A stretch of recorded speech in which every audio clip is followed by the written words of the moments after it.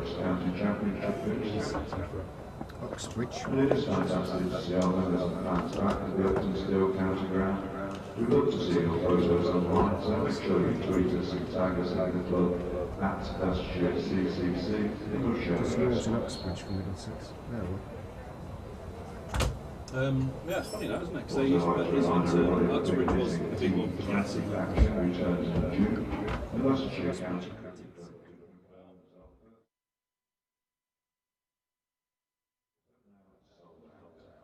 Tickets are available for the remaining 4 home Vitality Plus fixtures, starting with a visit from Yorkshire Vikings on Friday the Brian 20th Davison, of June. Castaway, question Tickets mark. start What at do you £15 and can be purchased online at leicestershire.co.uk. 1982. Hopefully you can join us.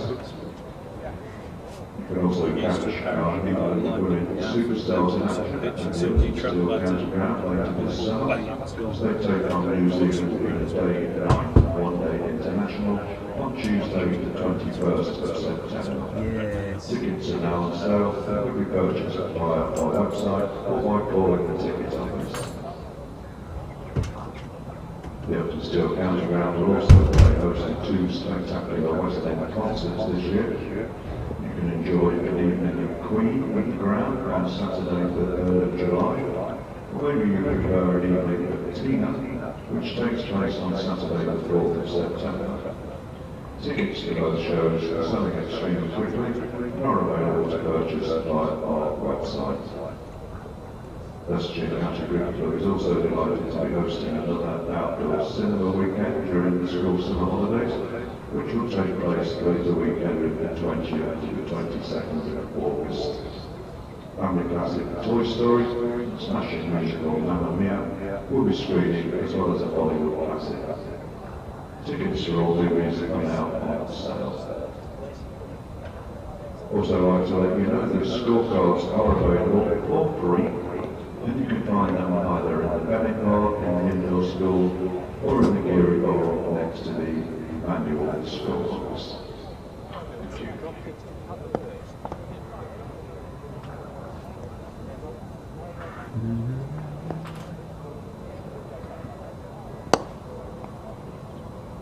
For some reason, we're not in Middlesbrough. Walking and slitting.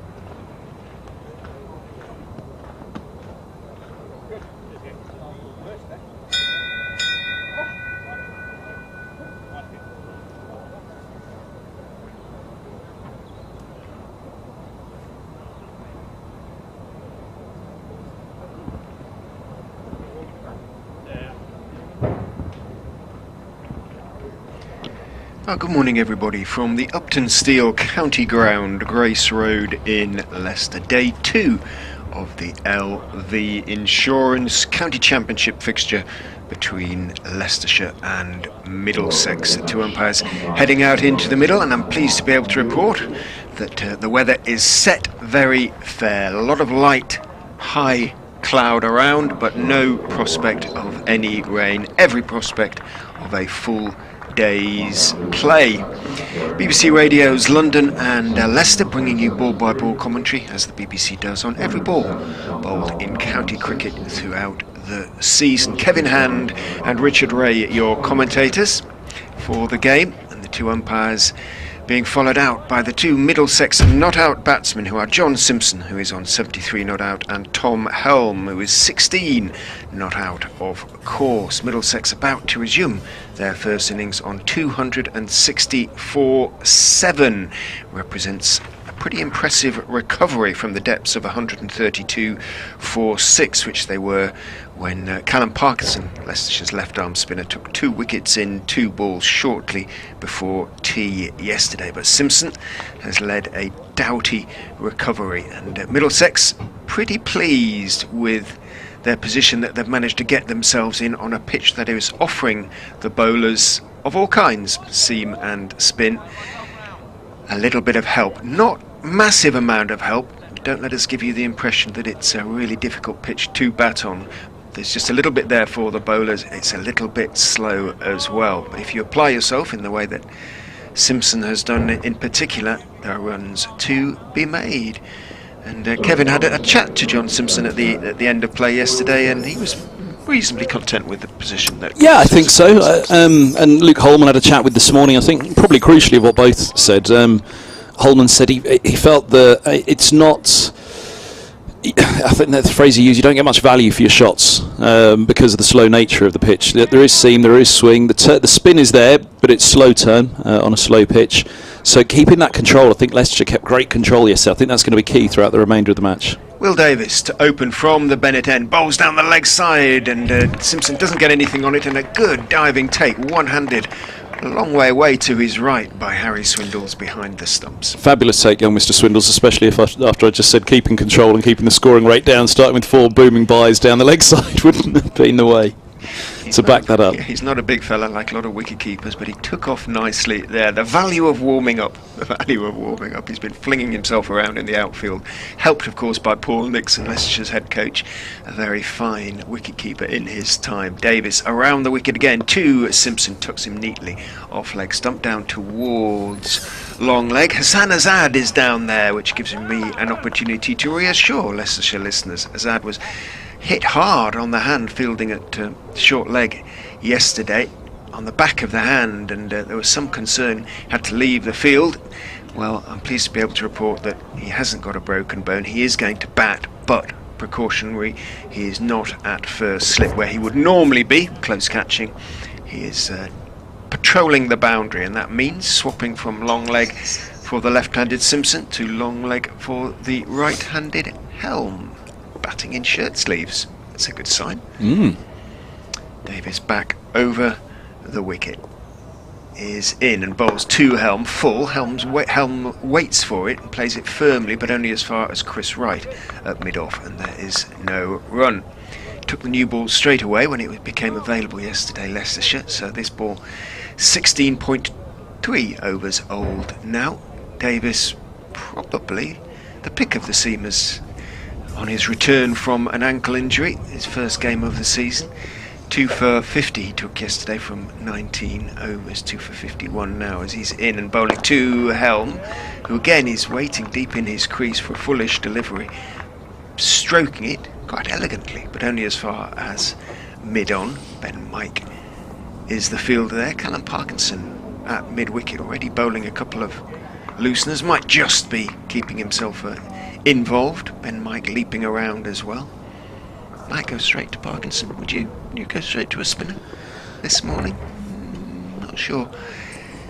Davis is in and bowling to Helm, who tucks it off the stumps, actually, off middle and leg, but with some degree of certainty tucks it away down towards deep backward square, who is Lewis Hill. Quite why you'd have a deep backward square out for the first over of the day. I'm a bit surprised about. However, a single taken by Helm. He's up and running for the day on to 17. Middlesex 262 for 7. I think I might go for a seamer first up, just to see if the feet are moving. Ask it to be full on the off stump. The ball's still new enough to say, all right, see if you can get one skid one through, get it past that inside edge, see if the feet are moving. Get it on the outside edge indeed as well. Davis is in bowling, squares up Simpson a touch with the delivery that looks to shape back into the left-hander, but solidly enough behind it. Thick outside part of the bat pushes it out towards extra cover. Parkinson fields end of the over, a relatively innocuous one. Updates time for BBC Radio Leicester, as I'm afraid you'll hear every half hour, Middlesex listeners, but apologies for that. But updates for BBC Radio Leicester's FM frequency.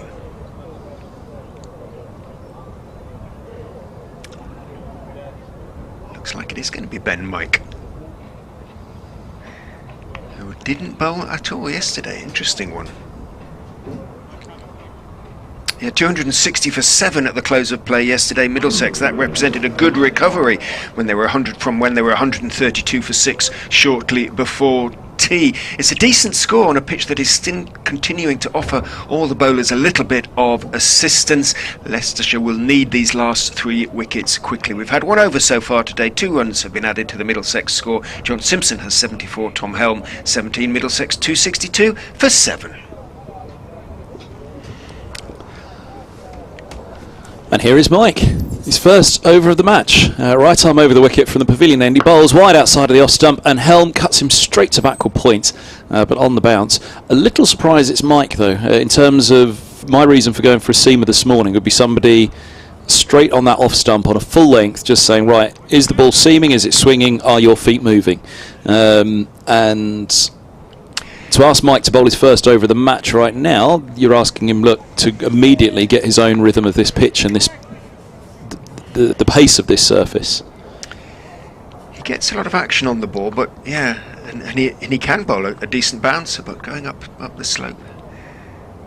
In now he bowls, and short, that one's eased away into the offside, and there's no run. Just to put it in a very basic term, there are other guys who have bowled and have bowled well on this pitch, know the pace of this pitch, and it does take a little bit of adjustment, and perhaps yesterday morning that was what Leicestershire required, was that little bit of adjustment, and they got 5 wickets after lunch then. So to ask somebody to bowl his first over the match first thing this morning was a surprise, because the reason that I'd have gone not for Parkinson at this end this morning but for a seamer would just be to say, right, get one of the guys who's going to put it up there middle and off and really go at them first thing. Short outside the off stump, shaping away, but a comfortable leave for Helm. He has been a little expensive, Ben, so far this season. This his 90th over of the red ball season.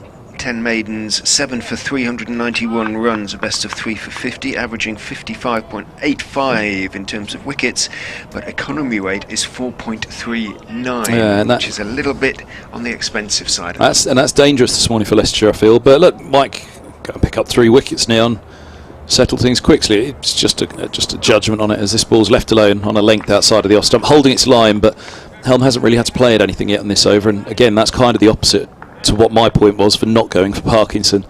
It was to get somebody bowling it quick, making them play every single ball on the off stump, and if it is to seam again and swing, and those feet aren't moving, then you'll find that first thing this morning, if at all. But as I say, may well pick up Helm this next ball, and that settles that. 2 slips crouch down, third man points cover, and this ball's driven up to mid on, and there's no run. That cover is a wide cover and to extra cover, there's no mid off. Mid wicket deep square and long leg, the 5-4 field, which is why there's no mid-off. Just watching him, the reason he missed the last game was that he was nursing a, quote, slight side niggle. But there's a sort of ongoing thing that he's had for some little time, so it doesn't look to be in any discomfort out there. That last ball to Helm was the key one, full and swinging away. Does this one come back in? He bowls a bouncer and through to the keeper it goes. 262 for 7. There's me talking about being warmed up and ready to go on this pitch. Yeah, maiden over from Mike, but not the best maiden over he's bowled. There are maidens and maidens. No, it doesn't feel like what the doctor ordered, really, does it? You know, a bouncer to get out of the over is quite common for a quick bowler. Yep, there's a maiden. I'll bowl a bouncer and I'm out of the over. But I think the key this morning, just to rattle through a couple of quick ones. Robbie White's down at Hampshire. He and Martin Anderson were not out overnight and in a good position. I don't think White added to his score down there, and it was the same situation there. You know, do you go with Dawson, do you go with Crane? Kevin James and I were Mike, and I said the same thing. I said I think I'd go with someone, put it up there full and quick and see if White's feet are moving. In comes Davis and bowls very straight, and a nice high right elbow from Simpson as he defends, almost on the walk, pushing it out towards towards Chris Wright at mid-on. Was it a train, was it a plane, or was it a vuvuzela? No, I don't think it was any of those things. It sounded almost like a sort of one of those big wagons, didn't it? You can sometimes hear the trains if the wind is in the right direction.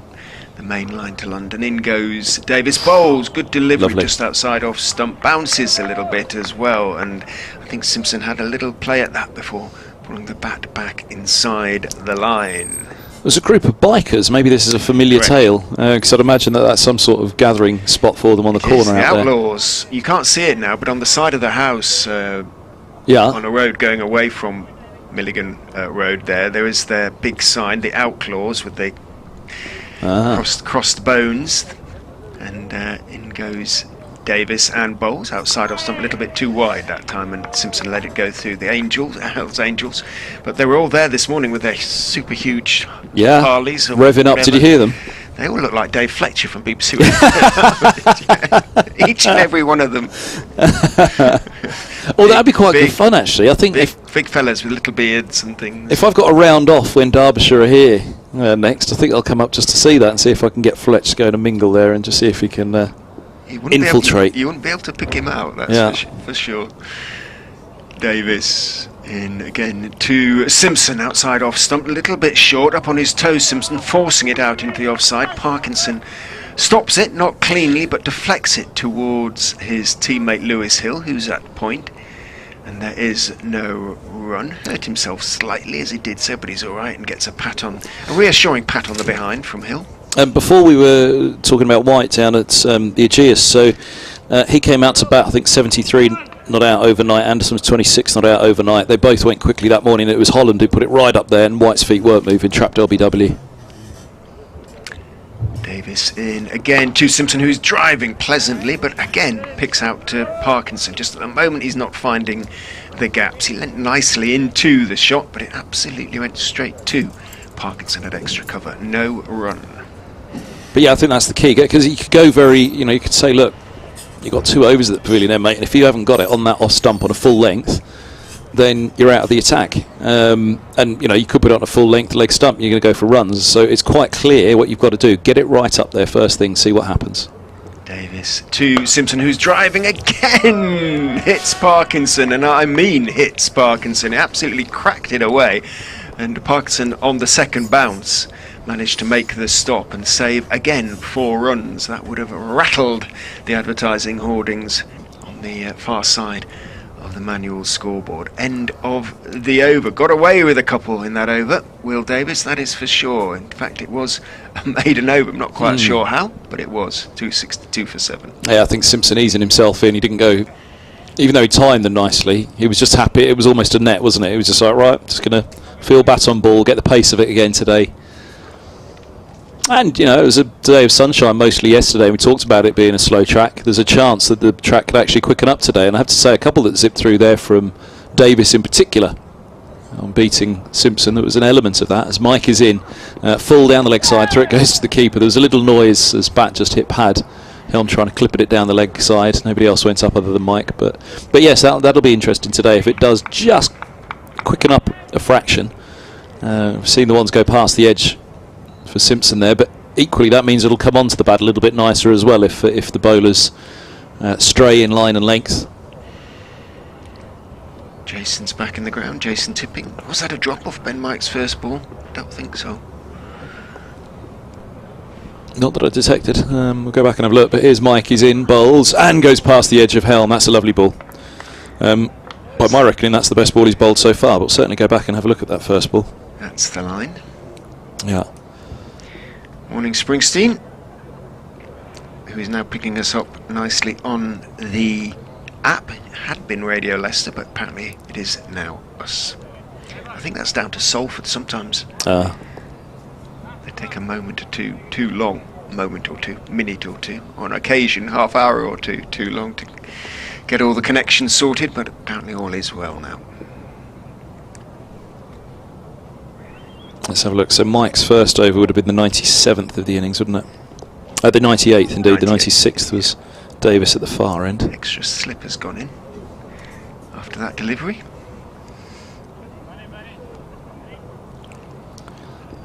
Right, watch the one live in front of us first, and then I've got the one lined up first ball of the morning. Here's Mike with 3 slips in place. He bowls short outside the off stump, punched off the back foot by Helm, only as far as cover, and there's no run. Here's that first ball of the morning to Helm, who was on 17 from 31 at the time.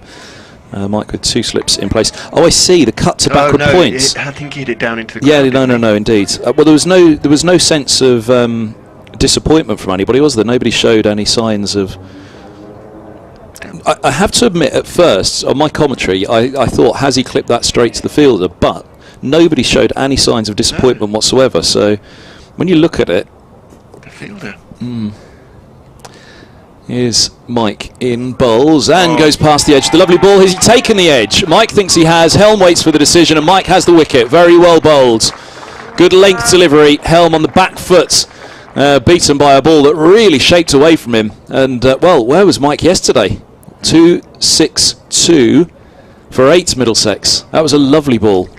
He does get as much action as on the ball as any of the Leicestershire seamers. As I say, just has been a bit expensive, but you can only assume that he didn't bowl yesterday because he was still feeling whatever it was with the side niggle that kept him out of the last game. But he's opened up this morning and he's hit his straps pretty much straight away.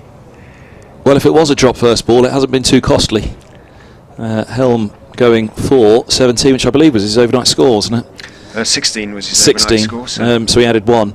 So on commentary on that, I know that my inclination went up thinking, has he just hit that straight to point? But then as I looked around the field and the bowler and everybody, there was no disappointment. So I didn't think that it was a drop.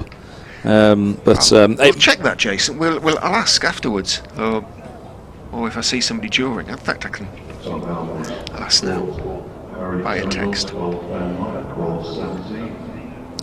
But yeah, as he hit it, my feeling was as he hit that up into the field, or maybe it dropped just short of points, but certainly the trajectory that it went at, it was in the air for a moment. Anyway, Helm has gone, and well bowled Mike. That was an excellent delivery to remove him. One of the best deliveries of the match so far, I'd say, which also I think will bode well for Helm. He won't be too disappointed in receiving that because that's Helm's length. He'll similarly try and put a whole batch of them there. Here's Ethan Bamber, right-handed batsman. It's full and swinging to him, and on the front foot he defends back up the track. 262 for 8.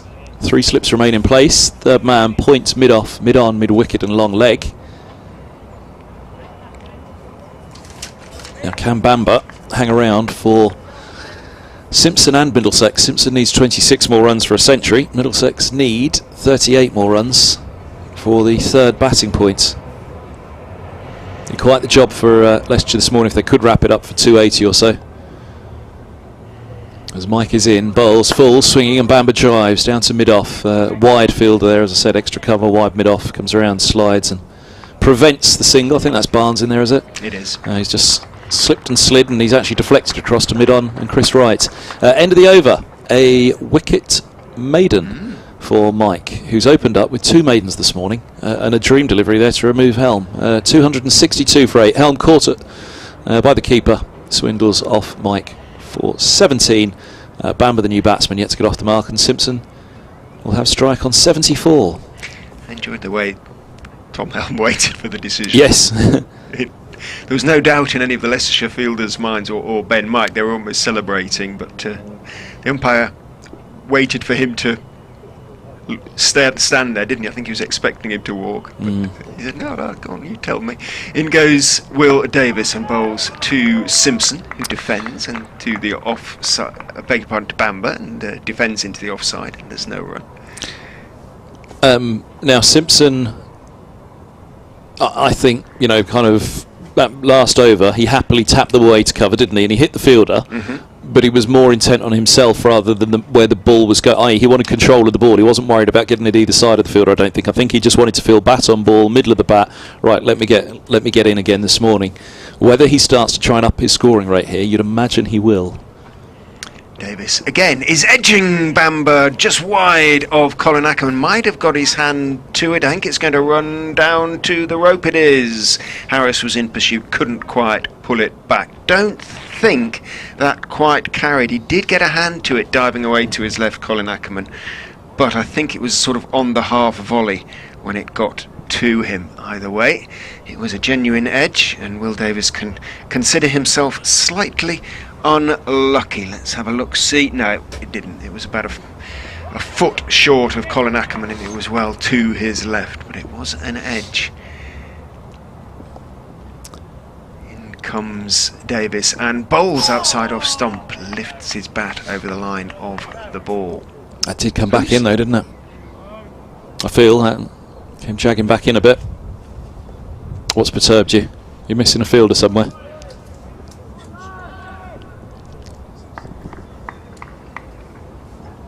Simpson has confused me because he shed his sweater. Oh, I see. And that's what threw me a little bit. My apologies. No, it's my fault. Bamber has come in with a sleeveless sweater. I didn't on, even detect Simpson you'd said had on Bamber when there. he came Apologies. on, which is why it confused me. Apologies to everybody. As again, a beauty from Davis goes past the outside edge of Simpson's bat. Genuine, just straightened. A little bit of swing away from John Simpson. I said I feel that to the gloves. Just get the feel this morning as though this pitch has quickened up slightly. Logically, it should do, shouldn't it, Yeah. really? Because it's been exposed all day yesterday. I came into the ground about 9 o'clock this morning. Obviously, the covers were off and had been offered for a while at that stage, so it's had plenty of exposure. It should have firmed up a bit. It might be a decent day. In goes Davis and bowls. Back foot defensive press. Firm shot from Simpson, but only as far as wide mid off. But it is a little bit cloudy. I mentioned before we started that the cloud was sort of light but fairly universal and quite high, and it just has a feeling of a slightly more swingy day, if that makes sense. And it is confirmed that that first ball of Ben Mike's Carried. was a drop. Oh. Yeah, it was a drop, straight in, straight out. We haven't made a good start, have we? I haven't. Anyway, in goes Davis. Nice shot from Simpson. Turned away from his legs down towards deep backward square. Hassan Azad isn't going to cut it off. Really nice piece of timing. Didn't try and overhit it. Just leant on it, John Simpson. And having picked up 4 earlier off the edge, that was straight out of the middle. Waited for the ball to come onto the bat. Clipped it neatly away. Moves into the 80s now. Onto 82. 260. We're in 270 now? I think so. The manual scoreboard's still got the score on 260. It hasn't put the 6 into a 7. As I say, on commentary, I was about to say, and he hit it. I think I did say he's hit it straight to point. And then I paused, and nobody. No reaction. There was no reaction from anywhere, so I assumed it must have been straight into the ground and to point. Here's Mike to Bamber, full swinging on that off stump, and Bamber drives down to mid on. There's no run. And that was the spot I was talking about for first thing this morning for Mike. He bowled that, well, other than the first ball being dropped, rather innocuous first over, didn't he? And it was a long hop outside the off stump, so would have been a real gimme from Helm. That one actually was removed in the end with a beautiful ball, which nipped away from the big man. Better make a note then. Helm. Not that it makes much No. difference. Wasn't a costly one. Here's Mike bowls. Oh, outside the off stump, and Bamber has a little go at it. Not out, I think, is the call on that one. Now, they obviously feel that they heard a noise because that bat was a long, long way away from the body as Bamber just followed that one as it shaped away from him on a fifth stump line. And it was just a naughty follow of a tail-end batsman, wasn't it? Following with the ball. But I don't think Ben was sure there, but the slips heard something and went up. Sometimes that's the way of it, that from one side you don't hear it, the others you do, or you hear something. But as you say, the bat was a long way away from the body then. Or whether it was just that because that shape away was forever taking it, so the keeper's nearly taken it, I guess. Let's have a look now. No, it didn't take it too far away, but it was always shaping away from him. As Mike's in again, bowls. Oh, brings one back into Bamber. That's beautiful from Mike. Really is. Third ball of his third over. Just shapes on back in now to the right-hander, and this guy's got it on a spot. And again, the feeling that it's just quickened up this morning. The Middlesex bowlers will be licking their lips, I think, to say, look, go on, get over that 300 and let's get out and see if they can make that kind of start. But Leicestershire weren't able to make yesterday morning, but then came back crucially after lunch with. Whisper it, but it sort of feels like a Tim Murtagh sort of day. Yes, yeah. Well, this man as well, Bamber. Bamber and as Mike's in, bowls, and this is defended on the back foot. Back up the track. They've gone with the three seamers, haven't they? So Bamber and Helm to open, Anderson change, and then the spinners. But this is impressive from Mike. But you're right, the seam, the swing wasn't at great pace yesterday, but it just looks as though there's a bit more zip in it this morning.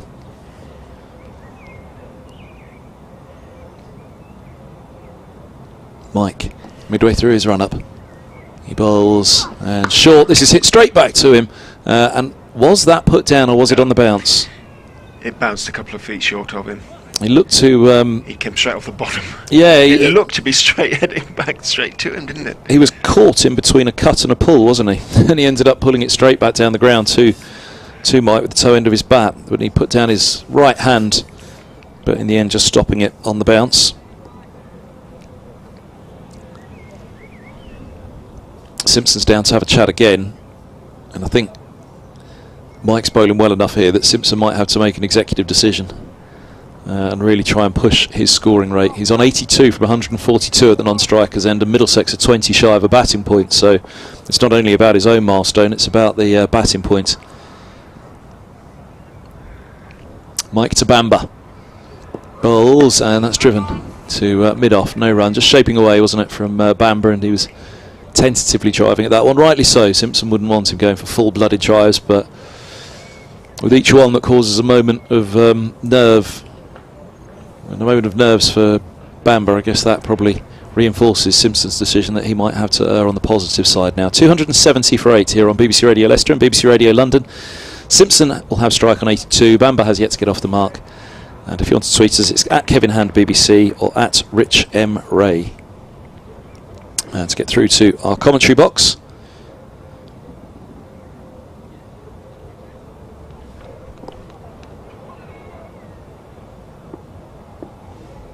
Here's Davis. Down the slope from the Bennett end. Bowls to Simpson, who's just beginning to walk down the wicket a little bit to him. Maybe Davis saw him coming, dragged his length back a little bit, made it a good length ball. Simpson had to defend. He went out towards backward point. And there is no run.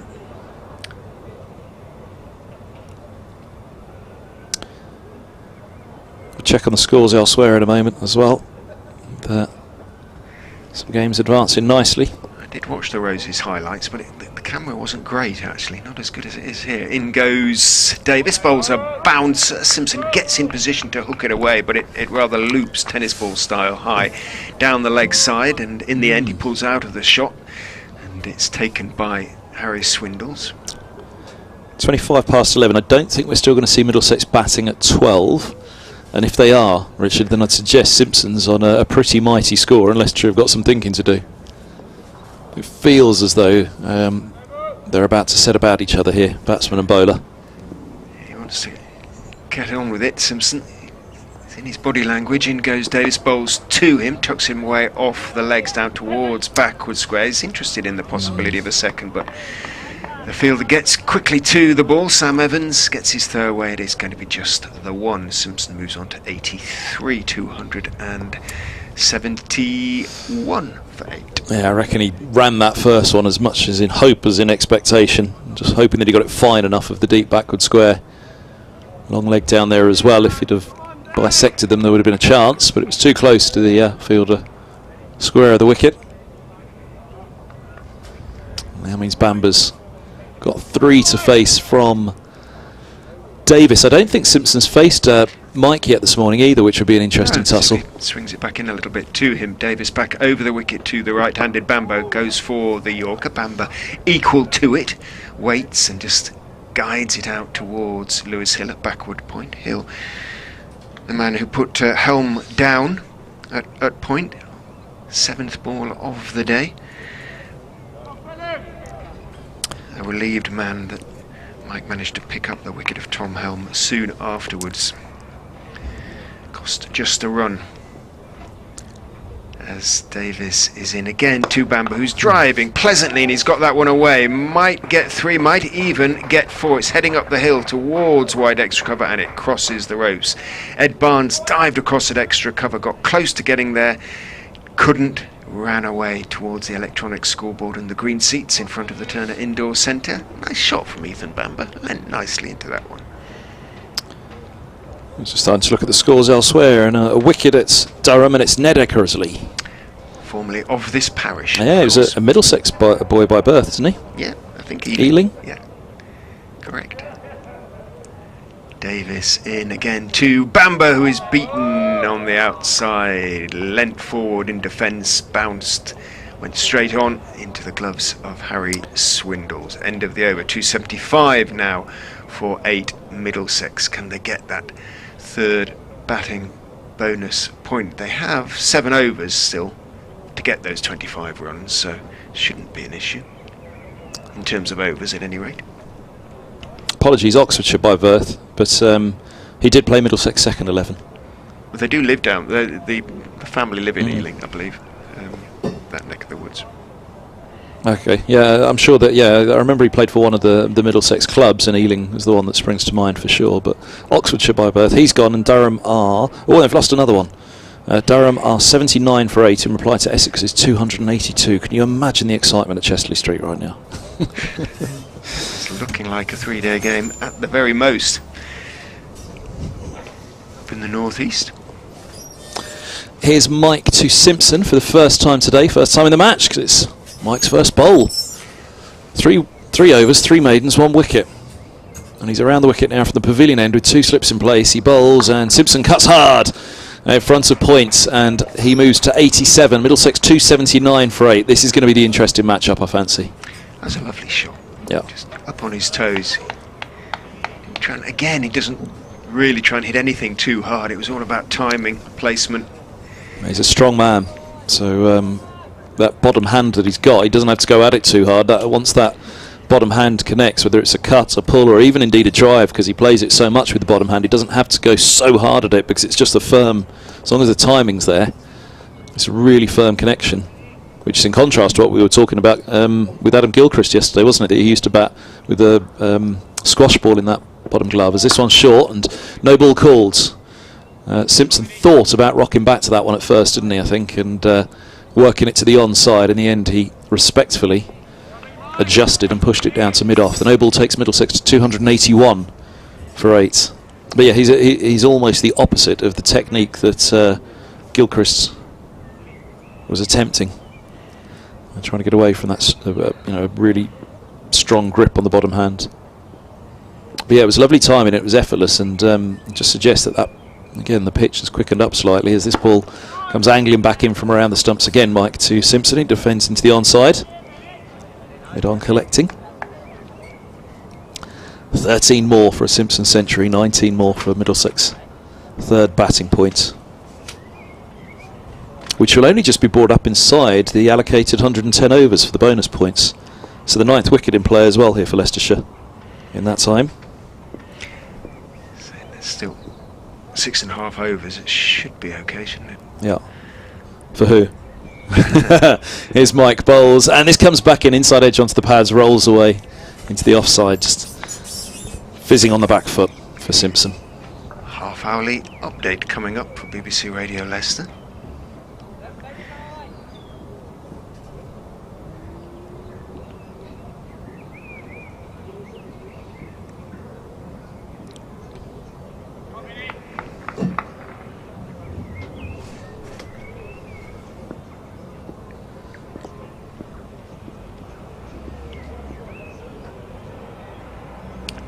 Good morning. They've picked up their 8th wicket of the innings, the Foxes, their first of the day. Tom Helm caught behind by Harry Swindles off the bowling of Ben Mike for 17. That just a few deliveries after Helm was dropped at point by Lewis Hill, again off the bowling of Mike. Fortunately for the Foxes, not too expensive.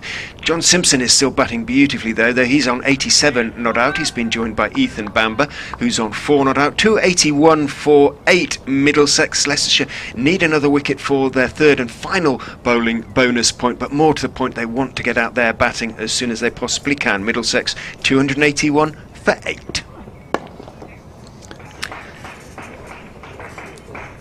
Simpson clips Mike away down towards wide long leg, picks up a single, moves on to 88. One's face of the over for Bamber. Simpson coming to have a chat with him.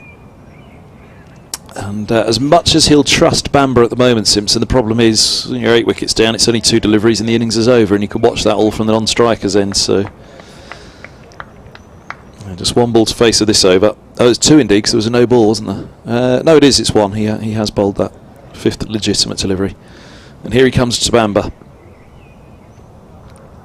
Right arm over the wicket and swinging one down the leg side. Through it goes to Swindles. 281 for 8. Middlesex having won the toss yesterday, so yeah, slow scoring rate. They accelerated it to just over 2.5 and over, having been at just over 2s for most of the day yesterday. And part of that being Simpson getting it to what's his scoring rate now? 58. His strike rate for his 88 from 151, and Luke Holman as well. Interesting that those are the 2 that did accelerate it. Yet Holman said this morning, you don't get much value for your shots. And that being in terms of the ball coming onto the bat, but we feel that that's just going to change today a bit, but equally that might just bring the edges into play a little bit more. Simpson has, hasn't he? If it's an adjective to describe it, I'd say it's been a really classy knock, actually. It has. Will Davis trying to end that classy knock, bowls to Simpson, who is waiting calmly, defending, thick outside part of the bat, pushes it out into the offside, and then wanders down the wicket to prod. You'd imagine that Simpson will get to his milestone before Middlesex gets to the 300 as well. So, although the 300 will be his priority at this point, not the 100 for himself, and getting to his 100, he'll have Middlesex very close to the 3rd batting point.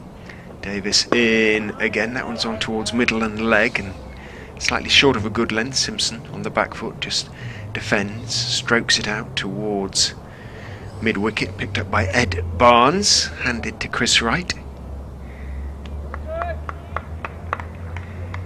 You'd probably suspected that Barnes and Wright would have been the ones, the seamers, to open the attack, but they've gone with Davis and Mike. Picked up an early wicket, Leicestershire.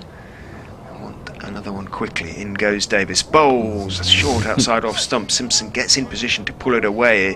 He was in position too soon, I think, actually. Pulled underneath the ball, which rather ballooned through to Swindles behind the stumps, confirming the general lack of pace in the pitch. They've not given him too much this morning, have they? And I think you'll feel he's missed out on that one. Again, talks about that strong bottom hand. Once it's struck by Simpson, as you said, it's not a huge effort for Simpson, is it, to get good timing and good connection. Wait as Davis is in and bowls to him, and he leaves a delivery that does come back in, but is short of a length. He leaves it almost on length, and it bounces a long way above the stumps and slightly to one side of them. And quite actually, we were talking about that marquee yesterday. It is the committee tent over there. Okay. So where you'd see them at the outgrounds for Middlesex in particular, the committee tent, rather than being guests in the committee room at Lord's. They would normally be housed, of course, in the pavilion away to our right. Davis is in and bowling, line and length off stump, solid forward defensive press from Simpson. And who's the room to our left as you go down the stairs The there? David Gower suite. I think it's for members, certainly. Categorised. Yeah. Very nice facility. But obviously, at the moment, unavailable generally to the public. Middlesex housed in their usual, sort of roughly their usual dressing room. I think they're in what is the home dressing room, essentially. In normal times, in goes Davis and bowls to Simpson, bounces and leaves him, but from a long way outside off stump, and Simpson has nothing to do with it. End of the over, 282 for 8. Simpson on 88, playing calmly and well. Ethan Bamber trying to provide solid support. He's hit one very nice 4 to extra cover. Survived one appeal for a catch behind. His job to stay there as long as possible with John Simpson. Get Middlesex past 300. Another maiden. 6 maidens in his 24 now for Davis. Been plenty of them this morning, especially from this man Mike. I think to Simpson, they'll be happy with those balls outside of the off stump and Simpson leaving the lane, but to the tailenders, they might have just hoped that they made the tailenders play a little bit more than they have done. But again, they're doing it economically this morning, aren't they? So they'll hope to wrap it up soon. Here's Mike, bowls and full, swinging down the leg side again. And keeper takes. Bamber will feel he's missed out slightly. Morning to Bronte, who's in Warwickshire, listening while swearing lavishly at a non-starting lawnmower. Oh, I find that often helps. That and the application of force. well, I'm delighted to hear that he's not swearing lavishly at the commentary. Cue a whole load of tweets now. I am. Mike to Bamber. Bowls short outside of the off stump, and Bamber. The length was there more for a cut shot, but it was a front foot square drive, really, wasn't it? It was just a follow of the ball, really, with the bat. With minimal foot. That was not a particularly edifying piece of cricket all the way around, was it, really? It wasn't Ben Mike's greatest delivery. It was a bit wide and swinging away, and Ethan Bamber just flung his hands at the ball without any foot movement at all. A few nerves, perhaps. Adrenaline, that's a better word, isn't it? Yes. See if I can put this one away. Mike to Bamber. Bowls outside of the off stump, and he does leave that one alone. Again, this just goes back. I mean, Mike's bowled very well this morning. Look, he's bowled 3 maidens in 4. He's picked up a wicket, but you just feel get it up there on that off stump to the tail ender. Right, Bamber's not going to be looking to score quickly here either. The danger of bowling at the stumps is that you concede at a quicker rate. Previous delivery notwithstanding. Well, no, indeed, he kind of he chased a wide one on the previous one, didn't he? Rather. If he's going to swing recklessly, then if he does it on the stumps, you fancy it'll be more to his peril. As Mike's in bowls, that's a lovely line of length delivery. Bamber might just have played the line of that one, played inside it. He's got reasonable batting credentials, young Bamber. Making the gesture for movement. I enjoyed his Who's Who entry. Oh yeah. Yeah. Go on. What would you do if you were Prime Minister? Oh. Make sure everyone learns something about how to cook by the age of 15. That's a young man who's in a house with other people who don't cook. Yeah. I would suggest. Yeah. Clubhouse of some kind. Mike bowls full and driven to mid off by Bamber. That's where I'd leave it to Bamber. I'd leave it right there, and there'll be one of them that, again, with the shape he's getting on it, one holds its line, he'll play around it. Another one swings a little bit more off a length, pulled back slightly, and it'll be edged through to the slips.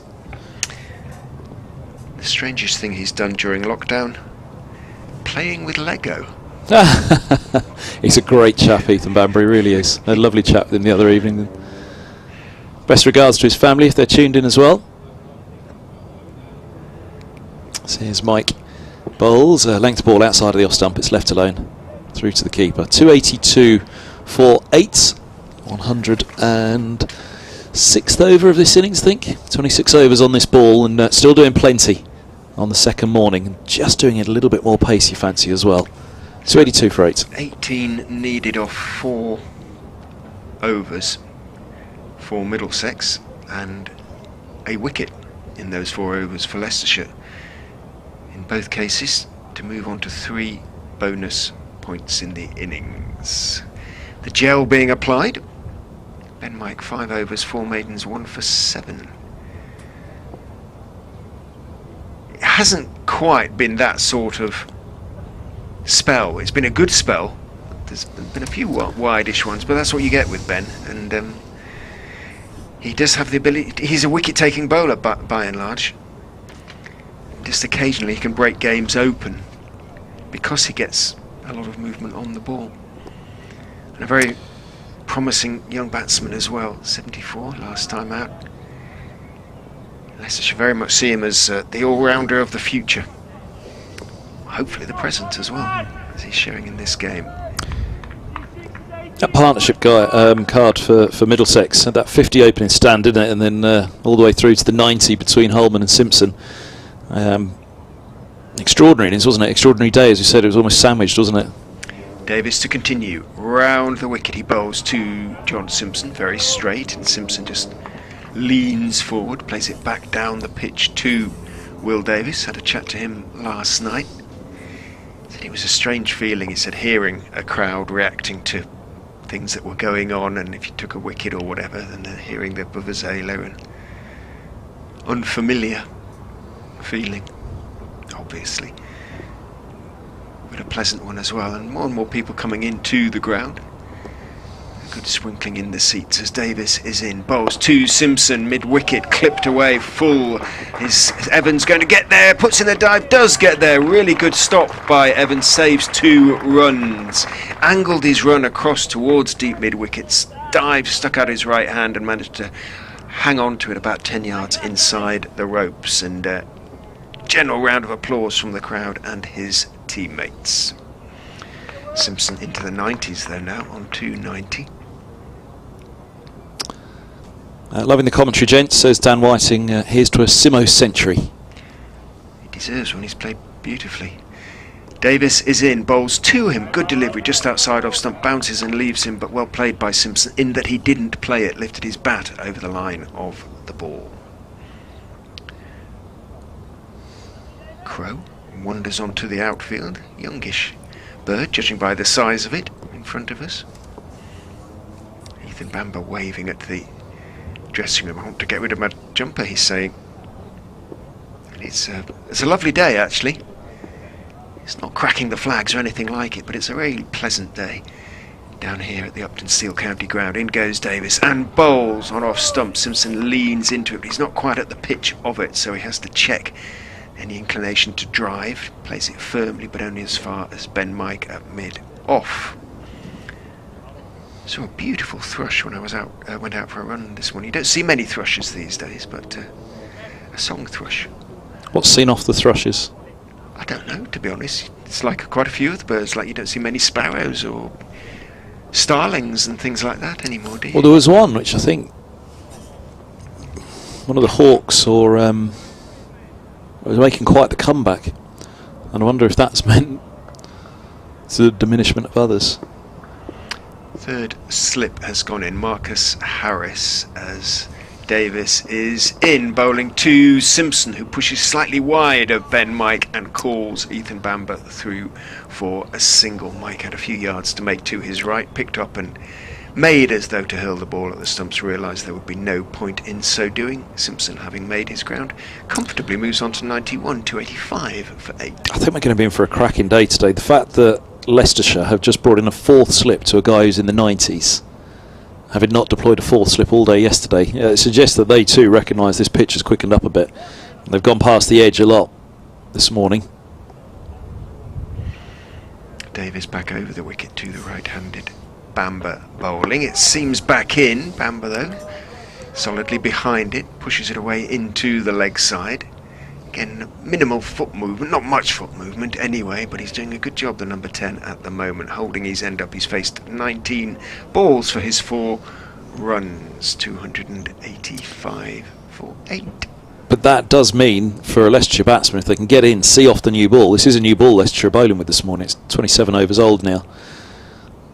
And Middlesex will hunt early wickets, but if Leicestershire could have that kind of morning session that Middlesex had yesterday, 1 down at lunch, then they'd hope see off that new ball and try and and make hay in those middle overs where Middlesex weren't able to, especially with the ball coming onto the bat, or appearing to do so better this morning.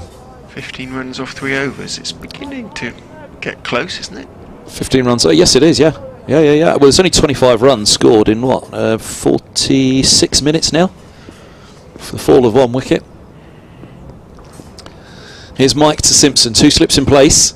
He bowls, and Simpson's beaten by a ball that was looking to shape back into him, but held its line. You'd have said for all the world that Simpson had judged that well, and the ball was going to come back, but it held its line across him. Nice start from Mike. 1 for 7 from 5 with 4 maidens, and unfortunately, Richard, that's the question you're going to have to ask the coach or the captain at some point. Why didn't Mike bowl on the first day? Yeah, absolutely. Economy of 1.4. Lots of movement out there for him. Here he goes. Excellent call to bring him in this morning, which I put my hand up and said, why have you picked a fella who hasn't bowled all day yesterday? He bowls now to Simpson onto the legs, and he's picked out mid-wicket. Simpson will feel he's missed out there. I think that last ball holding its line across him, he was tentative to really go hard at this one, not knowing whether it would swing nicely into the pads or whether he'd end up closing that face into the onside and finding himself in trouble with a ball that held its line. Met Office have just tweeted, quote, warm and dry bank holiday weekend ahead. Lovely. Well, keep forgetting it's a bank holiday.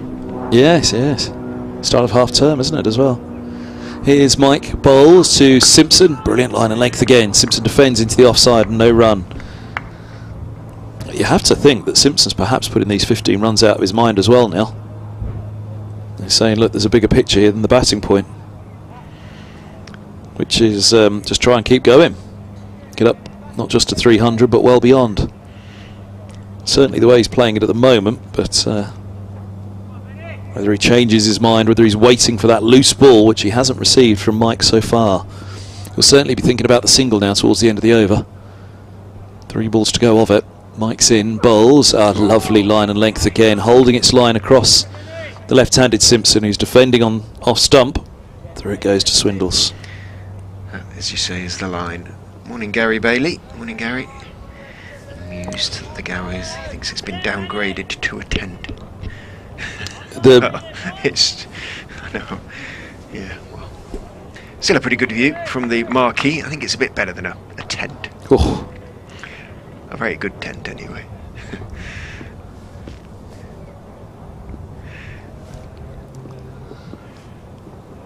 Mike to Simpson. He bowls, and this ball swings into the pads, and he gets his single just fine. A mid-wicket moves to 92.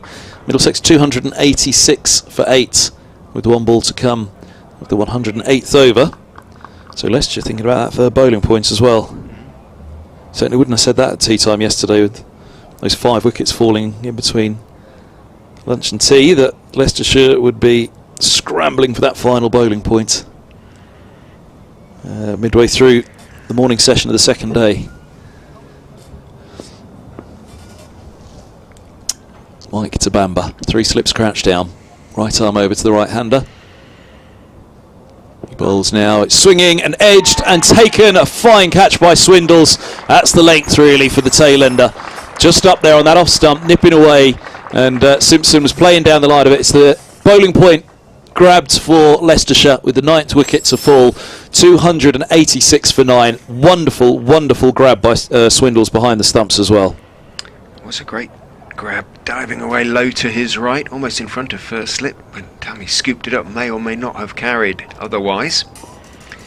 And Mike, where have you been? Yeah. 2 for 8 from 5.5, or was that 6? Was that the last ball of the over? I think it might have been. What will John Simpson do now? He's on strike, 14 needed from 2 overs. He's got absolute free rein with 9 wickets to go for it now. Absolute free rein with Wallaluita. Yeah, I think team first. Yeah, team first. Absolutely. Yeah. It's I don't think I mean, Wallaluita, his debut in first-class cricket was a not too dissimilar situation to this. Tom Helm was at the non-striker's end. And I think I mentioned this to you yesterday, that there were a few times he was left stranded. This was one of them. And Helm was left looking down the track as Wallaluita charged his first ball in first-class cricket and swung with all his might and missed it. You know, Harry Swindles took that almost between first and second. That's a great slip, grab. So, and it wouldn't have carried, I don't think. And he went two-handed at it as well. He did. In the end, emerging with the ball with his right hand stretched out, but it was a stunning take. But it was that length, and I do think that if being hypercritical or over analytical of it, that Leicester could have just been that little bit fuller in length to the tail end on that off stump with the ball doing as much as it is this morning. Matthew in Melbourne. Interesting to see Ben Mike bowl first up today after not bowling yesterday. So intriguing. Did Ackers just forget about him? He says, I've done that before when captaining a team, completely forgot to bowl a bowler. Suddenly realised when he went off he wasn't impressed. Aren't many bowlers that had let the captain get away with it, i.e. not to let them know. Very Excuse polite, me, skipper. yes. Yeah, very nice of him. Just to roll the arms just to around sulk. the long leg. Yeah, absolutely. And that's just the nice way of beginning to remind the captain that you want to bowl.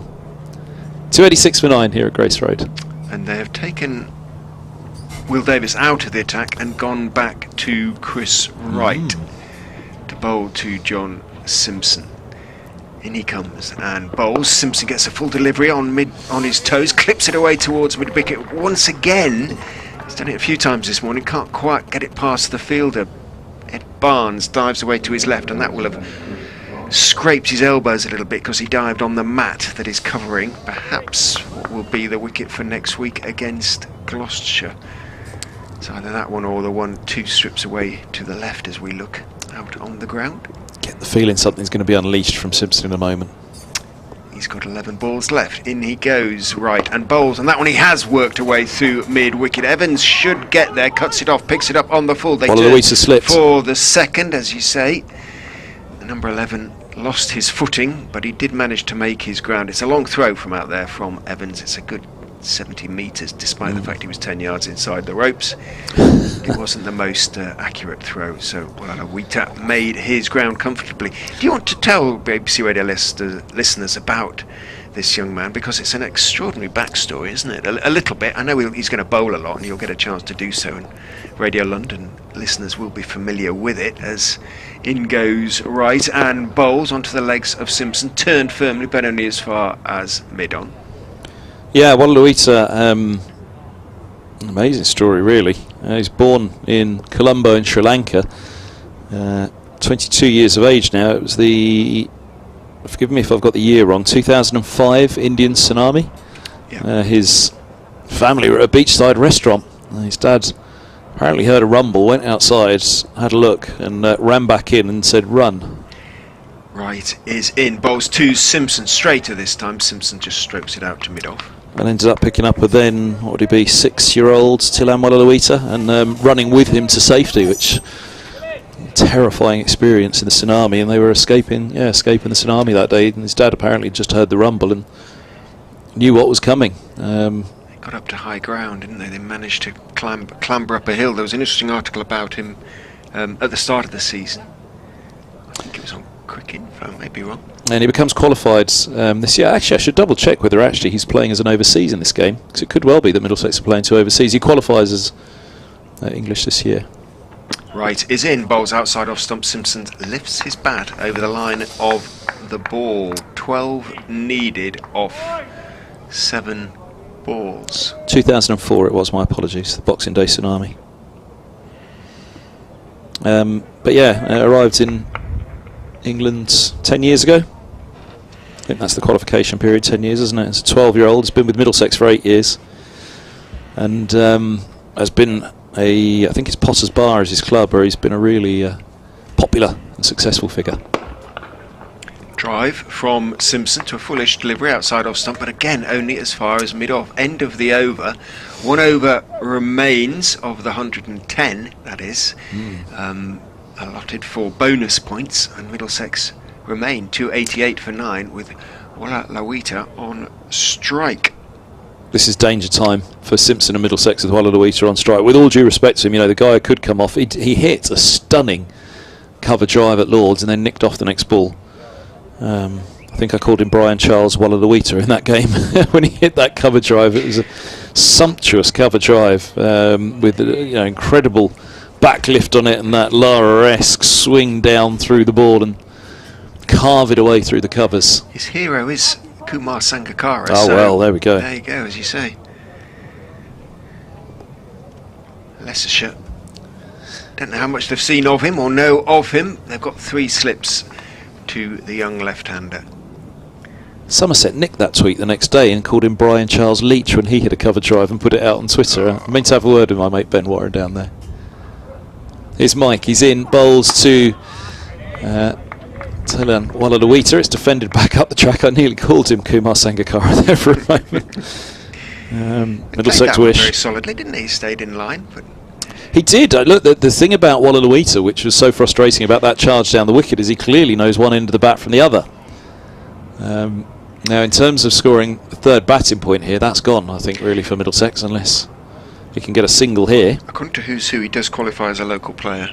This year, yeah. He began the season as an overseas for sure. It's just whether that qualification's gone through yet. Mike bowls and Wallaluita defends into the onside. No run.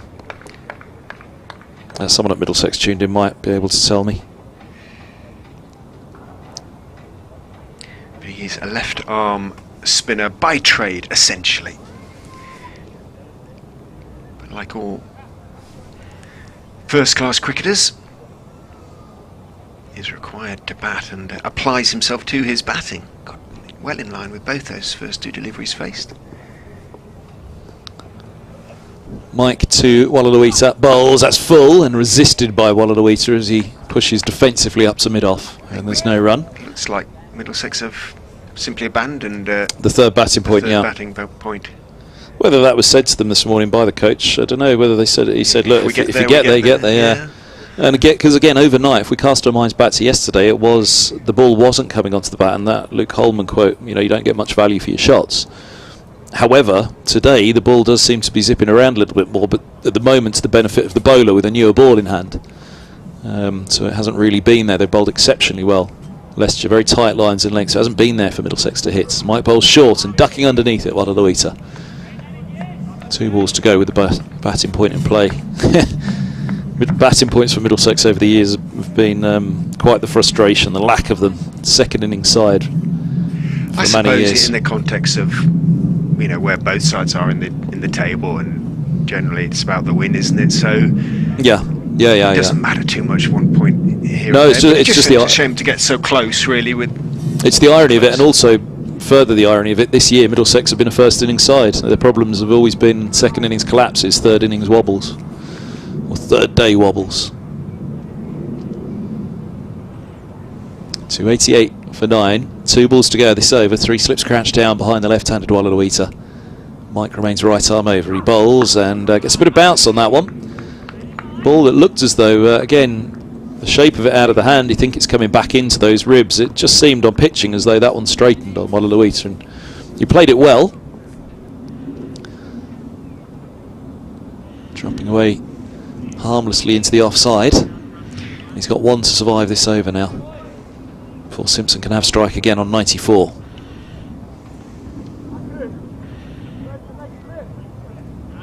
Taking the time about it. Wallaluita himself hasn't settled. I think there's a bit of chatter behind the stumps and they're adjusting the field. And here they go, 4th slips coming in for Wallaluita. I think Simpson's going to come down and have a chat and say, oh, actually going to put in leg slip. Simpson's coming down to say, ignore him, just focus on the ball. They're trying to play with the number 11 here, aren't they? And rightly so.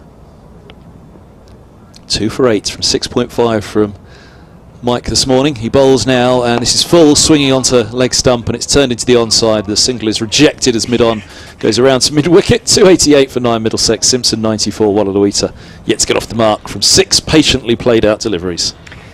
Yeah, wasn't rejected by Wallaluita, was he? He was quite interested, but John Simpson said, I don't think so. He's a lovely, lovely lad, Talan Wallaluita. Very enthusiastic, very keen, lovely to interview.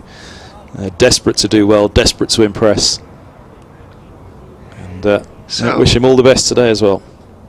288 for 9 off 110 is where we're at, with Simpson on 94. So I think that looks to be the next priority, really. Let's get Simpson to his fully deserved century. In Mike's figures, 7 overs, 5 maidens, 2 for 8. Not bad for the young all-rounder. As I say, had been a little bit expensive in terms of both runs per wicket and runs conceded per over going into this game. Maybe his little side niggle as Chris Wright comes in from the Bennett end and bowls, looking for the Yorker, and had to wait for it. Floated a little bit towards him, John Simpson, and played it firmly out to mid-wicket in the end, where Ed Barnes is the field. I'm just wondering whether the fact he's maybe just having to check his full extent of his bowling a bit is maybe giving him a little bit more control. I speculate no more than that with Ben Mike. Just maybe he's having to just restrain himself a little bit, and it's helping his control. In goes Wright and bowls slightly short of a length, looking to pull it, doesn't time it at all there. Simpson hits it hard down into the ground and it trickles out towards Barnes at mid-wicket. Peter Mead has tweeted to say the bird that was reintroduced was the red kite. One flew into my car a few days ago, he says. Sparrow numbers dropped by about 70% after 2000, but I think the numbers are recovering. We have a small family feeding in our garden and the sky is full of kites. They are big old birds. There's a few around here, mainly around the Rutland Water, or close to Rutland Water. In goes Wright and bowls on off, just drops his bat on it, Simpson, and sees there's a single to be taken and decides, notwithstanding the fact that it's only the third ball of the over, to take that single. Moves on to 95 to 89 for 9. There's some woods near Rutland Water, Wakeley Woods, where there's quite a big colony of red kites now. I hope with your correspondent, when he says flew into his car, he meant into the body thereof rather than through the window. Through the open window, It's a huge old bird and a fairly fierce one as well. I don't think Peter would be tweeting us today if a kite flew in through the open window. Certainly if he was on That would be a heart moving at speed at that point. Right. Into Wallaluita, bowls and outside off stump, stroked pleasantly away in front of point. Lewis Hill is in pursuit. Wallaluita will pick up a second. Simpson thinks, well, should I take it or should I keep strike? But Wallaluita was heading jauntily back towards him. He's almost playing too much the team game now, isn't he, Simo? You'd say, look, be selfish. Be selfish now. Grab yourself the... It was the fourth ball, so 2 to come. Would you take? Yeah, it's true. I know what you're saying, true. but... So he's played. Yeah, you're immaculately, right. Yeah, immaculately. He has. Wallaluita. So maybe somebody's had a quiet word. And maybe Simpson's thinking, well, this boy can play okay. In goes Wright and bowls to him, clips in the air over mid-wicket. Gavin Griffiths is on the field, chases in pursuit, but it's going to go all the way. Beautiful piece of timing. Batilan Wallaluita picks up 4 and gets a slightly surprised round of applause, I feel, from the Leicestershire faithful. But that was a nice little pick-up, albeit I'm not sure he was in complete control. Chipped it over the top of mid-wicket out to the boundary for 4. Moves on to 6, 295 for 9. I'll give Leicestershire something, and Ackerman something to think about. Chris Wright, who is in and bowling now. Bowled in! Wallaluita loses his leg stump, I think it was, in the end. And poor John Simpson is stranded on 95 not out off 176 balls. An outstanding knock from Simpson, who is running off to put his pads on, but deserves every clap that you can hear. Middlesex are 295 all out. Funny on that, wasn't it? You know, Simpson never really had the opportunity to go. I think you have to credit the Leicestershire bowlers for that. That we didn't see Simpson open up at all at the end there, neither for the batting point nor for his century. And I can only imagine that again he was playing almost for not playing for the batting point and not playing for his century. He was just playing the longer game, as he and Holman did ahead of the second new ball becoming available yesterday. They both played the long game, didn't they? At that point, and it felt as though Simpson was playing the long game again this morning. But certainly once that final wicket fell, he took the single third ball of the over, didn't he? And then fourth ball of the over, as you say, they came back for 2, Wallaluita and Simpson. Really unlucky for him, because he deserved that century. It was a fabulous knock and an innings-defining knock for John Simpson there, having recovered what was a desperate enough situation for Middlesex at 6 down before tea on the first afternoon. And they go, just gone an hour into the second day, with Simpson still there, not out. perfect timing for an update for BBC Radio Leicester, albeit a little bit late actually. I wonder what's been going on.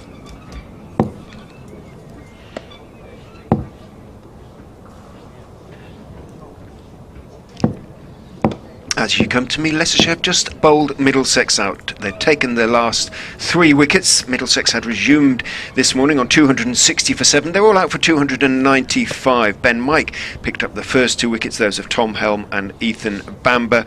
And Chris Wright bowled last Mantilan Walalawita for 6 to end the innings, leaving poor John Simpson stranded on 95 not out. A really fine knock from the Middlesex wicketkeeper.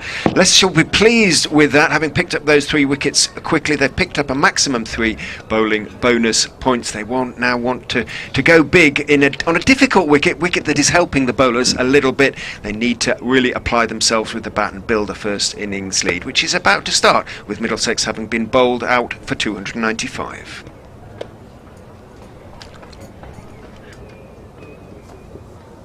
Gabbled that a bit, didn't I, rather? But anyway, there we go. It was fine. I didn't notice. We have a 5-minute break now between innings. We'll go and put the kettle on, get yourselves a cup of coffee, and see what Leicestershire's batsmen can make of the Middlesex bowling attack. Back with you shortly.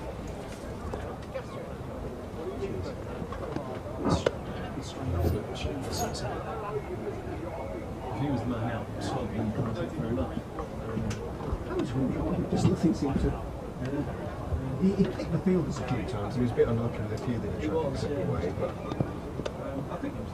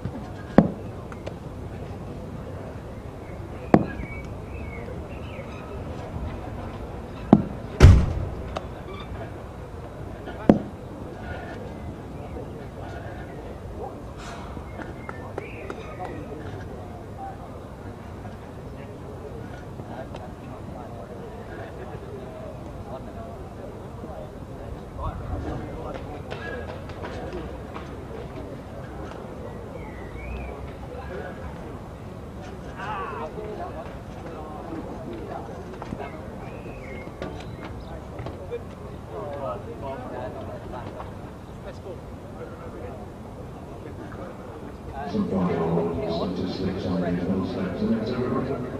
With a total of 295, there were 17 extras, consisted of 5 wides, 4 leg wides, and 8 no balls. The bowling figures for Leicestershire: Chris Wright, 19 overs, 2 maidens, 1 for 69. Ed Barnes, 17 overs, 3 maidens, 2 for 48. Will Davis, 25 overs, 6 maidens, 2 for 68. Carl Parkinson, 29 overs, 10 maidens, 3 for 76. Colin Packer, 14 overs, 8 maidens, 0 for 70. Finally Ben Mike, 7 overs, 5 maidens, 2 for 8.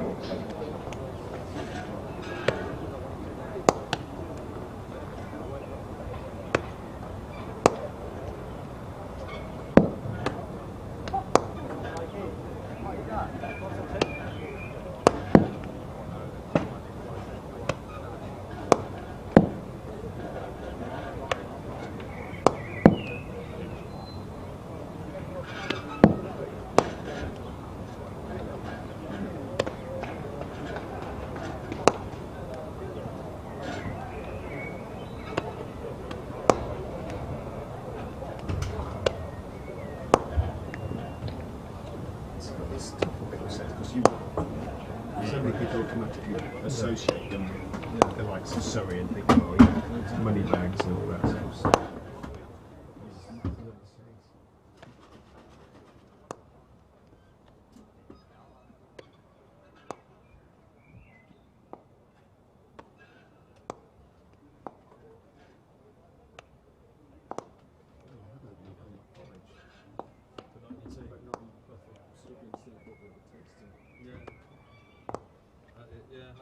can drink cow's milk in Uptonsteel nowadays, but it's unbelievable how sweet it tastes.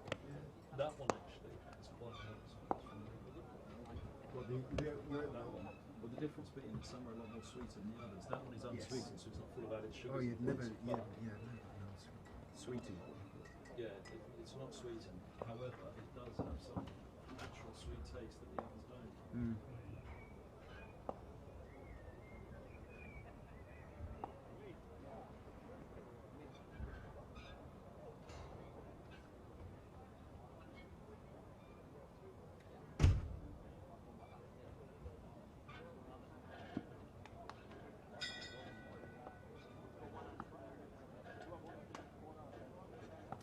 The cricket paper by tea time tomorrow. Oh really? What, a match report or? So they take a match report halfway through the game? They're starting to publish it in mid-season. Very old. What's your structure publish again? Because they have, obviously they can publish it also because Wow.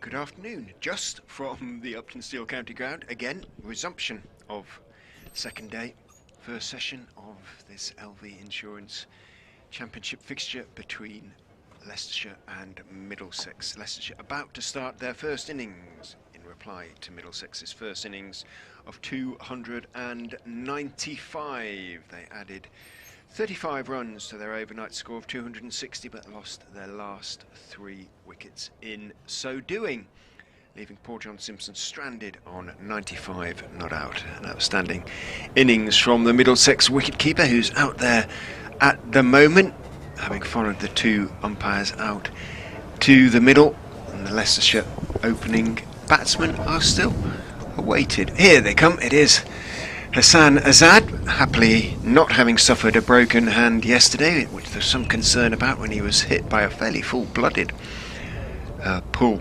from, who was it who hit him? Was it Luke Holman? Yes.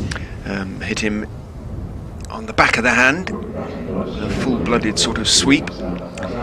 Fortunately, it is just, quote, swollen. It was x-rayed and there are no broken bones. So he's come out to take his place at the top of the order alongside Sam Evans, scorer of 3 centuries already this season. Evans, in 3 consecutive games. We were talking about consecutive scores yesterday, weren't we?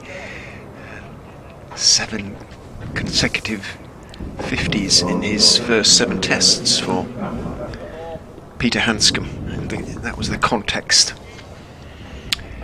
Azad is going to be on strike. Ethan Bambo is going to open the bowling for Middlesex from the Bennett end.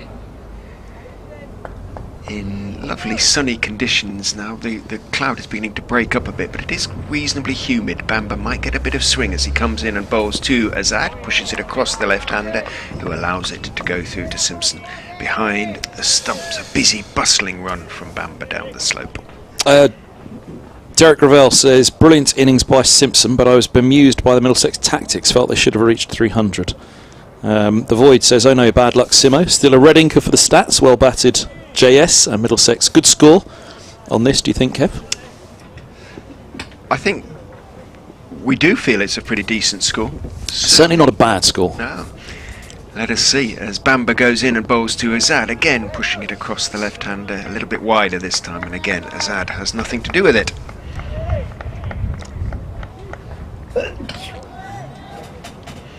I think if somebody goes big here for Leicestershire, Middlesex, they get up to 350, 400. Tip your hat. Say well batted, because against Helm, against Bamber, against Anderson, and then the 2 spinners as well, as we saw, there wasn't much of an escape from Parkinson and Ackerman yesterday. And all right, they've got a lot of experience on the Middlesex pair, but nonetheless, between the pair of them, you'd hope that one would be able to hold up an end. Bamber is in bowling, and well, you can take it as read that it's been pushed across the left-hander, who will let it go. That's 3 balls, pretty much exactly the same description of each one. Davis was seaming it from nicely around the wicket this morning to Simpson, wasn't he? Wonder how long Bamber will persist over the wicket. 3 slips. Not including the captain. Hanscom is out at mid-off as Bamber is in and bowling. And need I tell you? Yeah. Outside off stump. A little bit shorter of length this time. And on the back foot, Azad lets it one go through. Helm warming up at mid-on. Stephen Eskenazi back in the slip call, but not back at slip, where Robbie White stands. Eskenazi's at third. He's been a fixture at slip since probably since Ollie Rayner departed from second, because I fancy that Robson was the slip when Rayner was the second slip. Eskenazi alongside his fellow slips goes down as in goes Bamber. A little closer to off stump on this occasion, and just a merest suggestion of a little bit of swing back into Azad, but again Azad content to let it go through. He'll do that all day, Hassan Azad. So yeah, Robson's now a fixture at second slip, and Eskenazi pushed out to third by Robbie White at slip. White, who is a keeper by trade. You've got about 4 of them, haven't you, in the yeah, Davis, squad? Cracknell, all perfectly competent wicket keepers. In goes Bamber and bowls, and that one is nice and straight, and it squares up Azad a little bit deep in his crease. He gets plenty of bat on it though as he defends it out, and it squirts away into the offside end of the over. A maiden over, 1 delivery that required Azad to play. Was it me, or did a bird just dart low across the in between the batsman and bowler there? Because it looked as though something went flying off, and I thought, is that a bail or something? I thought, what's that? Was a bit of the bat come off, but sure there was something that just flew across in front, which could only have been a bird. I'm watching the stream now to see if I can pick it up on there. They were having a lot of issues with that at the Oval, as ever, weren't they, with the pigeons? No, I can't see anything on the stream. My eyes put it down to age. I was going to say, it could have been that crow. That young crow. We had a few gulls yesterday, didn't we, briefly, but they have disappeared. Urban gulls. You certainly can't call them seagulls anymore, not this distance from the sea. Now it's the old fella to get Middlesex going. 27-year-old Helm, just turned 27. 3 slips and a short leg. He'll be right arm over the wicket to Evans, and lovely first ball right up there, full on the off stump, and Evans defends into the offside. Helm leaving it for his captain Holden to collect, as you rightly said, at mid-off. Evans averaging 46.66 this season, 420 runs in 9 innings, highest score of 138. As I mentioned, he's got 3 centuries. It's either he goes big or not at all, essentially, Sam Evans. Helm bowls full, swinging delivery outside the off stump and trapping the bat down on it wide outside of the off stump as it was shaping away from him.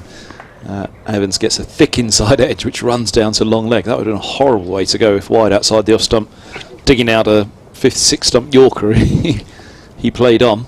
Leicestershire off the mark. Trying to work out how he got it down there, to be quite honest, because you say it swung quite late.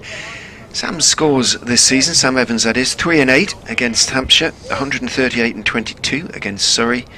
Then he had to miss the next game because he was hit on the helmet down at the Oval and failed a concussion test subsequently. 102 and 22 against Gloucestershire at Bristol, 112 here against Surrey in the return fixture, and 5 and 8 down at the Aegeus last week against Hampshire. Andrew Dow has beaten me to it. Esky has also kept for the middle. He has, and Hanscom has kept as well in his time.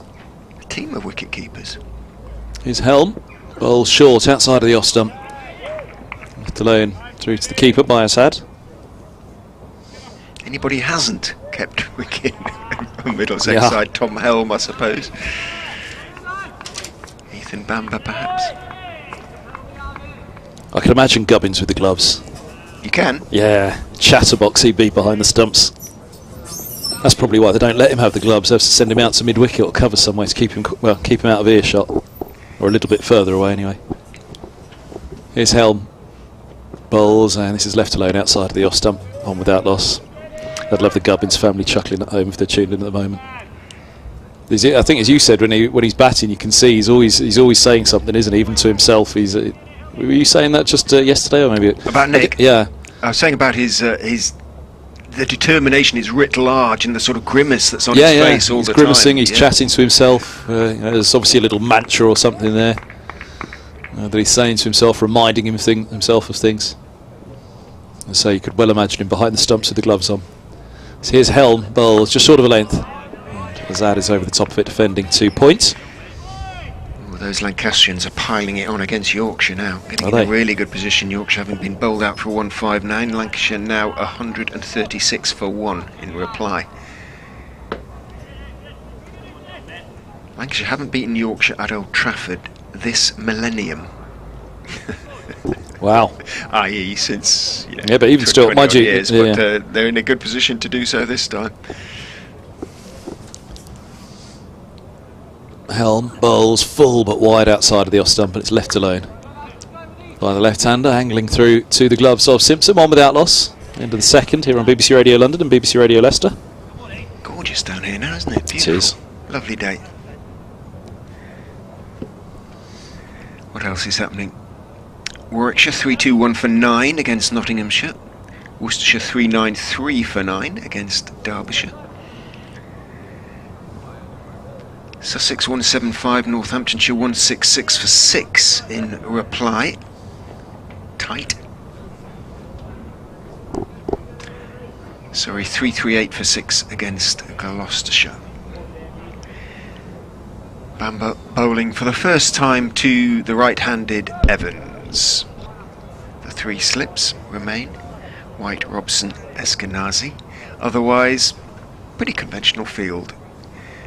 In he comes and bowls to Evans, who's turning it off middle and leg out towards mid-wicket.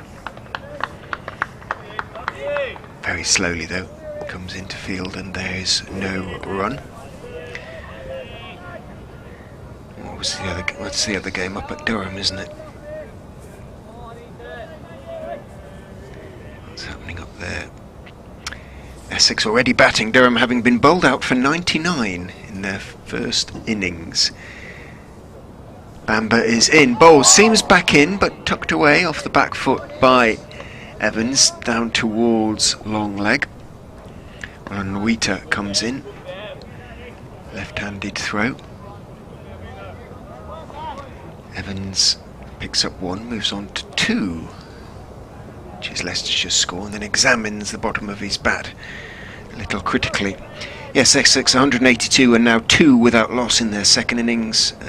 Durham 99, so Essex already 85 ahead.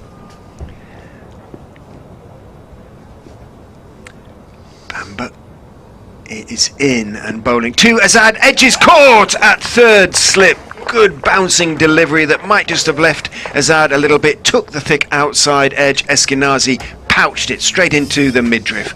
Middlesex have their breakthrough. Leicestershire are 2 for 1.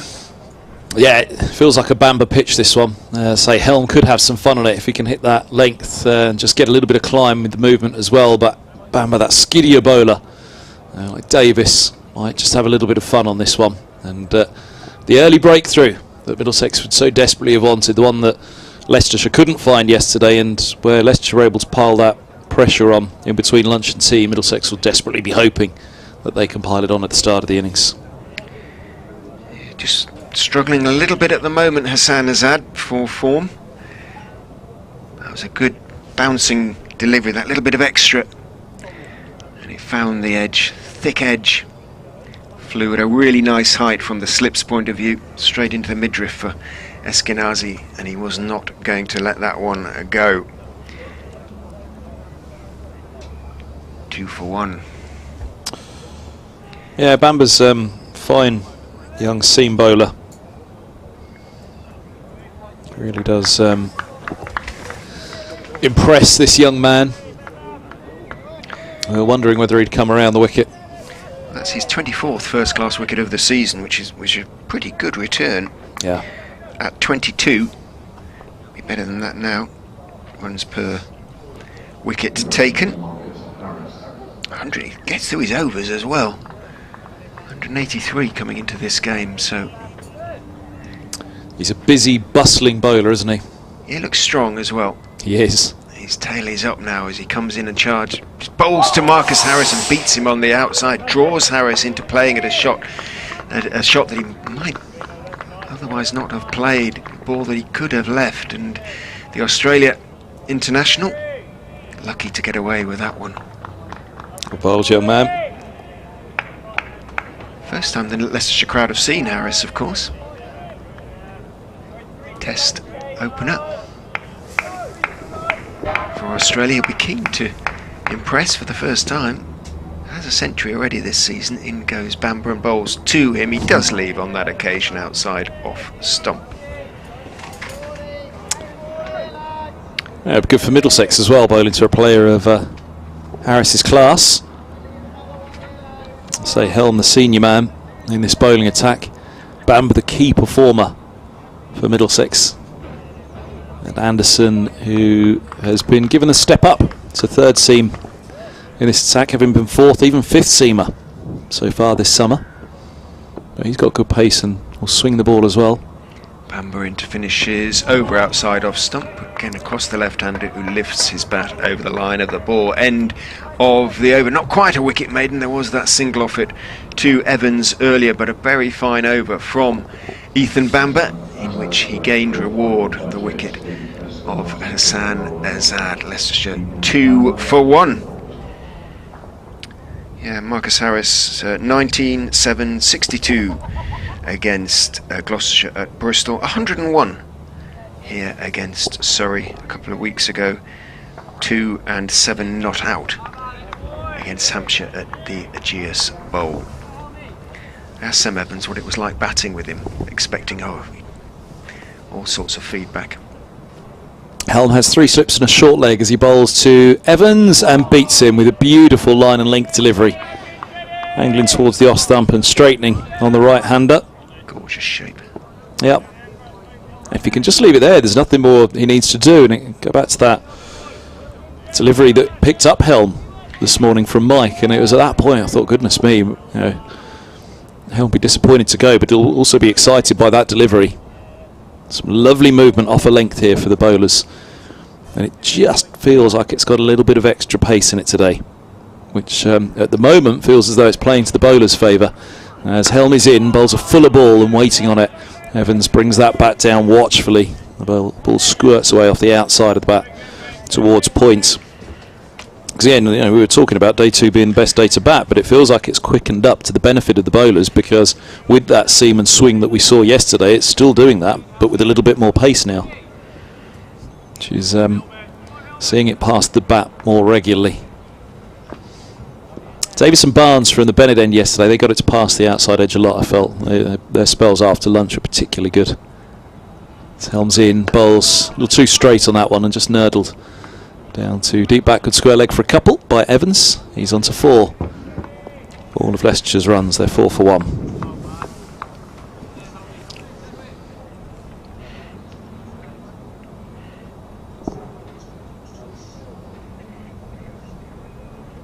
Update time for BBC Radio Leicester.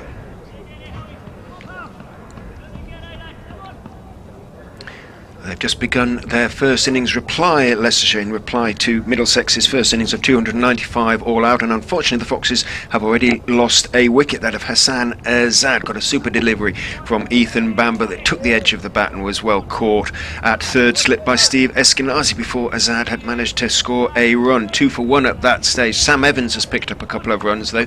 The young opener has moved on to 4. He's been joined by the Australia international Marcus Harris. Leicestershire looking to get through to lunch without losing another wicket. They're 4 for 1.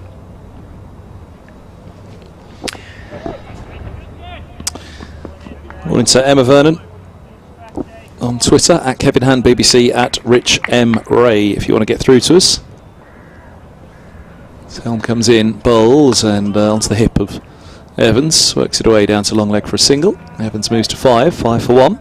Emma says, you know it's county championship season when your boss asks you how Middlesex are getting on at the start of every work team's call. Thanks, Kevin Hand, BBC and Co, for ensuring I always have the answer.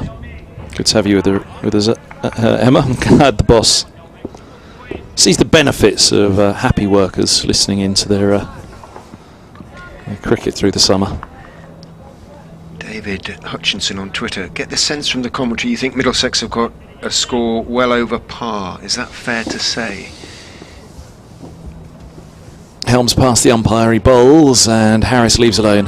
Length ball. End of the 4th over. 5 for 1. Evans has 5. Harris yet to get off the mark. 4 balls faced. I don't know about well over, David, but I think it's a decent score on the pitch and in these conditions for sure. I think certainly it's par, if not better. It feels par in the sense that you could easily see Leicestershire getting themselves in trouble here with a bad start. If Helm and Bamba were to pick up a couple early and really have the pressure on from the off, and that scoring rate that was around 2.5 all the way through the Middlesex innings. Leicestershire a long way before their level.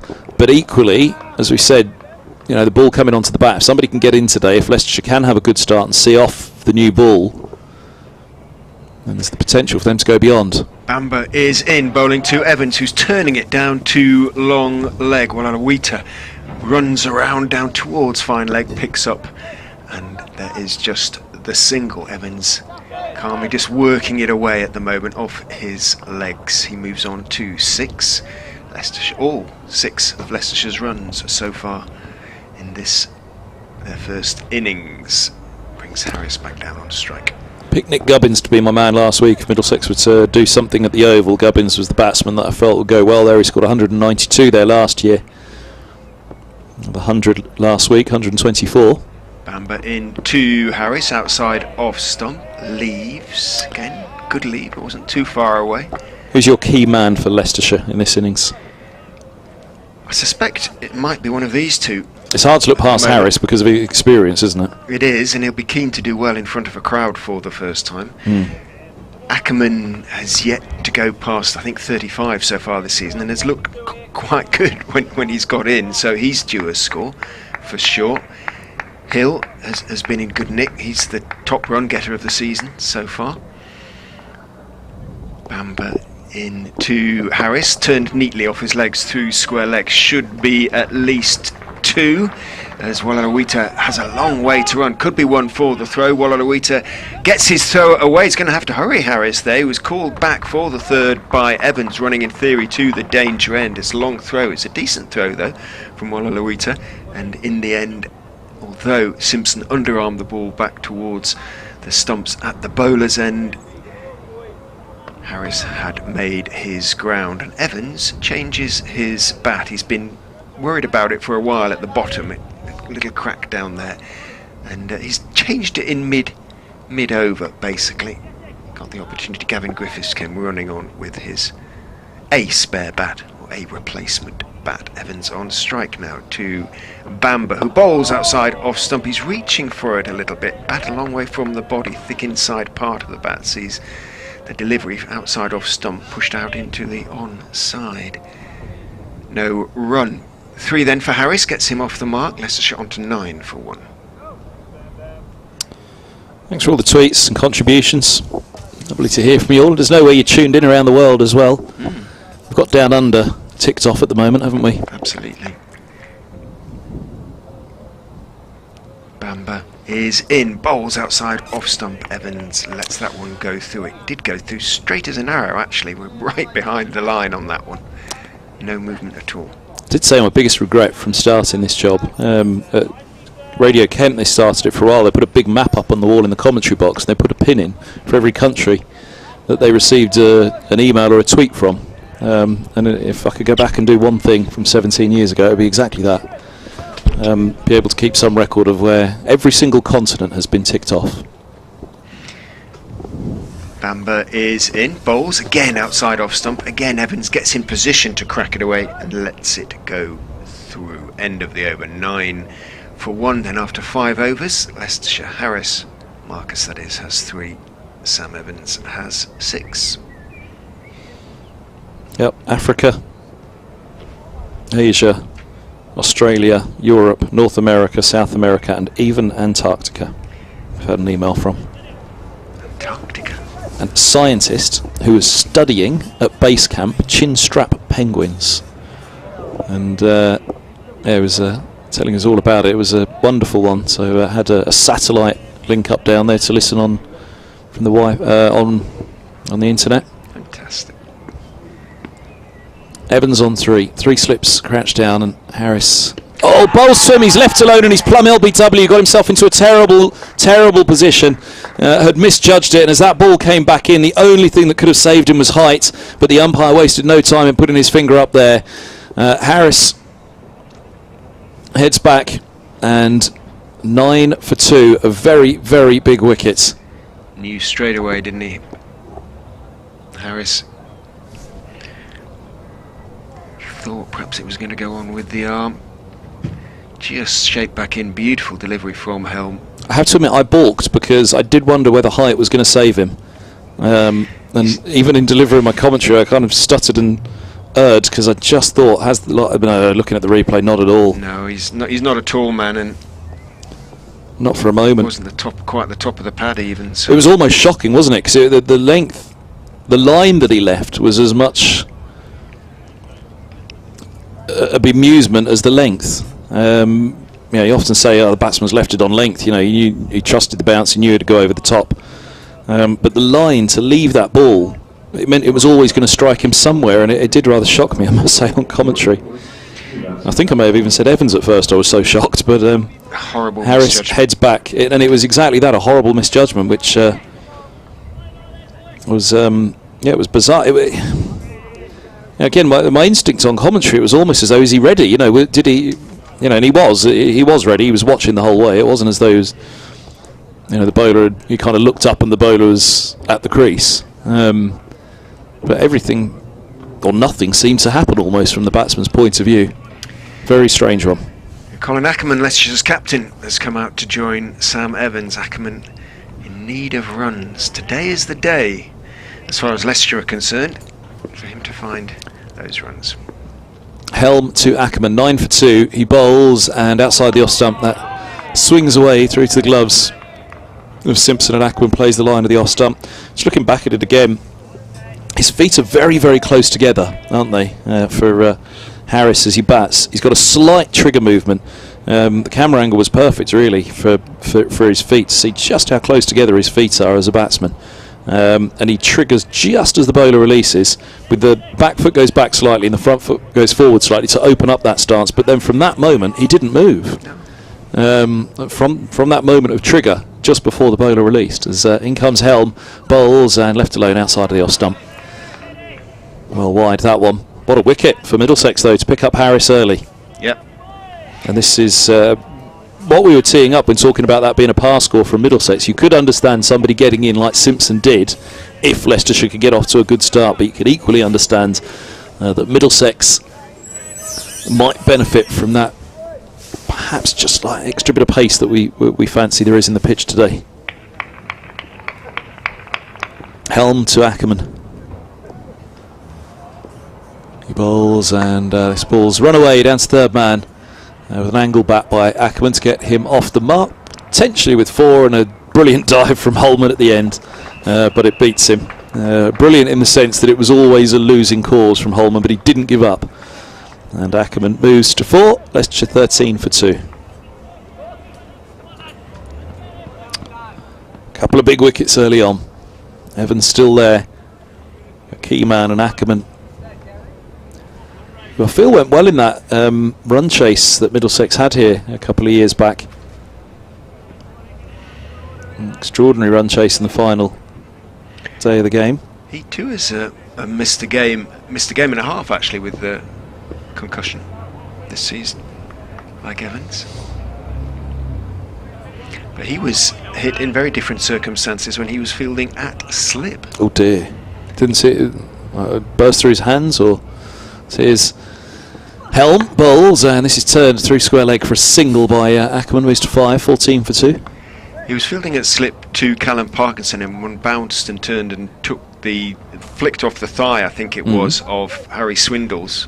He was standing quite close, Ackerman, and just sort of donk right on the forehead.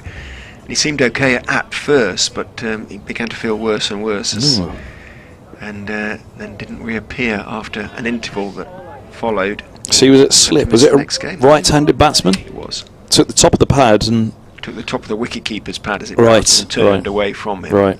And straight up onto the forehead. Helm bowls and playing inside the line of that one. Evans is allowing it through to the keeper. He didn't quite go after it, did he? Just seems as though he was hugging that bat into his body and letting it go through. 14 for 2. Ackerman has 5. Evans has 6, but Middlesex have Harris, as he didn't offer a shot to a full and straight delivery.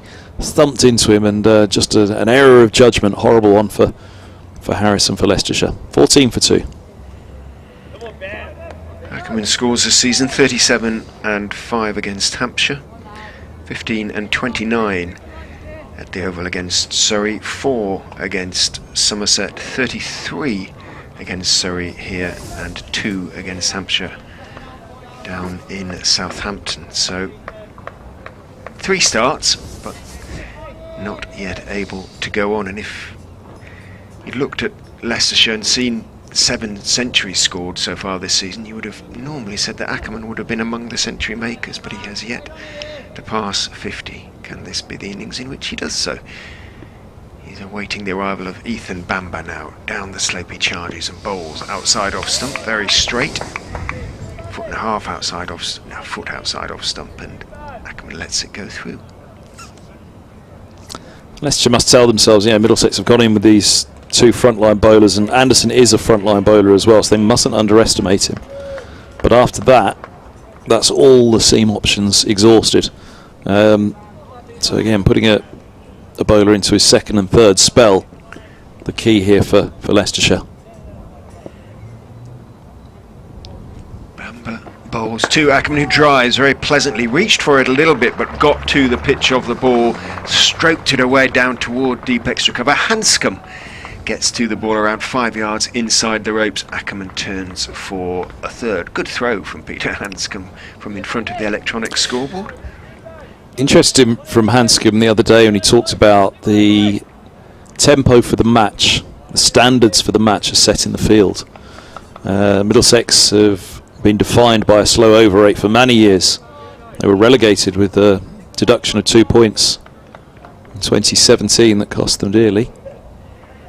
Evans on strike then for the next delivery from Bamber, which is zeroing in on his off stump. Evans leans forward, not a big stride as he defends that one out into the offside. Hanscom runs in from mid-off and gets his throw away well. He ripped it in again there, didn't he? He did, good throw.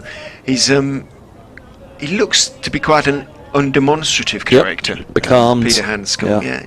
I think there's a lot of characteristics, and exactly what you're saying there, that's exactly why Stuart Law wanted him in and wanted him as captain. He does the right things with aggression and with intent. Bamber is in, bowls and goes past the outside edge of Evans' bat, who props forward in defence and then drops his right knee to the ground. A little genuflection almost, an acknowledgement that he'd been beaten. Basics will be a big thing for Hanscom and Law. Get your basics right, and a clear basic in the field from Hanscom is intent. They're very quick in between overs now. He's solved overnight, really, Middlesex's slow over rate, and you can see that intensity in the field that he demands. Bamber is in, outside off stump this time. Evans leaves in such a way that he leaves no doubt as to what he was doing. Lifts his bat very high over the line of the ball and walks away. A little message to himself as much as anything. He remains on 6. Ackerman has 8. Leicestershire 17 for 2, wobbling. They don't want to lose another one before lunch, which is still 15 minutes away. But Helm and Bamber in particular have the upper hand. In he goes and bowls to Evans, who's leaning forward on off stump and defending that one out into the offside, picked up by Hanscom. People ask me, especially on the back of Evans' 3 centuries, what's he doing? What is it about him?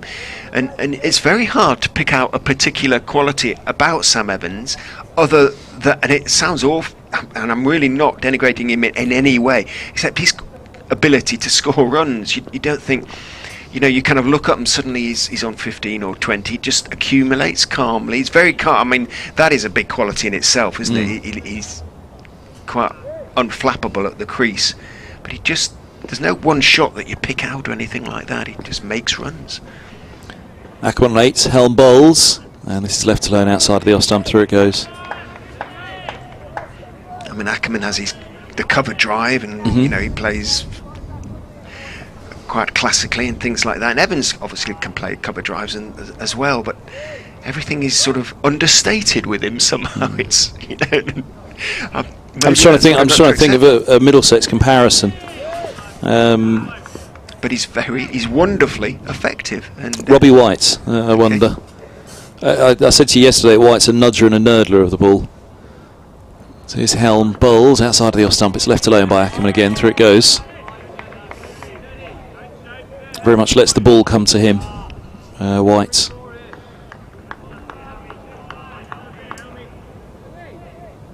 Yeah, the others, Eskenazi as well, perhaps. But Eskenazi, again, because of his unusual, it's his hands, he's very wristy. Both sides of the wicket, opening the face, closing the face, manoeuvring, scoring at different angles. So I wouldn't quite put him in that bracket. Helm bowls a lovely length, lovely line, and played a little inside out by Hanscom on the off stump as he looked to drive, and it ends up skirting along the floor to the point fielder as he replays an off drive. Ackerman. Almost got through Ackerman there, didn't Yep. he? It was a little late swing that Helm is getting. That's a huge quality, isn't it? If you're not swinging it from the arm, you're swinging it late. Yes. Yeah.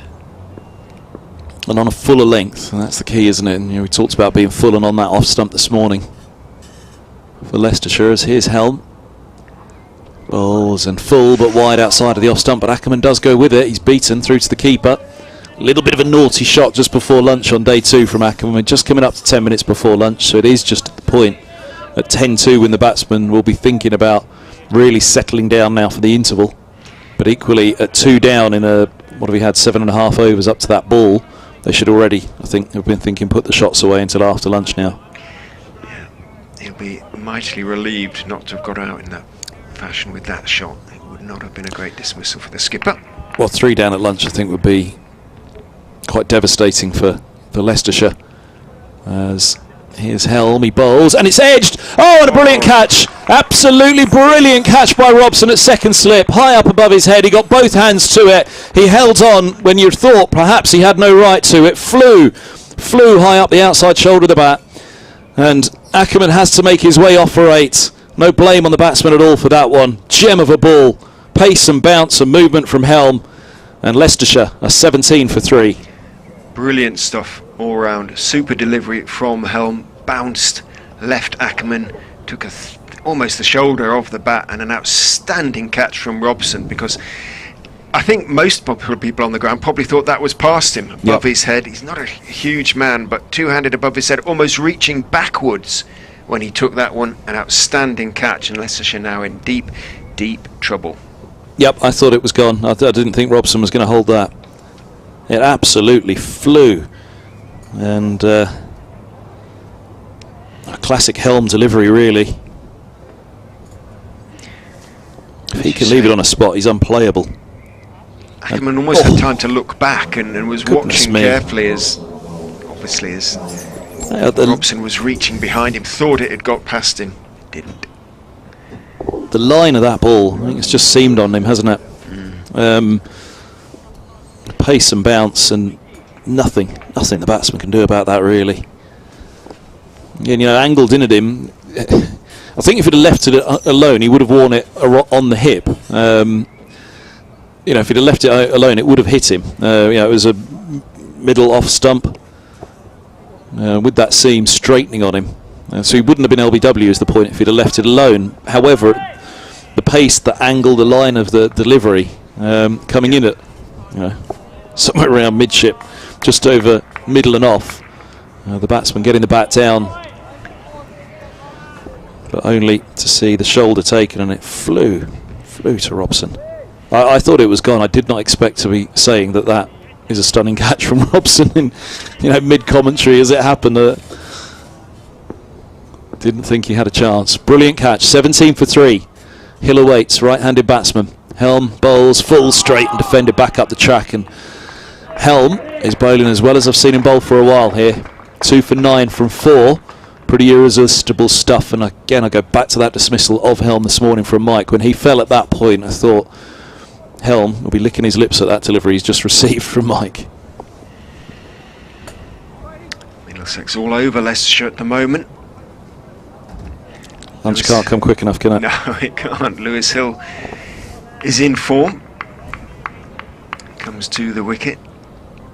Be confident, but his job is just to get through to lunch. Sam Evans, his innings acquiring more and more importance as the wickets tumble at the other end. He's on strike now to Ethan Bamber, who is in and bowling. Edges just short of Robson at second slip, who takes it on the bounce, almost on the half volley. A really neat little pickup from Robson, but again the edge was found and so nearly carried, didn't quite.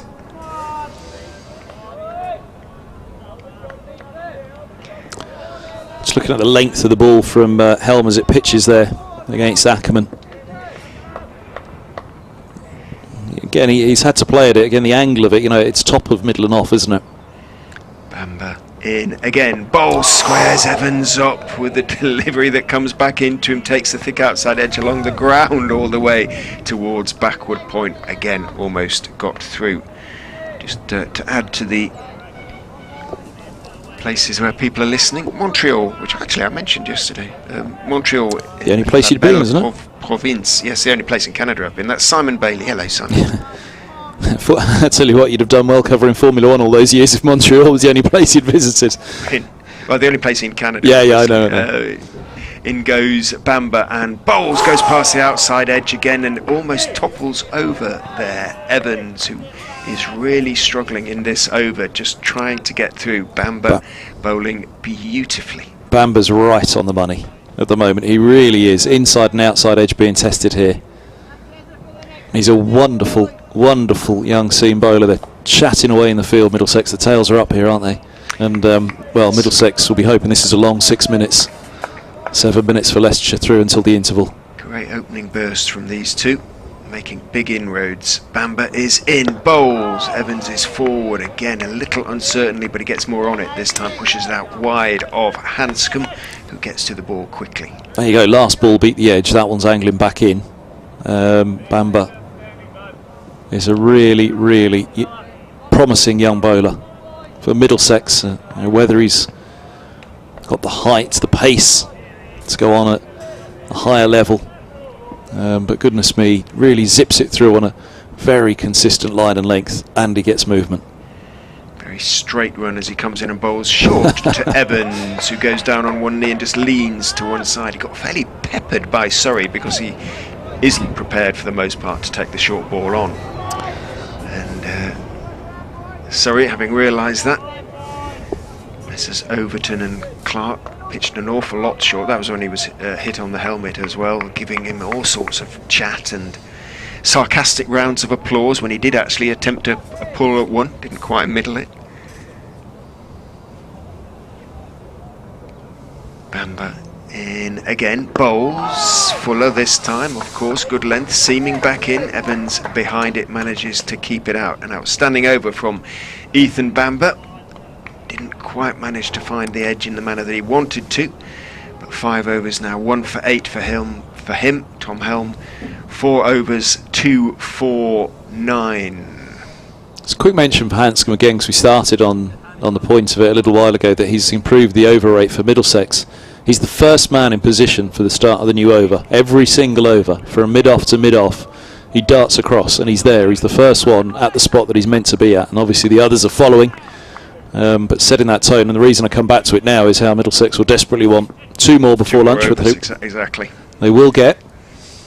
As Helm comes in now, he bowls a good line and length, which Hill sits back to and eases into the offside, and there's no run. Yeah, I was just watching the Ackerman one again. As I say, the angle of it, it was top of middle and off. It just seemed away from him on that line, and that's where the outside edge then came into play. high up the outside edge, flying. He's played it from deep within the crease, but again, he's playing Helm. A length ball from Helm is going to have you on the back foot. So he goes. And with 2 wickets to his name, Helm. Bowls now, and this ball is full, and he'll push his way into the offside defensively, and there's no run. And that's Robson catch as well. And to really get up to it, to take the catch, and a really good effort from him.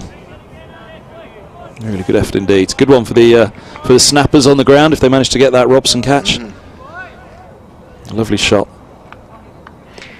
Wickets continue to tumble up at Durham.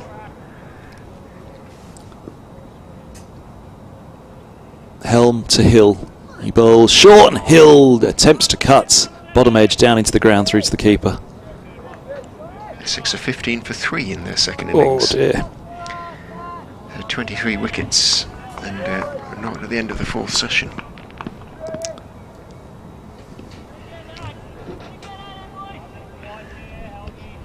"13 here." Yeah. Doing all right. Well, I was going to say, don't want to be 3 down before lunch. Today, in contrast to yesterday, Middlesex 1 down yesterday morning. Middlesex 10 overs in. Have Leicestershire 3 down as Helm bowls, and a lovely ball. Has he got him? They've gone up for it. No, says the umpire. Batsman's not walking. And, well, Middlesex are in disbelief, aren't they? And that disbelief seems to almost border there a little bit on Got to be careful, Darcy, there. What's the word I'm looking for? Bordered on disbelief, bordered on... well, it was almost dissent. Dissent, that's the word I'm looking for, thank you. I don't think Helm...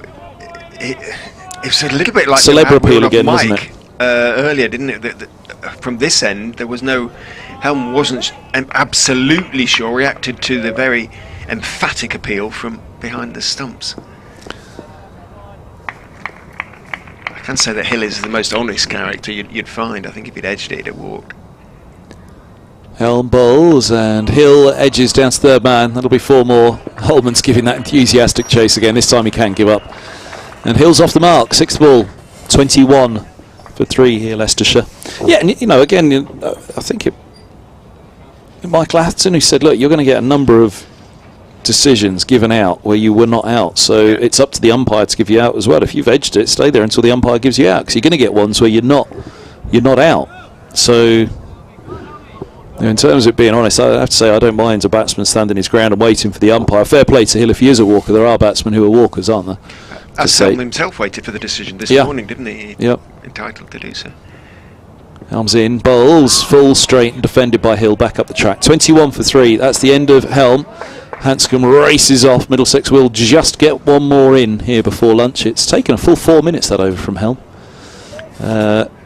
Things were happening, weren't they? Well, I guess so, yeah. Falls down to third man and all sorts of bits and pieces. But as you say, Hanscom's urgency has won his side. Well, it goes to show, doesn't it? Because you'd have comfortably said they're going to get 2 in here before lunch, and as it is, they're only just squeezing that one in. And they're both bowling so well. At any moment there's a wicket available or on the cards, isn't there, at the moment for these Middlesex pair? They're right on the spot, and they've got their tails up. Bamber charges in then from the Bennett end, bowls to Evans, who's forward, turning this face of his bat on that one as it seems back in, prompting the oohs and ahs from behind the stumps, but solidly enough behind that, pushing to mid-wicket. There is no run.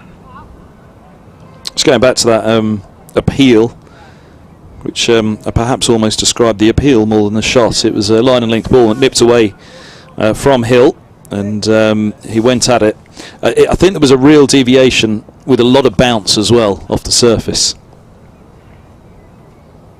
Bamber bowls. Evans is forward carefully, not a big stride as I've been saying, just pushing it out towards Hanscom, whose mullet is in a... Has he got it in a ponytail now? Is he? I think he may have done, yeah. Bless. 21 for 3. Yeah, the pace and bounce of it, you can full well see why Middlesex think, oh, he's got a little nibble on that. Pushed away at it, and the pace and bounce going past the edge, as it did, with a bit of movement. comes Bamber and bowls outside off stump, swings back in a long way, but after it had gone past the stumps and had taken falling away well to his left by John Simpson behind the stumps. There was a whoop somewhere out there, wasn't there? The extent of the movement, I think, a reaction to it. Look at that one go. Yeah. Get it into the batsman's mind that it's going round corners. What did Middlesex give for another half an hour here? Well, they will get one before too long, but it just gives these two a chance to have a little bit of a breather as well. It's probably not such a bad time. In goes Bamber and bowls. That one goes straight on, and playing inside the line or playing at the ball. Probably playing at the ball a little bit. Sam Evans gets away with it. You're right, actually, and isn't it funny how you look at things from two angles? Because you think, oh, Middlesex, what do they give for another half an hour? But you're absolutely right. This is the 6th over from Bamber. Helms had 5. They'll go off and have 40 minutes break now, and they can come back and deliver another 5 or 6. Exactly. Will they be able to do it with their tails up immediately after lunch, as they're doing here through to the interval? Ball absolutely at its best for them now. Lacquers off it, and it's swinging nicely. In he goes, Bamber, and bowls past the outside edge of Evans. Actually shaped back in a little bit. Evans was essentially playing down the wrong line. On the line of off stump, may just simply be playing for the one that seems back in. And it drifted nicely past the outside edge. 2 balls left for Bamber. And for Evans just to survive. It's almost like a spinner with it on a piece of string at the moment, isn't it, for Bamber? He really is challenging both edges, and you say, was Evans playing the line there, giving himself a chance, playing a percentage. A lunchtime update coming for BBC Radio Leicester as Bamber is in and bowls and pushes out into the offside, and there is no run. 1 ball left. Yes, replying to Middlesex's first innings, 295, the Foxes have fallen to 21-4-3. In fact, that is lunch now. The players leaving the field on that score. The 3 men to go. Hassan Azad caught by Steve Eskenazi at 3rd slip off the bowling of Ethan Bamber without scoring. Marcus Harris unaccountably leaving a delivery from Tom Helm that would have gone on to hit the stumps. He went leg before wicket for 3. And Colin Ackerman brilliantly caught by Sam Robson above his head at 2nd slip, again off the bowling of Helm for 8. The ball is swinging obviously down here at the moment. Sam Evans is 6 not out. Lewis Hill, is 4 not out. Foxes just need to start building a partnership after lunch, which they are taking on 21-3.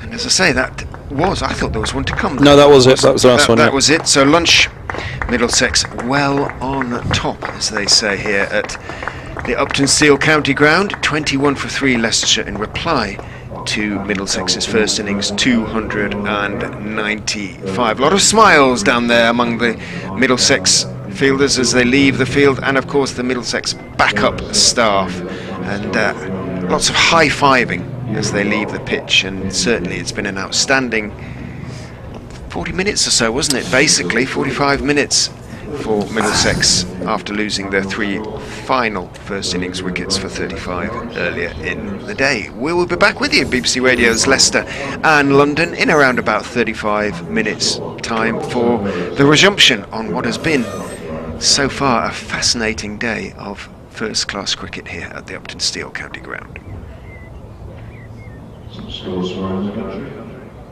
Chester Essex 192. It was the same data, best data back.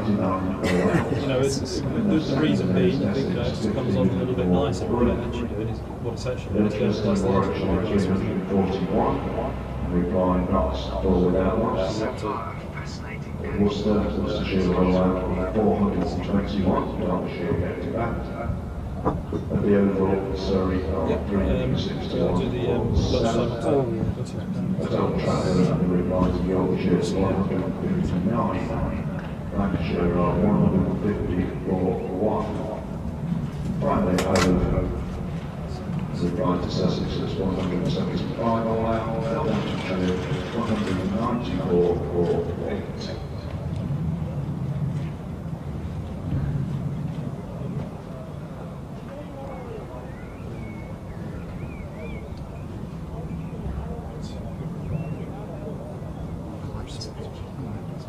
It's beautiful, and it's spin, it's a cracking look. Oh yeah, dreadful. So yeah, Well, do you know, this is funny enough. Funny you should say that, because the one we played at the Oval was a real bowler-friendly wicket. Even though it turned around in the second innings, and then Lords.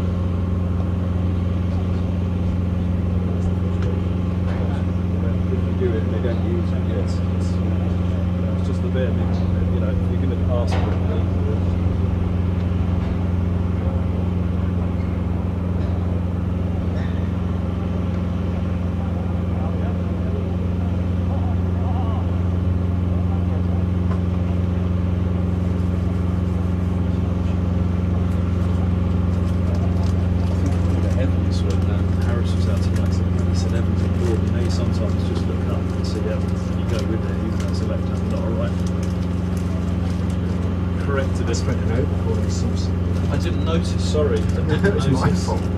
Yeah, but you know you kind of notice Sweat things, it give your off. mate a nudge and just point and say, I didn't notice.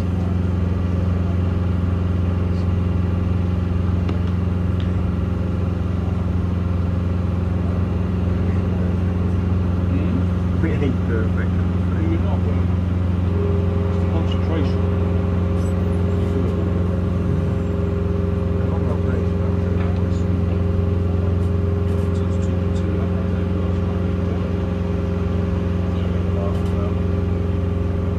There's stories about times I get this and just wherever it is around the whole.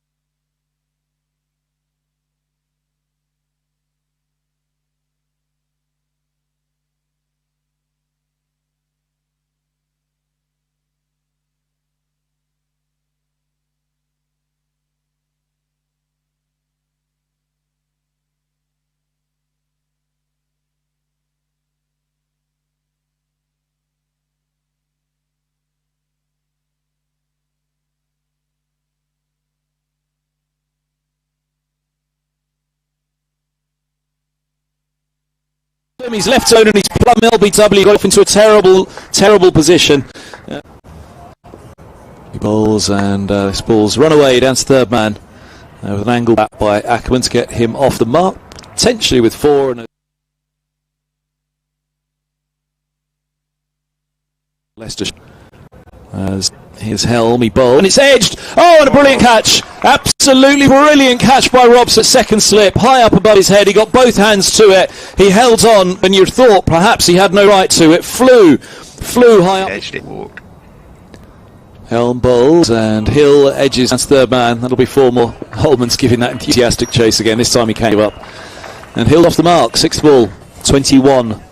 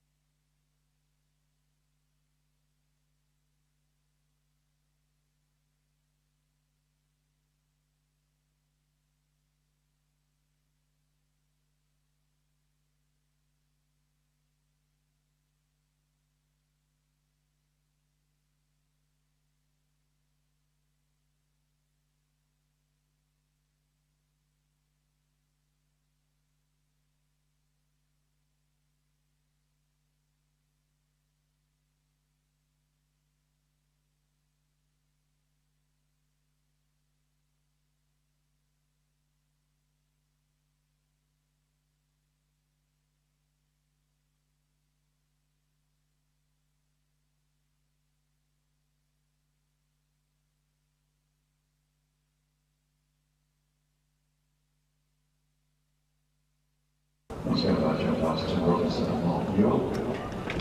Good afternoon from the Uptonsteel County Ground, Grace Road in Leicester. The afternoon session on this second day of the LV Insurance County Championship match between Leicestershire and Middlesex. Ball-by-ball commentary brought to you by BBC Radio's London and Leicester.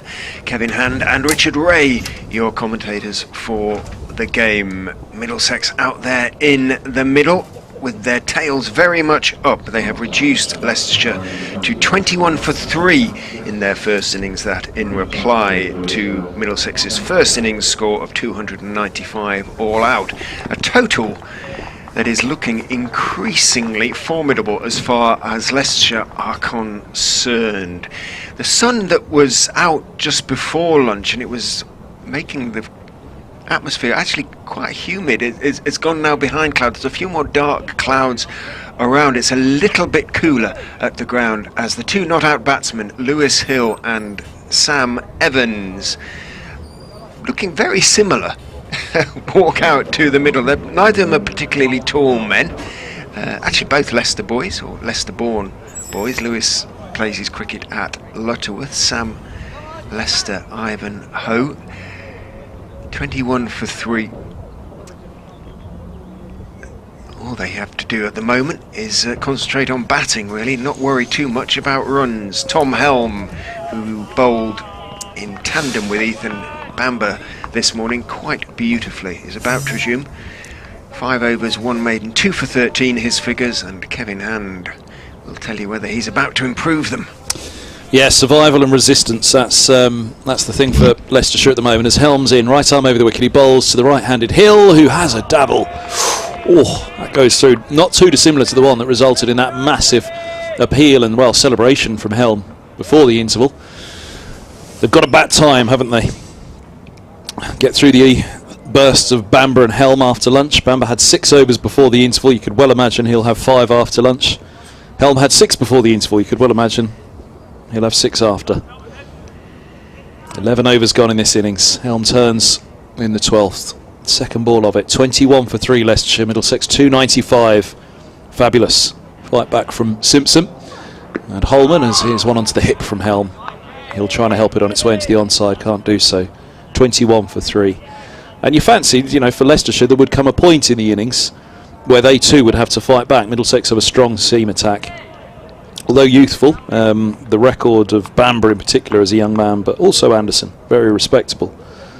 Helm, key bowler who's been heavily scouted by England for many years, but troubled by injury. He's turning now 2 for 13. At his best, he is irresistible. Tom Helm is in now, bowls a wide one outside of the off stump, and through it goes. 21 for 3.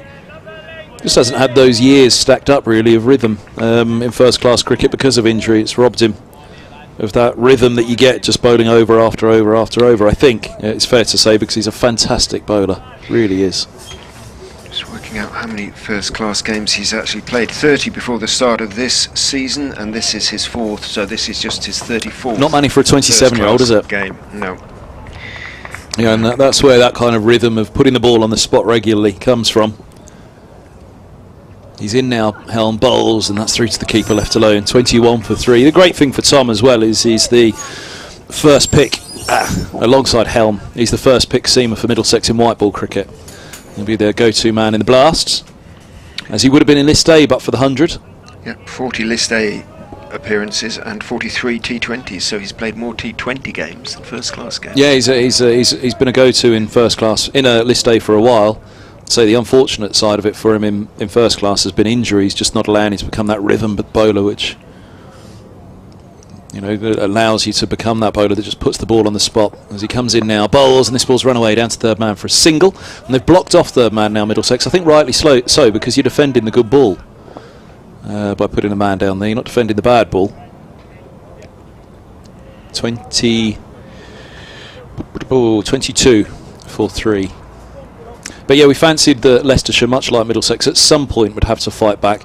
I think we both settled on what Leicestershire must dearly hope is that the fight back isn't from the top. That it isn't a quick 2 or 3, because then all of a sudden you are playing catch up for a very long time in reply to a total of near 300.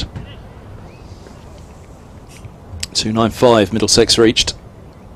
So Helm comes in, bowls, and that's run nicely by Evans down to third man for a single. He moves to 7, 23 for 3, just riding the bounce on that one. And good solid first over from Helm, and a good solid response from Hill and Evans. Tom Helm doing some university work during the lockdown, so is he sort of part-time at university? I think they've all had a link up. Harris, Helm, a few others. It was something that Middlesex introduced a couple of years back before COVID, to give them an extra string to the bow. Yeah, absolutely. I can try to remember the university now that they all linked up with. And they were allowed to do a lot of the work from home, do it remotely, even before COVID, to fit around their hectic schedules, their hectic work life. Makes an awful lot of sense. Yep. Because, as Helm will confirm, it's a fragile existence sometimes, professional sport. In goes Bamber and bowls to Evans, who's defending on the back foot. Delivery that's just shaping back in towards off stump, pushing out into the offside, and there's no run.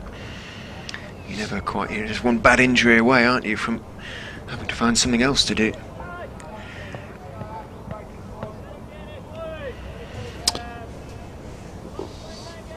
Yeah, so that Simpson fight back, it really did recover things well for Middlesex.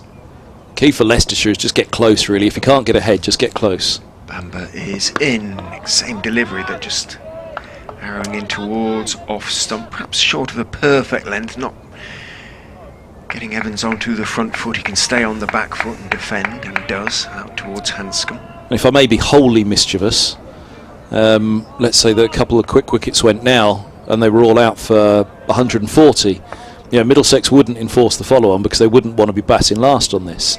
The point being of that, for Leicestershire, get close. Get close to this score and try and put some pressure on. Bamber is in, and that one is outside off stump and is of a sort of better length, but it's too wide. And in the end, Evans just lets it go through and wanders off towards square leg, head down. Put some pressure on the third innings. Whether it's 50 runs short, if they could just get 60, 70 runs short, if they could just get over the 200, then they'll know it'll be pressure on them, that they're playing catch up heavily, but equally a good start to the innings. The Middlesex innings, that third innings, then maybe they can force a wobble. Bamber is in, bowls a little closer to off stump on this occasion, but again just too far outside off stump to persuade Evans to have a drive at the ball. Lets it go through. And if you and I were to rewind back, I think something we both agreed on as well was a key thing was going to be the scoring rate in this innings. No matter what came today, that Middlesex kept Leicestershire at the same scoring rate. Don't let them go at 3 and over. Don't let them go at 3.5 and over. And in which case, it's a long time for Leicestershire to catch up that Middlesex score. Absolutely. Bamber in again. That's a straighter delivery on off stump. Evans leaning forward into it, pushing the ball out firmly, only as far as Hanscom at mid-off. 1.8 the run rate at the moment, so anything under 2, the bowler's pretty much in control. And no question that Messrs Bamber and Helm very much in control at the moment. Follow-on then is 146. Feels quite a long way away at the moment as well. In goes Bamber and bowls, slightly shorter of a length delivery on off stump and up on his toes again. Evans can defend that one solidly enough out into the offside, and does. Maiden over from Ethan Bamber, his 4th in 7, 1 for 8, his splendid figures. And the way this pitch has quickened up today, it makes it an even more incredibly important toss for Middlesex to have won yesterday. We fancied yesterday, okay, will day 2 be the best day to bat on it? Well, it might still be, but they need to get through these opening spells. If it is to be, they need to take some of the hardness out of the ball, put some overs into the legs of the bowlers. At the moment, at 3 down, that's a long way away, so we perhaps won't know if day 2 was the best day to bat. But certainly we saw first thing this morning, that new ball for Leicestershire from overnight was still doing a bit. So Helm comes in, bowls, and a forward defence from Hill. 23 for 3. He's got a real loud call of no, Lewis Hill. He leaves you in no doubt. That's a good thing. Yeah, absolutely. That's a very good thing, isn't it? Such a dicey thing running at times, isn't it? And there's players that do struggle with it. Yeah, awful run out for Yorkshire yesterday when they were about 20 for 9 for 3 or something like that. Am I right in thinking there was 2 run-outs early on as well? Possibly. I stopped watching after 5. Helm comes in, he bowls a length ball outside the off stump, and Hill leaves alone. But yeah, that toss, you know, when they won the toss, yeah, Middlesex batting first. Right, they don't have to bat last on this. They're playing 2 spinners, they don't have to bat last. And yeah, the added bonus that today, this ball, which seamed and swung yesterday and span, but at a slow pace, here today it's doing it a little bit quicker. Be interesting to see how it goes for the spinners when it comes to their turn. Helm is in, bowls, forward defence from Hill. 23 for 3. That little groove that they were in before lunch, I'm sure it won't take long for them to get back into it, but it doesn't quite have that same edge of the seat feel that it did before the interval. Just couldn't come quickly enough for Leicestershire, the lunch interval. I hope now that they can just get something of a footing in this innings against Bamber and Helm here. Get these 2 out of the attack and see where they go from there. Helm's in, bowls full down the leg side, taken by Simpson. Tidy work from him, flicks it back to Eskenazi at 3rd slip. 23 for 3. Match delayed by rain at Worcester. Ooh. Sometimes that's sort of roughly The channel. Is it? Where the weather comes from. Oh. A long way away, of course, but something to be aware of. Non-forecast for today. Well, certainly wasn't on my app this morning, anyway. I did see there was something of a shower forecast at some point. I didn't know if it was today or tomorrow. That was in the early forecast for the match. Again, with the way the temperature's been, you wondered whether it would be thundery. Helm to Hill. Bowls a Jaffa. How Hill is still at the crease is a mystery. That's just missed the top of off stump, having beaten everything on the way through. Wow. Yep. He was almost left down on one knee searching for that ball, Hill, wasn't he? And as not the tallest of batsmen as well, that's saying something. Yeah, app's now saying 40% chance of rain at 5, which isn't a big percentage. No, and Just might be a late shower then this afternoon. You can just see it building a little bit away to the southwest. Helm bowls and Hill runs this one down to long leg for a single. Hill's on to 6. Oh, they're thinking about 2, back they come. Well run, very well run. Ran that first very hard, Hill. He moves to 7. Leicestershire 25 for 3 at the end of the 14th here on BBC Radio Leicester and BBC Radio London. With myself, Kevin Hand, and Richard Ray. It'll be good for the bowlers, won't it? A little bit of rain comes, spice things up a bit, come out and have another wicket burst afterwards. Potentially. Potentially could be the Leicestershire bowlers by then. Sorry, it was too easy. It was too easy. It's a fair comment at the moment. Remember, they were all out Leicestershire down at the Rose Bowl, as was the Aegeus Bowl, as is now for 84. Yeah, you have every fancy the second innings of this match could be a really belting contest, but the key is Leicester have got to get something in the bag in the first. Bamber is in, bowls to Sam Evans, who again a little bit squared up, but everything behind it on middle and off, pushing it out into the offside. He and Hill both on 7, 25 for 3 Leicestershire. Eskenazi doing some interesting sort of shoulder rolls at 3rd slip. Extra cover has been padded up from the start in anticipation, presumably, of the spinners coming on. In goes Bamber and bowls, and that's going to be 4 down the leg side. I think it just flicked the pad. No, he got a little bit of bat on it. So he picks up 4, just turned it away. John Simpson couldn't get across to his left, and it fairly flew over the ropes down at fine leg. The Middlesex 12th man kindly comes out to help out because it has jumped over the advertising hoardings. There it is in front of the crowd, who very correctly didn't touch it. Not to pick up the ball and throw it back.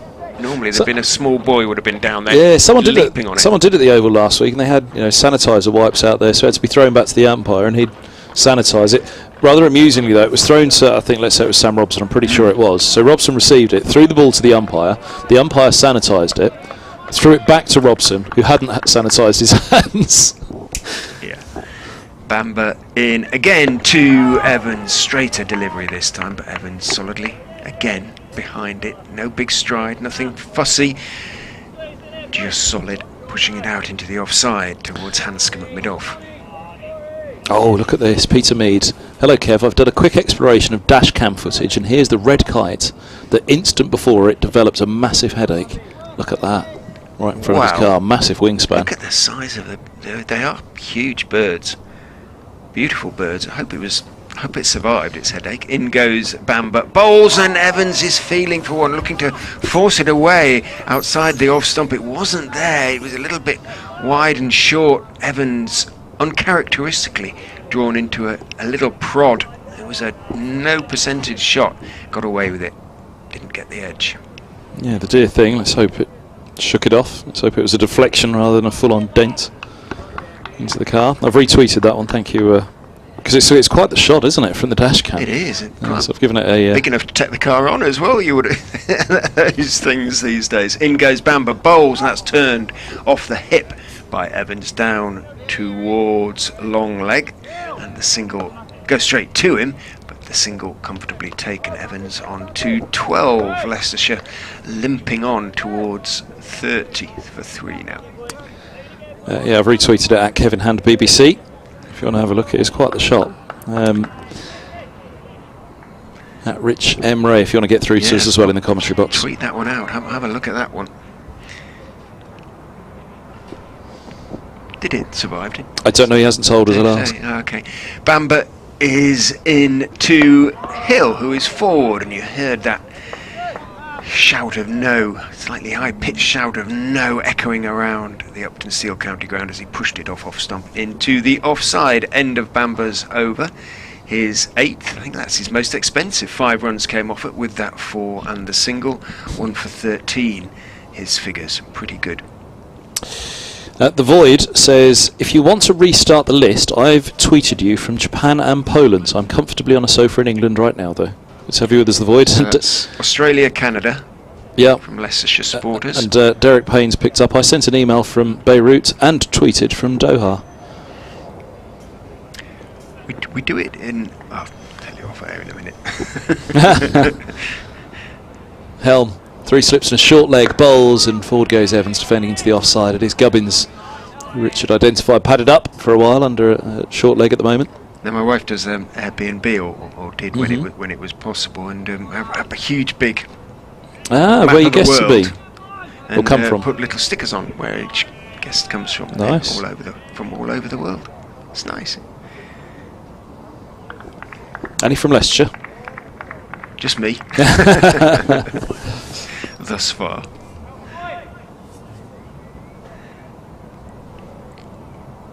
Helm is past the umpire, he bowls, and full clip down to long leg for a single. Evans is on to 13, 31 for 3.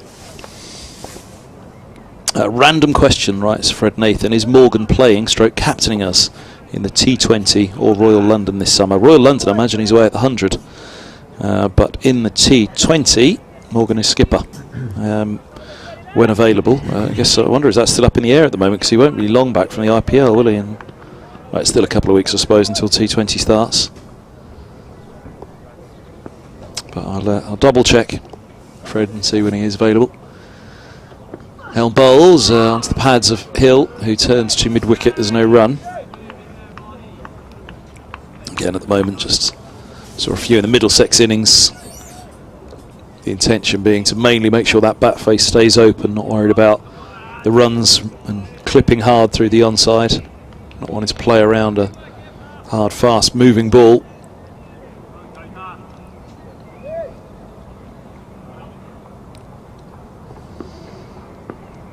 Midway through the 16th over of the innings. So we hit 2 o'clock here at Grace Road.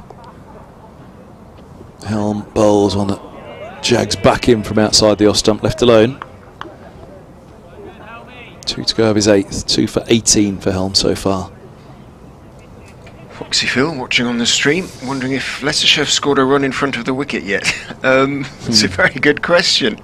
Hashtag he's put fine leg, hashtag third man. Yeah, that's a good point. The wagon wheels will tell us on the matchday Yes, sensors on the website. Ackerman hit that flowing cover drive. He did. But point taken. Mark from Madrid says, I stick by my suggestion 295 is a potentially match-winning score. Here's Helm, bowls, and that's driven through the covers. Lovely shot by Hill. And 4 runs it'll be. Hanscom gives chase, but Hill moves to 11, 35 for 3. Mark, I should add, is a Gloucestershire fan, but tunes in regularly. Middlesex in a pretty decent position, he says. Long way to go yet. Jake on Twitter. According to Twitter, I'm in the Maldives, he says. The kite and the car both got away with minimal damage. Great. The kite flew off, said Peter Mead. Good. Good stuff. Yeah, but you wouldn't want to be seeing that flying towards you, would you? Be quite a shock, wouldn't it?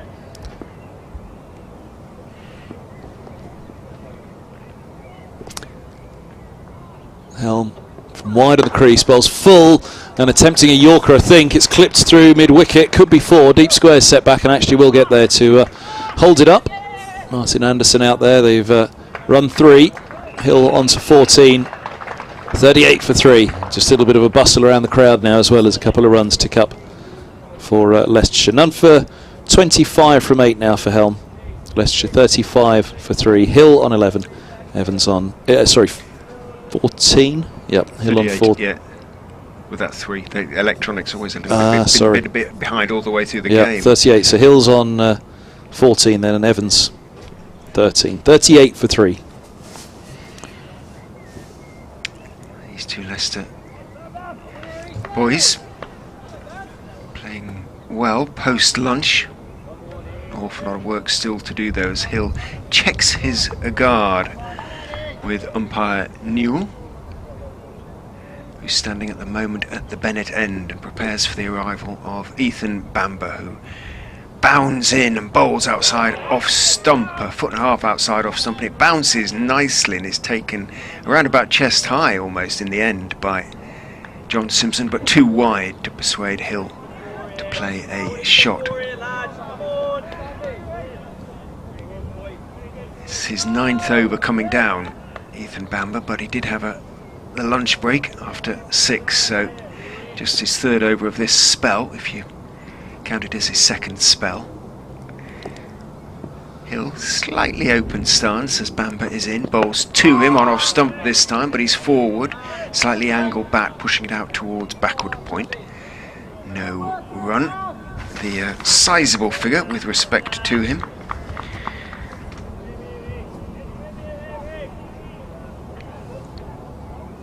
Of Luke Holman there. What do you reckon? 2nd row? Maybe tall enough. Don't know. These days they're about 6'8", aren't they? In goes Bamber and bowls a very high bouncer. Hill almost nods his head at it because that's all he needed to do in terms of ducking it. Flew very high and had taken on the way back down almost by John Simpson behind the stumps. Very good in front of the camera, on the mic. Luke Holman, enjoyed having a chat with him this morning. See the interviews via the social media channels from both websites, from both clubs, can't you? Yours and I'm assuming it's yours that they put up in the evening. Save them doing it again. In goes Bamber, bowls outside off stump, and again Hill just walks away from that one, lets it go through to Simpson behind the stumps. Devin Malcolm, we've seen around the ground, and it's been confirmed that he has in fact joined the supplementary panel of match referees. So perhaps he's here learning with Steve Davis at the moment what his duties will entail.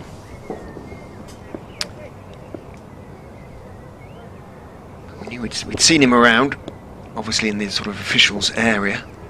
In goes Bamber and bowls outside off stump, and this time Hill is persuaded to try and cut it away down to 3rd man, doesn't get anything on it. Felt like an afterthought that from Hill. He felt it's a bit of a long hop. I should go after that really. Updates time. just beginning to show signs of recovery, though, the Foxes at the moment. They took lunch on 21-4-3. They've moved on to 38-3. Lewis Hill, who's been in good form this season, is 14 not out. Sam Evans, who's hit 3 centuries this season, is 13 not out. This is in reply to Middlesex's first innings of 295, but all sorts of work still to do from the Foxes in terms of achieving some sort of parity on first innings. But a good start after lunch by them. Leicestershire 38-3. He just missed one ball on commentary, which was defended by Hill. A maiden over from Ethan Bamber. 9 overs, 5 maidens, 1 for 13 for the young seamer now. But helmets and pads being taken off Nick Gubbins now. So whatever work he was going to do with those on, he's now not going to do. But we are having a change.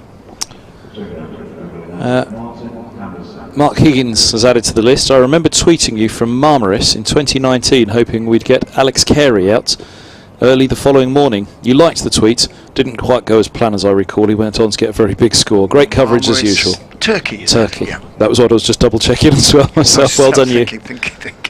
Where's that? Oh yes, Turkey. Yeah, so first change, Anderson in to replace Helm. And these two now.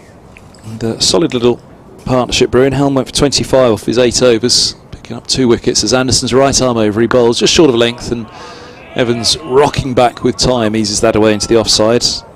Anderson will get it through at over 80 miles an hour, but doesn't quite get up to the high 80s, which Helm can do. Helm will zip it through at nearly 90, I'd say. Not quite up. He's not fully express pace, but with his height and the pace and bounce he gets and movement.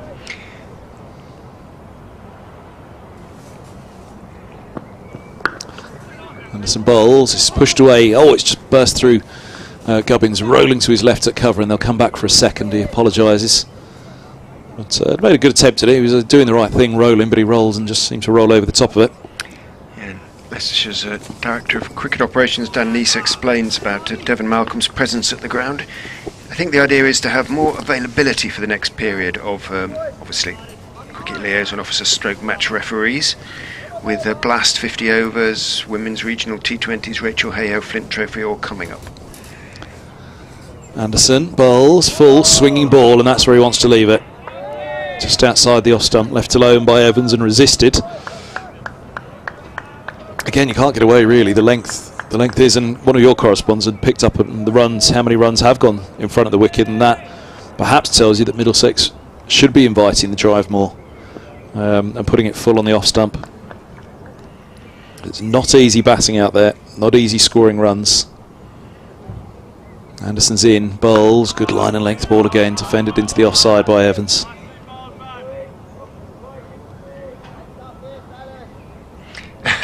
And after all that, I just had an email from the ECB headed, ECB expands match referee panel. There we go.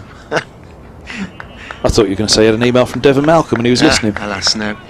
Former England internationals Devon Malcolm and Dean Headley. Oh yeah.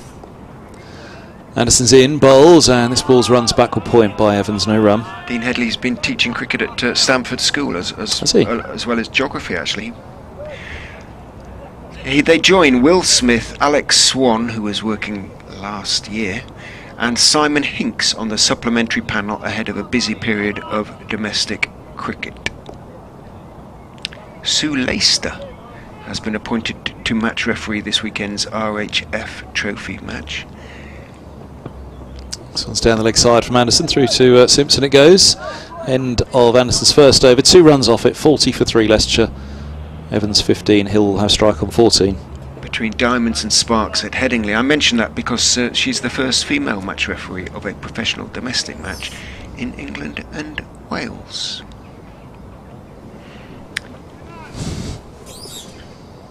You're up to date on match referee news, folks. Sorry, I'm chuckling at I was monitoring tweets.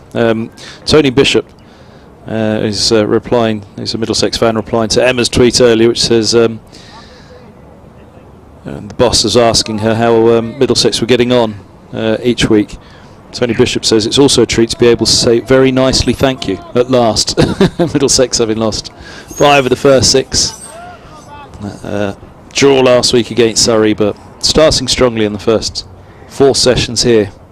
Interestingly, John Simpson is going to stand up to Ethan Bamber. He's a brave man, but clearly Lewis Hill has been batting out of his crease, so Simpson says, we're going to keep you in there. In goes Bamber and bowls to Simpson. Forward defensive press from Hill. Back up the pitch it goes. Simpson, not having as far to go anymore, pops out and picks it up. Yeah, we saw Gubbins get trapped LBW, didn't we? It was 2 big shouts in the over, and he went to the second one, didn't he?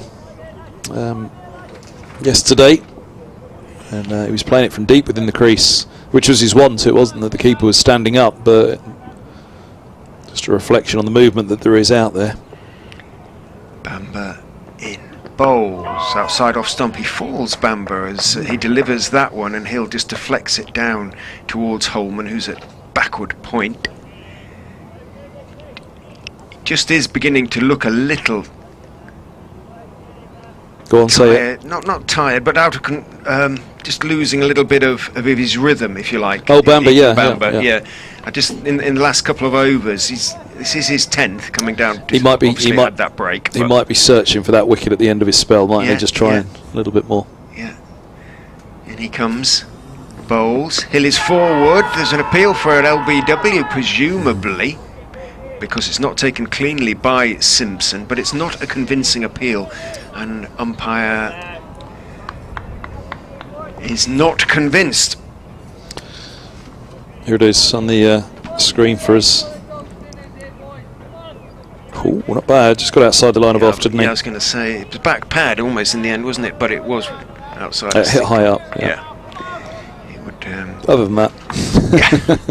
It was a reasonable show. It did come back in. Yeah, the fact is he's got him in his crease at the moment, which is key. It did indeed. Bamber outside off stump, neatly taken by John Simpson. Offers the ball to the stumps, but Lewis Hill had gone nowhere. I'm sure Paul Nixon will be saying to young Swindles, listen, you're a very good keeper. Come and sit alongside me and have a watch at John Simpson now. Standing up to the stumps is was described as world class. His skills with the glove by Jack Russell, who was his mentor for a while. I'm sure probably still is. The Lancastrian squats down as in goes Bamber and bowls to Hill, who's forward on off stump, pushing it out into the offside. Gubbins picks up, no run, and he's had enough. Simpson, he's heading back. Yeah, okay, he's not going anywhere. Certainly it's lively stuff from Bamber still. He's giving it everything. He has not checked his pace at the sight of Simpson standing up, as you wouldn't expect him to, but sometimes it does have a slightly sort of restricting effect on a bowler, a pace bowler that is. Bamber, it certainly is. He comes in and bowls to Hill outside off stump, and Hill is batting outside his crease again, lets it go through, however, outside off stump. End of the over, 40 for 3 Leicestershire. Hill has 14. It was another maiden for Bamber. Sam Evans has 15. Interesting decision here, actually. That's a maiden over for Bamber, 1 for 13 from 10. It's a fine economy from him. There are only 3 seamers for Middlesex in this game, which is a real rarity. I should go back and have a look overnight, actually. I should have done it last night. When was the last time Middlesex only went into a game with 3 seamers? Ever since Angus Fraser has been in charge of Middlesex, they have had a battery of seam bowlers, with all-rounders as well. You know, there's always been a 4th, and as we said, Anderson has been a 5th at some point, some stages this season. But Helm, having bowled 5 before lunch, if memory serves, bowled 3 after. The ploy, I'd imagine, is that Helm will run down the hill from the Bennett end, replacing Bamber. So maybe they'll ask for a couple more from Bamber, and then bring the spinner on to replace Anderson down below us at the pavilion end. Anderson's in, bowls full, looking for a little bit of in-swing on that one. Driven up to mid-off, and there's no run. Steve Roberts on Twitter. Great news that a woman has been appointed as a professional cricket match referee. Hopefully, the first of many.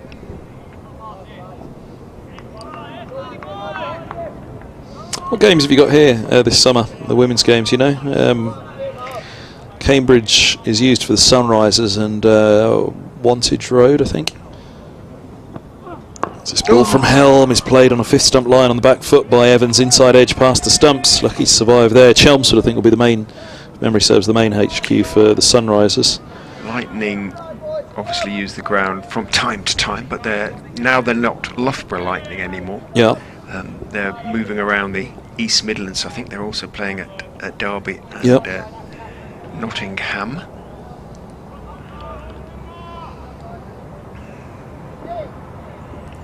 Yeah, Fenners gets an outing for a couple of the games for the Sunrisers. As here's Anderson down the leg side it goes.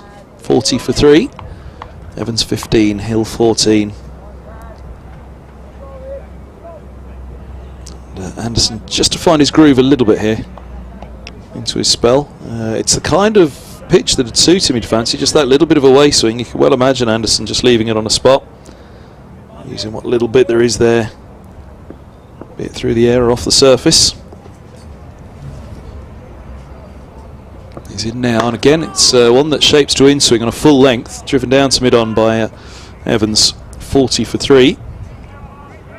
May well have hit it on the toe end of the bat. I'm not sure it pitched that one. He was looking for the Yorker again. Anderson. Is it a Swedish mum he's got? Or sorry, Dad. I beg your pardon. Yeah. Double S in Anderson. For those not familiar with him, very young, very promising young all-rounder. He's in. Bowls a bouncer to Evans. Through it goes. Because his second name, Christopher, is spelt in the Swedish way, isn't it, with a K? Yeah. And double F. When I finished, sorry, have you finished on that one? It's reminding me of something. When I finished speaking to Tom Helm this morning, I said, "Hey, Dad was in contact a bit yesterday." And he said, "Yeah, I think he's here today." I said, "Did you see on Twitter what we were nattering?" He said, "No." I said, "Your middle name?" And he said, "Which one?" Well, which thing? Yeah. If you remember, it was Barnaby and Kurt. Yeah. This one's full down the leg side. He's got him a strangle. Oh, Anderson didn't even need to appeal on that one. It must have been so clear out there, the edge. Went straight through, and more to the point, Evans walked straight off. The umpire didn't have to give it. Horrible way to go. 44-4 Leicestershire here, and Evans, brilliant catch by Simpson. He's having a fine day. Evans has gone for 15, and Anderson with a wicket at the end of his second over. Yeah, you could hear it, couldn't you? I could hear it from here in the effects mic, the click. He had just sort of pushed it a couple down the leg side. It's a sort of, I suppose, an instinctive thing to do from Evans, and he did pick up 4 off Bamber a couple of overs ago down the leg side, but he'd missed a couple. Attempted that and it is a strangle. It is unlucky, but it isn't a great shot, I don't think. And that just sort of instinctive push at the ball down the leg side, and I'd be surprised how many times I've seen that happen. You know, people say, "Oh, it's really unlucky, it's a strangle." It happens, I'm afraid. And yeah, I think Eddie and both of them talking about it once said, "Don't tell me it's a strangle down the leg side and he's unlucky. That's an edge down the leg side. Well bowled bowler. You know, you've got one to bustle through." Usually you associate the strangle with a shorter ball towards the ribs, don't you? You know, it's just taking a little tickle. And through it goes, and I think that's the mark of why that's such a good catch from Simpson as well, because it's a full ball down the leg side, which you do associate. You know, clipped it. Yep, it's just straight onto leg stump there, the bowler, and the batsman's got it away for 4 runs. I feel a little bit more for Evans in this particular strangle because it was a full ball, but fabulous catch from Simpson, which is why again I feel even more so for Evans. Wicket maiden from Anderson. Harry Swindles comes out, another Leicester boy, to join Lewis Hill. Won't be on strike because obviously it was the last ball of Anderson's second over. Bamber will continue, and that's really lifted Middlesex. No, it hadn't gone flat for them, but Hill and Evans didn't look in too much trouble after lunch, and they put together a partnership of 23. We're beginning to build, but the door is back open. In comes Bamber, trying to force it further open. That one seems back in. Oh, very slow off the mark there is Harry Swindles, who was back on his heel when he was called through by Lewis Hill, but he did respond, and in the end it was a good call by Hill. Helm had a long way to go to get to the ball from mid-on. Good shout by Hill. Wallaluita as well. I don't know if he's just got a little message. Somebody's having a chat with him, and it might just be the wake up or straighten up at mid-wicket. because he seems slow off the mark as well there. And also, he bats left-handed, but he bowls right-handed, right arm. Okay. So I wonder, in pushing that to his left hand there, you'd imagine even though he bats left-handed, he's throwing right-handed much as he bowls. So Swindle's first ball, in comes Bamber, bowls to him, turns it off middle and leg, and it's Walawalita running away to his right, gets to the ball, picks it up right-handed, throws in left-handed, and in the end, comfortable enough single for Swindles to get off the mark with. 42 for 4, Leicestershire. Sorry, what am I saying that he bowls right? I'll get myself into a twist on that story. He bats and bowls left-handed, but whether he throws right-handed is what I was asking. In goes Bamber and bowls, and driving firmly is Hill down into the ground, taken on the bounce, neatly two-handed away to his left by Bamber in his follow-through. He picked up right-handed then, but they transferred it to his left and threw in left-handed, yeah. so it looks like he does that everything left-handed. Talking myself into a twist after the post-lunch slumber, or during a post-lunch slumber. I wonder if friends from Grace Road are doing cake. Probably that's what we need. Bit of sugar. Opens up. I did have a banana just quickly. Bit of energy the there. boys on the camera are very kind as well, that while you opened up I was still eating a banana in the background. They didn't put on the commentator's camera. They must have been tempted to do at that point with me still scoffing. Bamber is in, leaves Hill with Simpson again standing up to the stumps, and Simpson takes it neatly as ever, does everything neatly. Wicket keeps and bats neatly. What threw me on it was that single was straight of Wallalawita. It was to his stronger left hand, which if he was sharp, then it almost had echoes of the run out for Hanscom down at Somerset when he pushed to the left hand of the field and not realising the left hander was a super sub, Roloff van der Merwe. Bamber in again, outside off stump again, Hill leaves, again Simpson takes. 42 for 4, in trouble, deep trouble, Leicestershire. That was the voice of Tom Helm. You'd have picked up on the effects mic there. They are lively in the field, and again I think this has come from the captain, and it's good to see. There's been a change out in the field, and he says that, you know, the tempo, the intensity, everything is set in the field, even how you go about it with the bat. Make sure in the field as a team you're at it. Bamber is in, bowling straight, and Hill carefully, left elbow nice and high, plays it firmly back up the pitch on the onside. Tom Helm moves across to his left and mid-on and makes a stop. End of the over. 42 for 4 means Leicestershire are still, it's a big sum this, 253 behind. It's a lot of runs in tricky conditions for batting in, and they have a longish tail at the moment, the Foxes. Ben Mike will come in next, you would have thought, the all-rounder, but he's in good batting form. Swindles is another Leicestershire Centurion this season. He got his maiden first-class century, and that was against Surrey here 3 weeks or so ago. And he's had some good scores this season, 59-34 among them. Anderson bowls forward defence from Swindles into the onside, 42 for 4. That was against Hampshire in the first match. 49 at home against Somerset, 28 not out down in Gloucestershire, and then the 103. And it was a hard-working 103, came off 232 balls against Surrey here.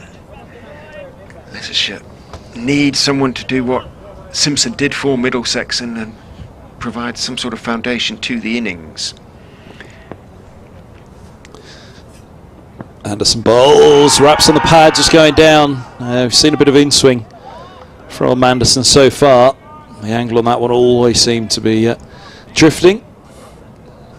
Would have been height a question on that one as well, I think, for Swindles, but watch for the one that holds its line now.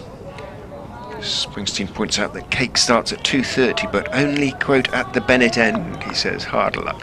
Thank you very much. Used to be brought round by a lovely lady. I was about to say, didn't you get special delivery? Here's Anderson, bowls, in swing again, driven back to him, and there's no run. Those were the days. I used to have to buy a ticket or two sometimes for lotteries and things like that to persuade her, but it worked. That's a fair old deal you had going there. So, if I buy a ticket for the lottery, can I get a free piece of cake? So effectively, your cake was your lottery ticket. I'll take a bit of that action. I'm happy to pay for the cake as well, to be honest. It was so good. Different cakes for different counties. Anderson bowls. His thumbs to the pad again and gone. Swindles pays around one. 42 for 4. And Anderson, who's been dipping them back into the right-hander so far, he strikes and he has 2 for 2. 4 balls into his third over. And 5 down Leicestershire here. Yet to make the 50 mark.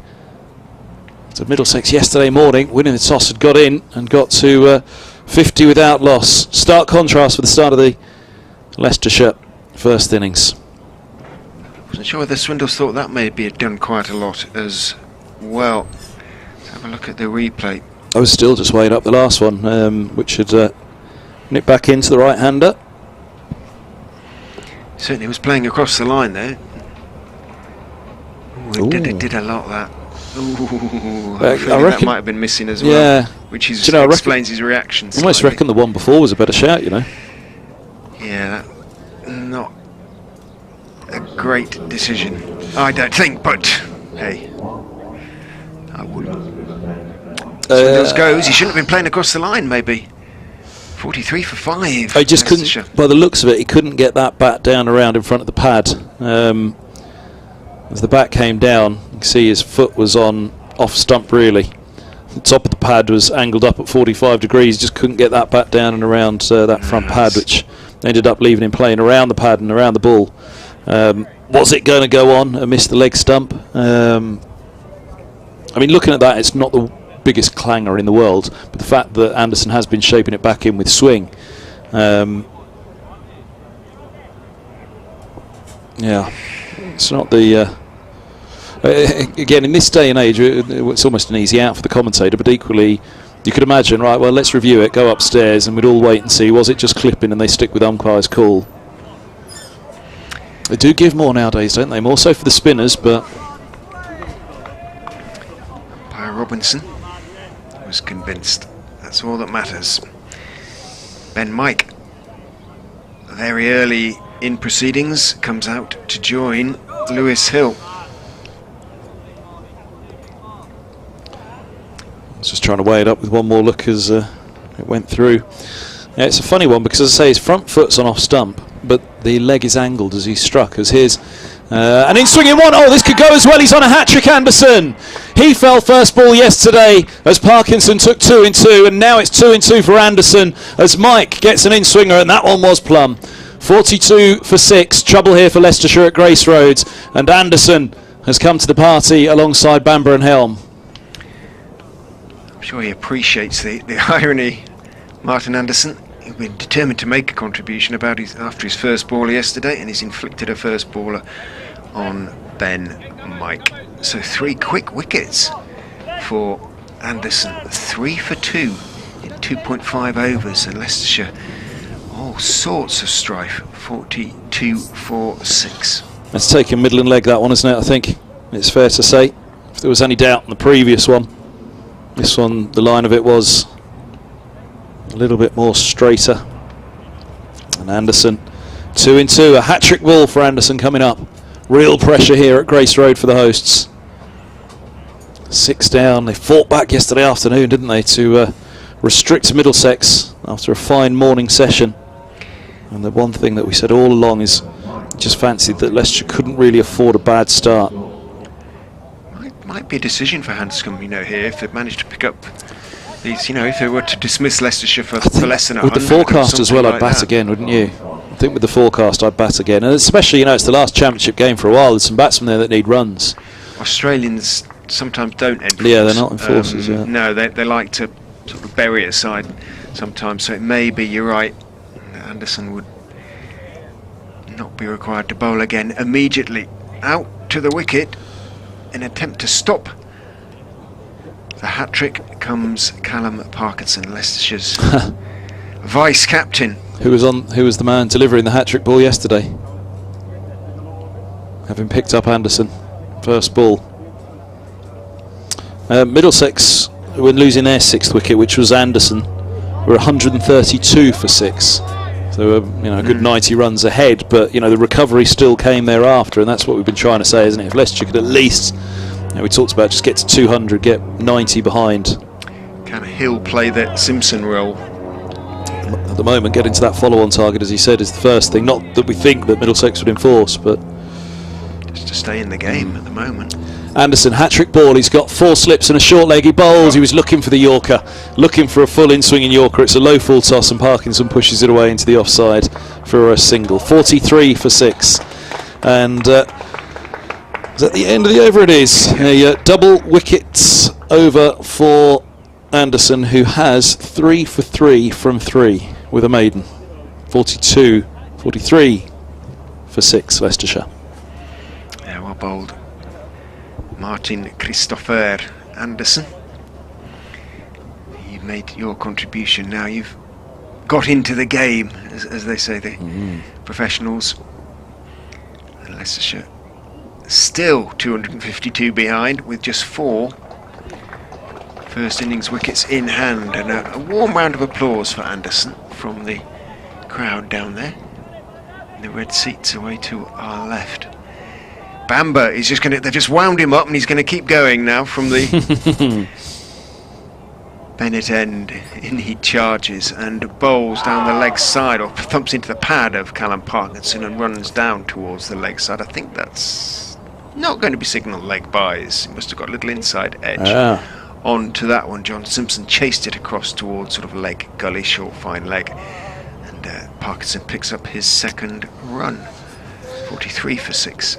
Paul Armstrong, who's a Middlesex fan, former Match of the Day editor, says getting better by the minute this afternoon. I like this young team, by the way, and the faith that's being shown in them. As we say, Helms just ticked past 26 now to 27, hasn't he?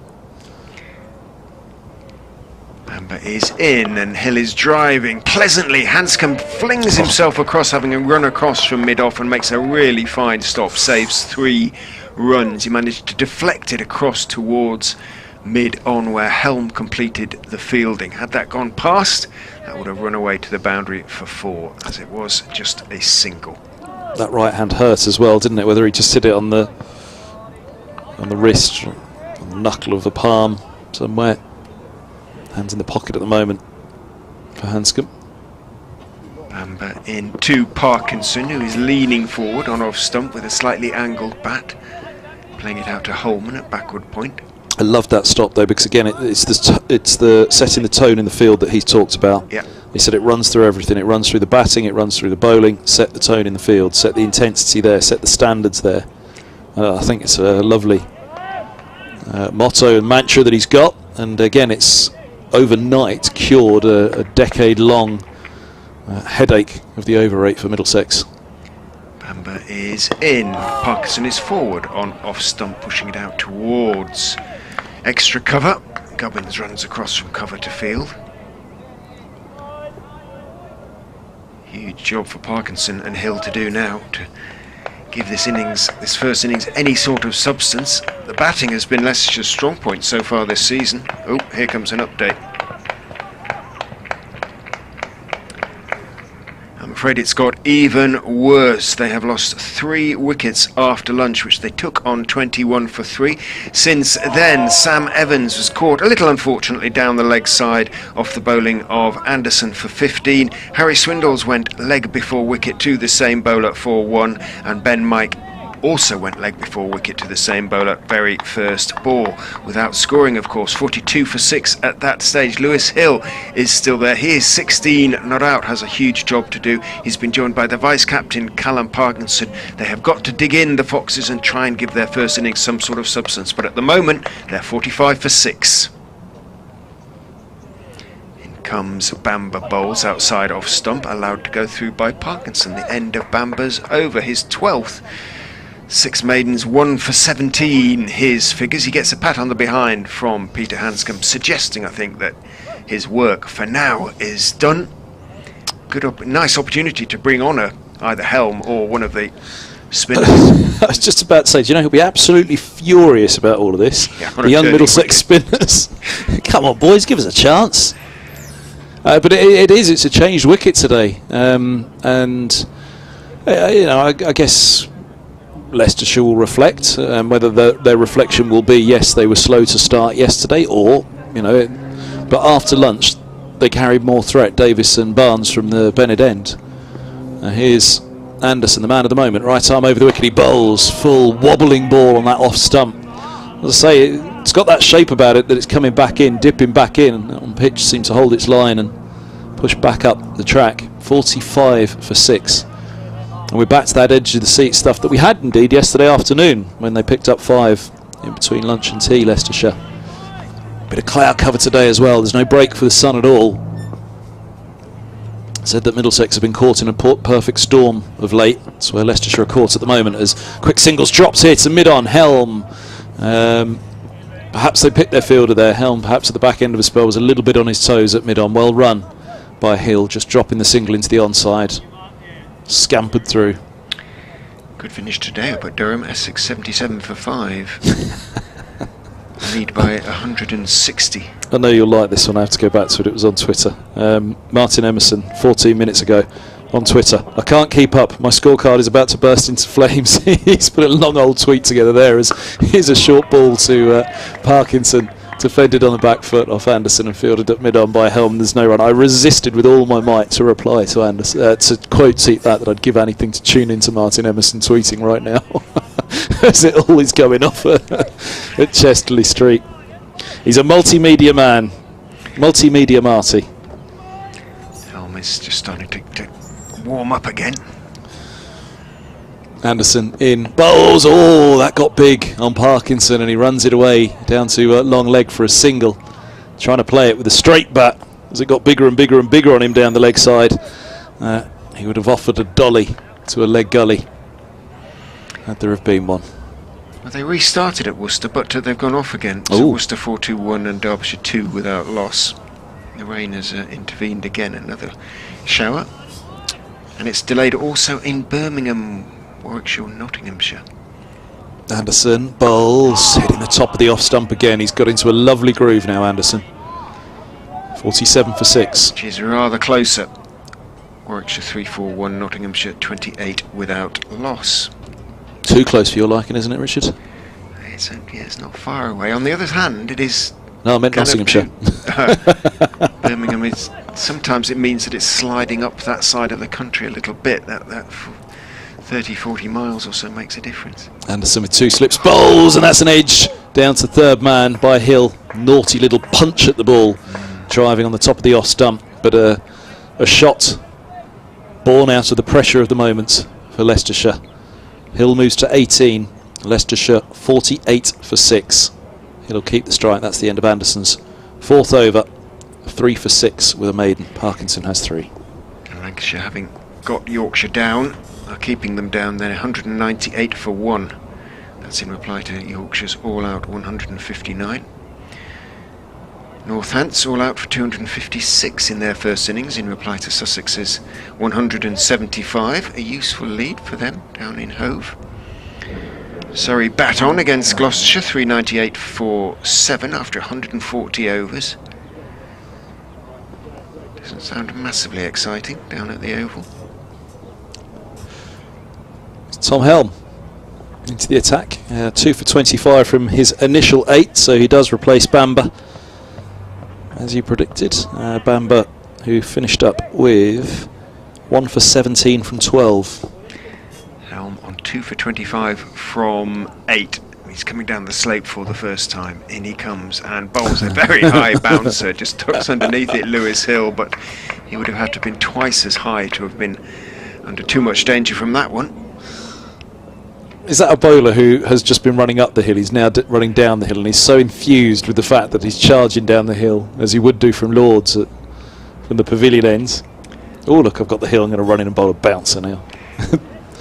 Yeah, it does take a little time to get used to. Steve kindly reports that there's a shower in Coventry at the moment, which is even closer than Birmingham. The other end of the motorway. In goes Helm, bows very wide, swings wider, taken almost in front of first slip by John Simpson, running away to his right. Hill stepped forward and then Knew he wasn't even going to be able to reach it. Must have been fairly close to being called wide. It wasn't, and Helm scrapes at the crease a little bit. The run-up's fault. 48 for 6. Square leg is out on the boundary. Lawita. As Helm is in and bowling, and Hill is driving this time. It is slightly wide. Hanscom has to scramble across towards extra cover. Picks up, loses his footing slightly as he tries to pick himself up, having stopped the ball. Doesn't cost his side any runs, picks himself up. 2 runs to Lewis Hill. He moves on to 20. Stuart Law's just gone and sat down by the committee tent over there. He's on the left edge, sitting in front of the advertising board where he'd been on the wander. He was having a chat with Walla Lawita when he was down there for the last over. Must be pretty pleased with his side's progress. The Leicestershire 50 comes up as Helm is in, bowling to Hill, who on drives pleasantly. Didn't seem to put his full weight into the shot. I think Hanscom is going to win the chase. No, he's not. It does cross the ropes. At long on, Hill picks up 4, moves on to 24, 54 for 6. Playing a one-man, or leading a one-man resistance at the moment, Lewis Hill.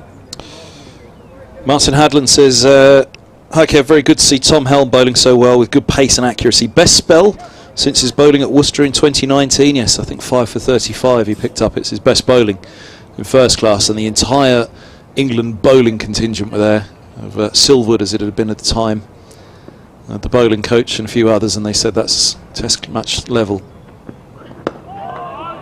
Hill defends that one from Helm, back down the pitch to the tall seamer. They said, you know, that's test level bowling that he produced at New Road. He went through them with a wonderful 5 foot. Just got to put it together regularly in first class cricket, and as far as England are concerned, he's one of those that's next in line, but he'll just have fallen behind Craig Overton at the moment, a couple of others. Archer's burst onto the scene in recent years. Helm is in, bowling full, clipped away off his toes by Lewis Hill. Didn't time it though, didn't middle it. It went wide of mid-on, but mid-on Bamba able to get across to his right to make the stop comfortably enough. Hill takes 1 and keeps the strike, which is probably not a bad thing at the moment from Leicestershire's point of view. He moves on to 25, Leicestershire on to 55 for 6, still trailing by 240. Well, Helm has produced some stunning displays in T20. Cracking white ball bowler. Like I say, my fancy is what's held him up at those back injuries, and just being able to put a run, you know, even half a season together regularly. And he's had to displace Murtagh, Roland Jones, Finn, Franklin over the years, Harris, who's actually running the drinks out at the moment.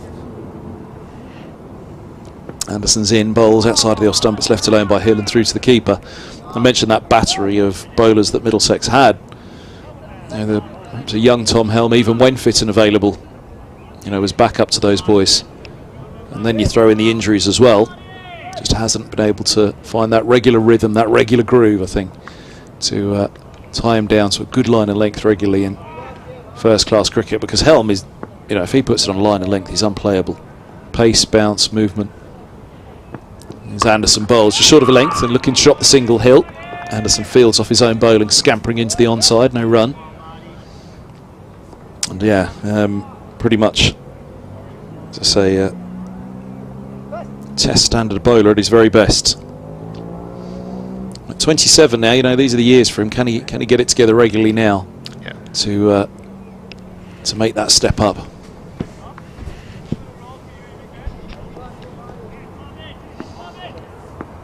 Had to keep Tim Murtagh going for a few more years if Helm does. Here's Anderson, bowls short, and he's pulled away powerfully, but deep square set back for Hill. Hill's on to 26. 26 of Leicestershire's 56 for 6.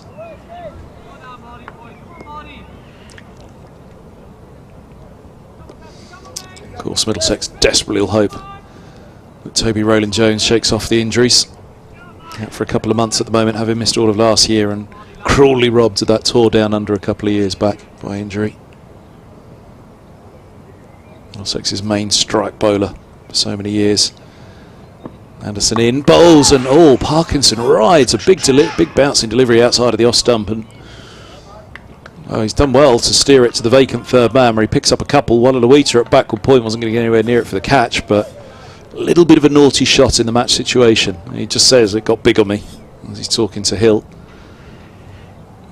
Clearly his intention was to then run it down to third man the whole time, but just got bigger on him than expected. I think the point being, though, particularly for Hill at the other end, he'll want Parkinson just to knuckle down as this ball's defended to backward point, where Wallaluita has indeed gone that little bit finer now. Call him a deep gully there. In fact, he's been sent back down to third man now.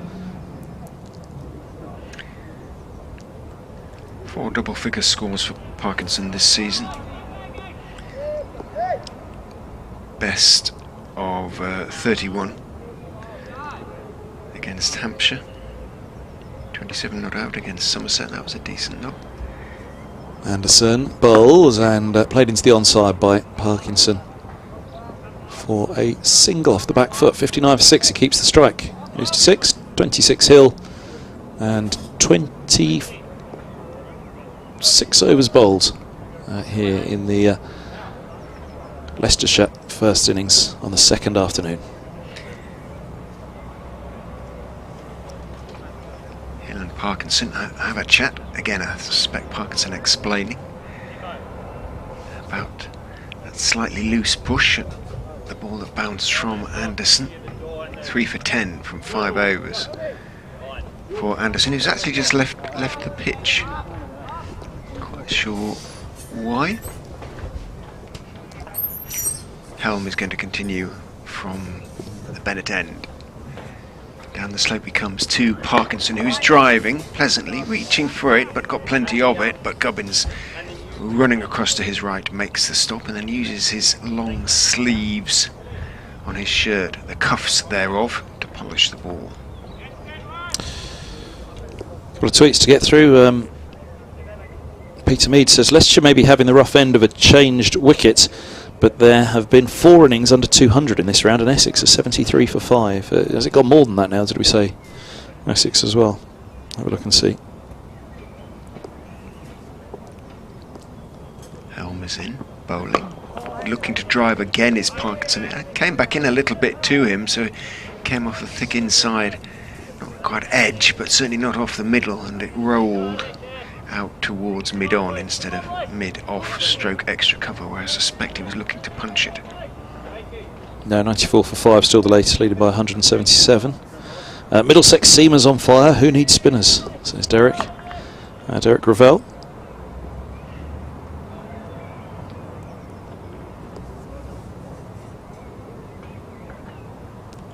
Helm bowls again, too full on leg stump and clipped away through mid-wicket this time by Parkinson. It's a chase back towards the boundary for Bamber.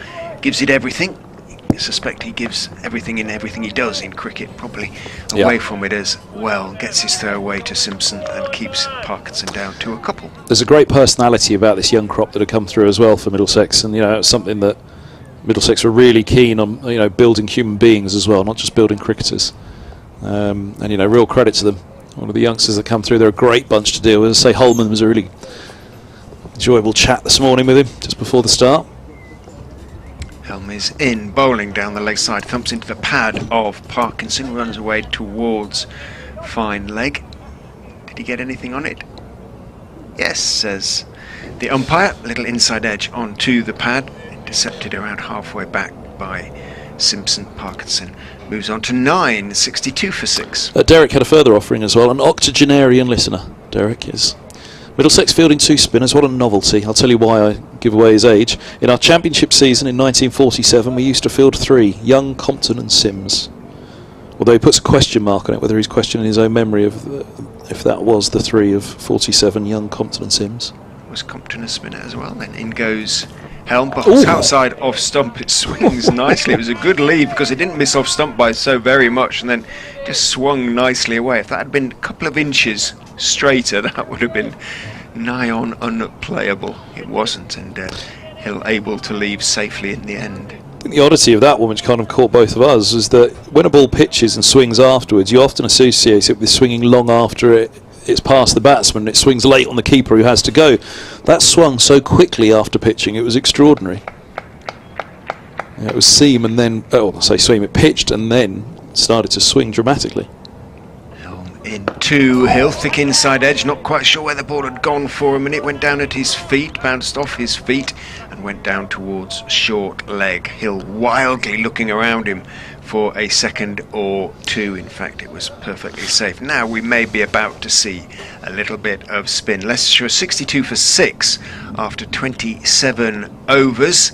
Helm has bowled 10 overs, Anderson 5, but he's 5 overs, 3 for 10. You'd normally expect to get another over, I suspect, but he's gone off, so I hope he's okay. He's back on now, I think. Is he back? Unless, is that Blake Cullen or is it Anderson? No, it is Anderson there. He's to the left of Hanscom and Wallaluita now. But he's not going to bowl, no. bowling. No. It is going to be, as you say, Wallaluita, and this should be interesting. Yeah. Well, good for Wallaluita, and good for the skipper, I think, because he could have gone on, couldn't he, with the seamers at this point. I was just going to say, that last ball for Hill, it is tough out there at the moment for Leicestershire. It is really, really tough. This 62 for 6. Middlesex are on fire. Helm, Anderson, Bamba, they're bowling beautifully at the moment, really, really well. And Helm in particular, that last one, we saw the ball before that pitched and then swung away. Again, as we see, usually ball starts to swing once it's past the batsman and then it goes, but it was almost swinging from the moment it pitched, which is extraordinary to watch. You don't often see it like that, but it's doing all sorts. The next one was angled back in and fizzed around, as you quite rightly described, off that inside edge onto the pads, and relentless stuff. And Middlesex will hope that their young spinners now can maintain that. 2 right-handers for Wallaluita to look at. He's left arm around with a slip and a leg slip, and he bowls a half volley onto leg stump to start up, and Parkinson enjoyed clipping that one away into the onside. He'll get a couple to move to 11, or to 11. 64 for 6. Gentle loosener there for Wallaluita. He will not want to get out to a fellow left arm spinner. No. Especially one that's younger than he is, Callum Parkinson.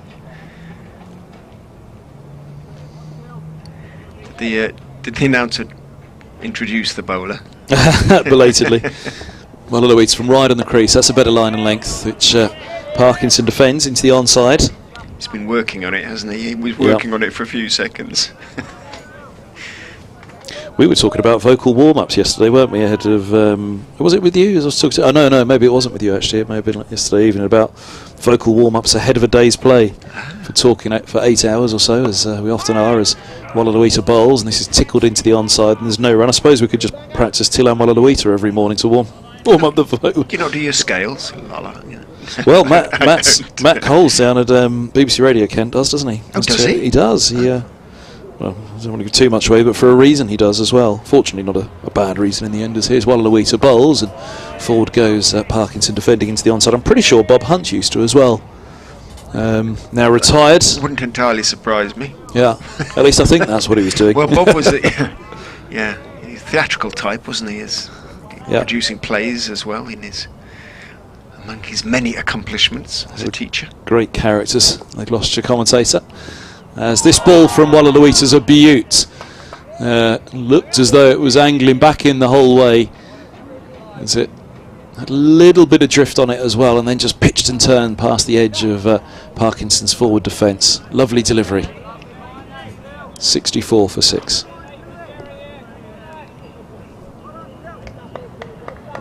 Lots of encouragement from the field, and I've enjoyed that one. And again, bowls a straighter ball and a solid forward defence from Parkinson. Careful not to get that bat too far, or that pad I should say, too far across, and then struggle to get the bat around it. 64 for 6 at the end of the over. Hill 26 and 11 for Parkinson. Just looking at a replay of the one that beat the edge. It did. It really dipped on him with a little bit of drift and then turned. It was the perfect delivery from Tillam Wallaluita. That one does seem to relay well. You're not always sure if it relays well on the stream as you saw it live, but we are in the perfect angle to watch that one, and it was the perfect ball for the left arm spinner.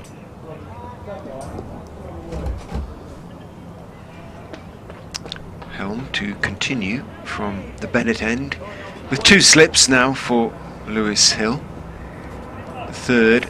Eskenazi has gone out to mid-wicket. He has got a deep backward square out as well. Down the slope he comes, such as it is. And bowls to Hill, who's looking to turn one on to the leg side. Doesn't get anything on it. Bounces back off his pad out into the off side. It's going on down, that would have gone on down the leg side had it not been interrupted by the pad.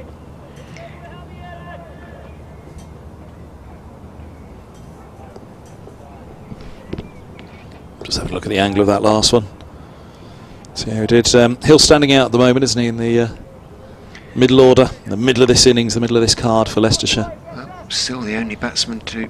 Well, Parkinson now into double figures as well, isn't he? I was going to say, only batsman in double figures, but these two both now in double figures as Helm is in and bowls to Hill, who is driving, but not convincingly. He wasn't at the pitch of the ball, so he had to check the shot, played it firmly but carefully out into the offside, and there is no run.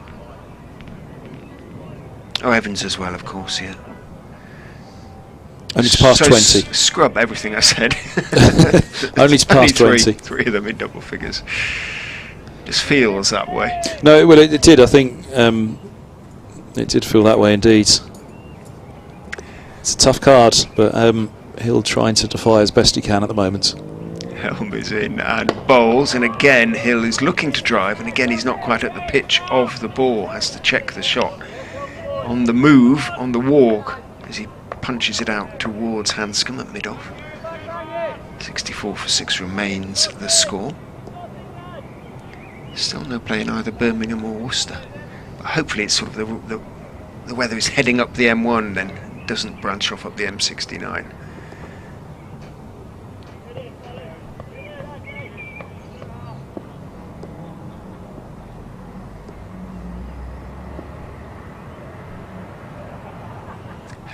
Very straight run is in and bowling down the leg side. Little bit of bounce. Hill makes sure he gets everything out of the way. He's not tempted to try and help it on its way, as Evans did. Got the faint edge and was caught down the leg side. That was off the bowling of Anderson. As Leicestershire lost 3 wickets in the space of just 2 runs being added.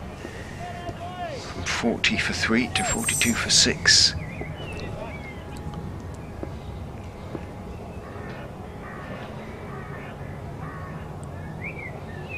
Is in, bowling, short, up on his toes is Hill, trying to chop it away through the offside, doesn't time it at all. Holman runs in, picks up and throws at the non-striker's end, but Hill had scampered the run safely. Holman's throw, a decent one, but didn't hit the stumps.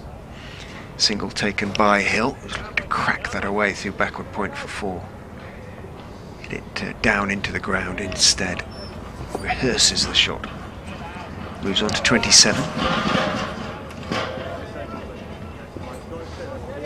Parkinson back down on strike.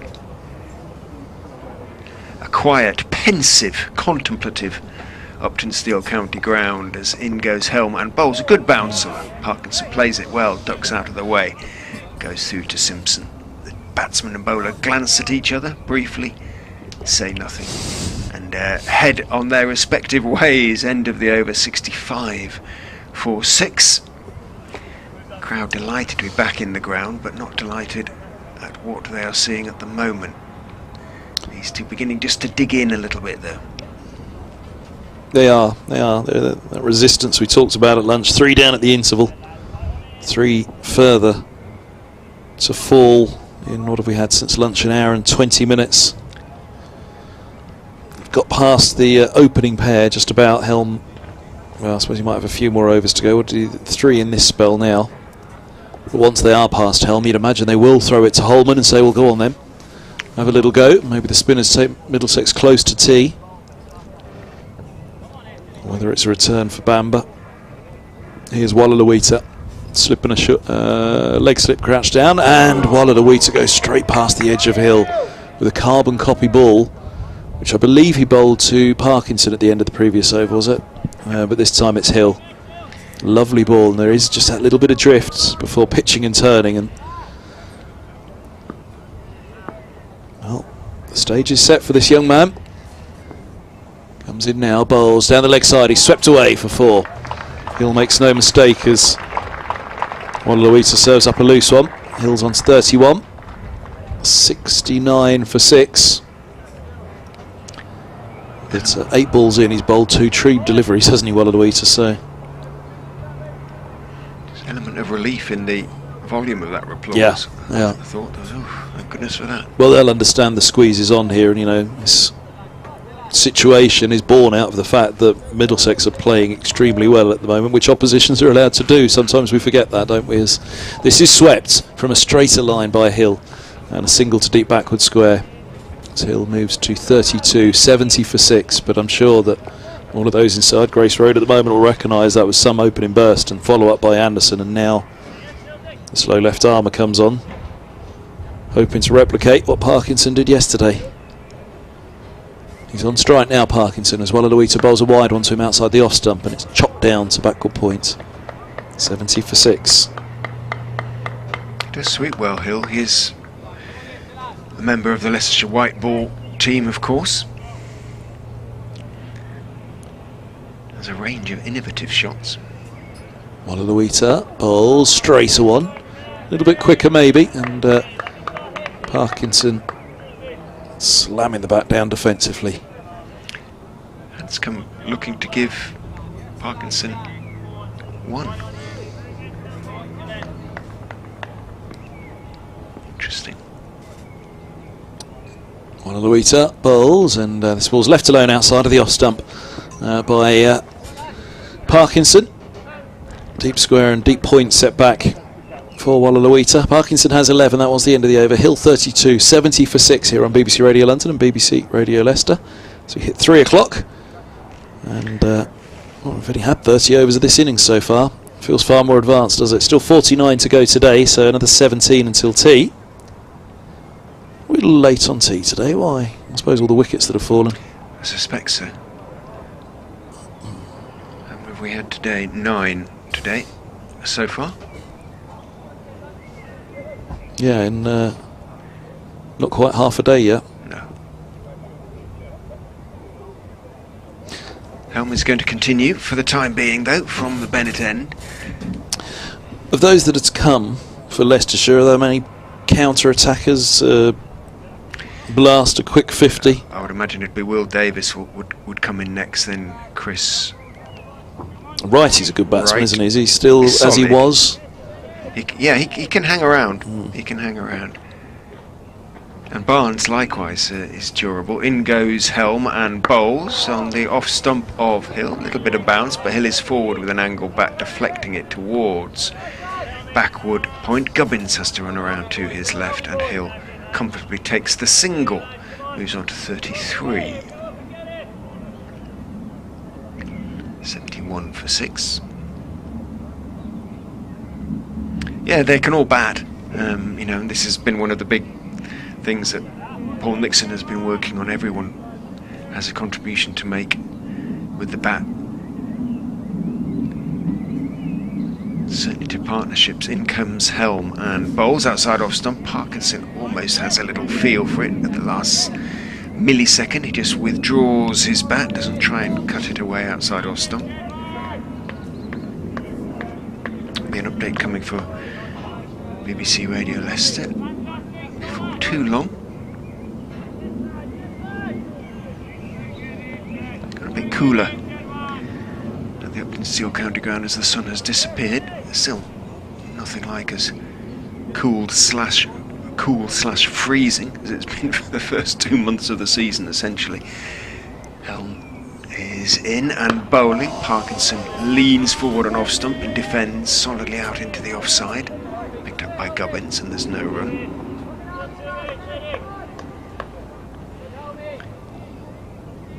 Eskenazi and Robson have a long discussion. Oh, here comes the update.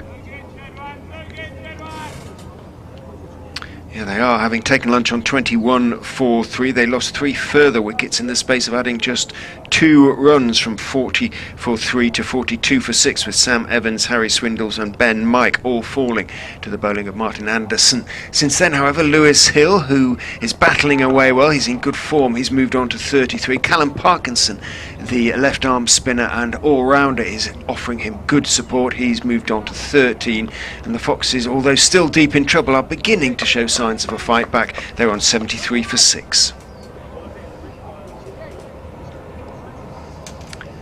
He missed just one delivery that Parkinson worked from helm away towards mid-wicket and took those 2 runs, so as they moved on to 13 as a consequence.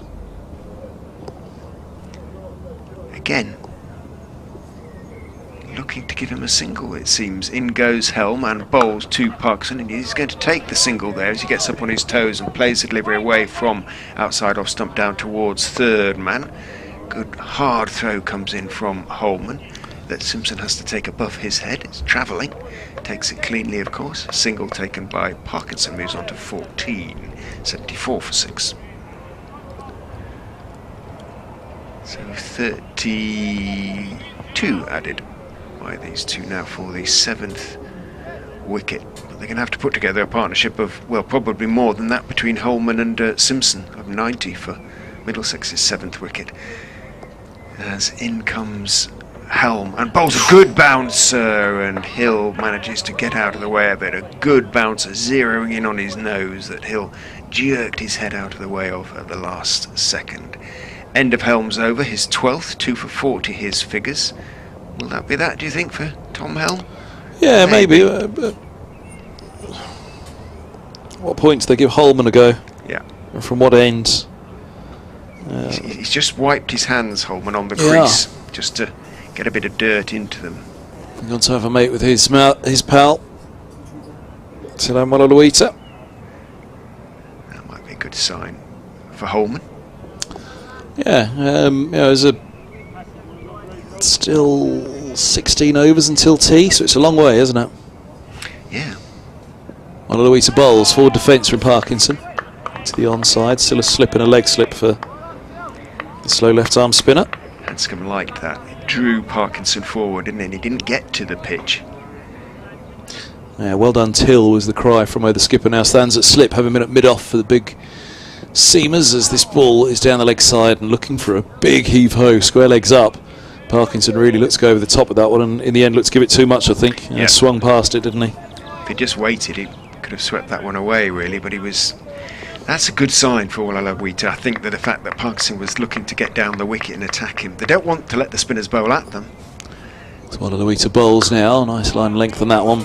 Parkinson seen it early enough, got into the back foot and eases into the offside. They want to make the seamers come back on.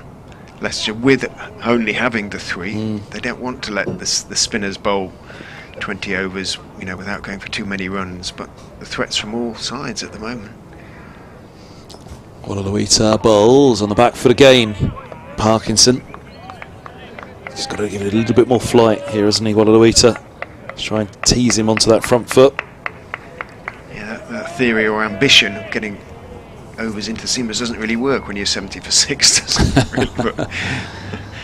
Malaluita bowls with more flight and just waited on that one. He took the pace off it. There was more flight, and into the onside he was looking to turn it. I fancy that was a leading edge along the floor there, wasn't it? Yeah, it wasn't. Popped for a moment. Again, it wasn't entirely convincing.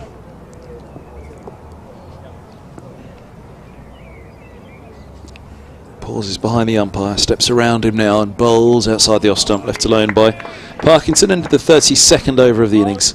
Parkinson 14, Hill 33, Leicestershire 74 for 6 in reply to Middlesex's 295.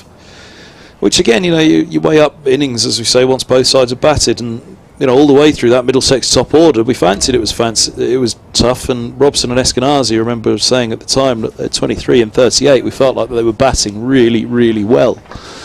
For what they returned, and Eskenazi, it took him 2.5 hours to get that 38. Puts it all into perspective. Tom Helm has left the field, but it isn't going to be Luke Holman. It's going to go back to Ethan Bamber. Anderson. I beg your pardon, Anderson is going at to the Bennett end. So staying with seam from one end at least is Peter Hanscom. It makes sense. Anderson had only bowled the 5 overs, 3 for 10. Probably justifies a set expelled, doesn't it? If that doesn't, nothing does. Yeah. Yeah. I mean, interesting change of ends for him, but of course that really is about the spinner, isn't it? In he comes and bowls to Lewis Hill. Very full, but Hill almost oversteps it, drives it in a way, thick inside part of the bat as he tried to crack it away through the offside, and it was almost underneath his eye line when he did so. And all he could do was knock it gently out into the onside. He remains on 33. Anderson is in and bowling, and he has got that one away through mid-wicket on the... This time it's Bamber who goes chasing after the ball, puts in the slide, picks it up left-handed, doesn't bother throwing it back in, runs back into his position before underarming the ball back to Anderson. Hill settles for a couple, moves on to 35. They badly need him to go big here, Hill. Half century won't be enough, or anything like it, really.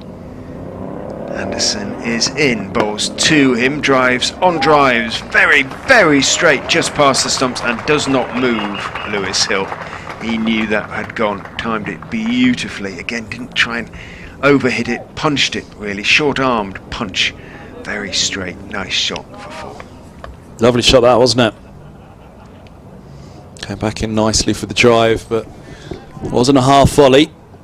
Just patiently watched it onto the bat and brought that straight bat down.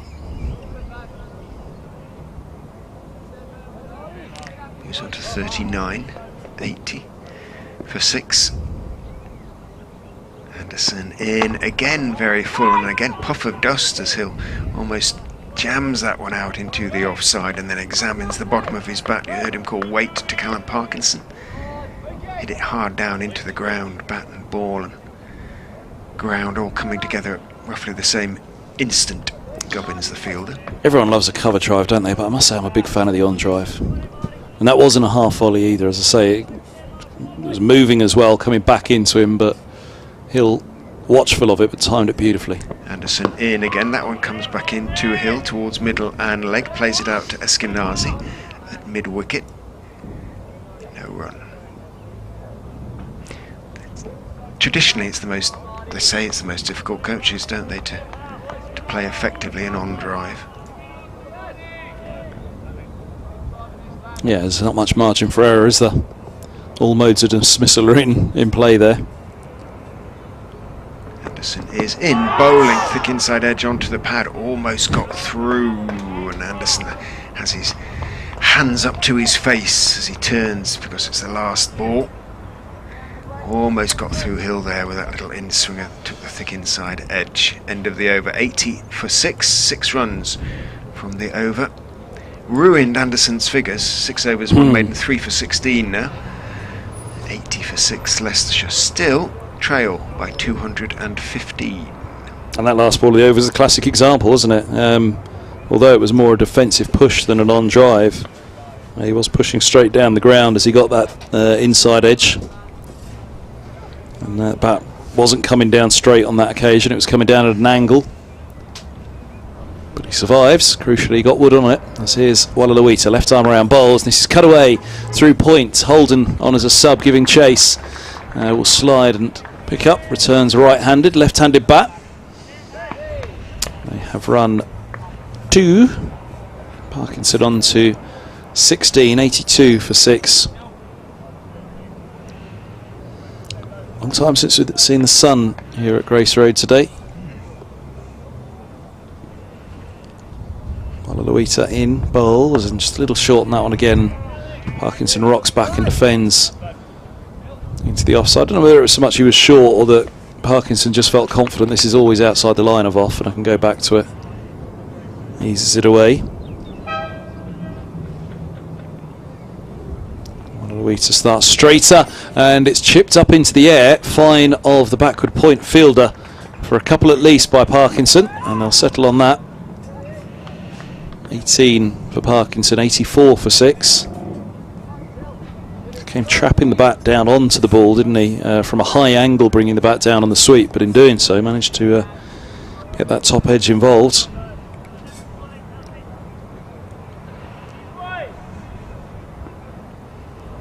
Leg slippers move to short leg now as Wallaluita bowls, and this is clipped to the backward square leg fielder Anderson for no run.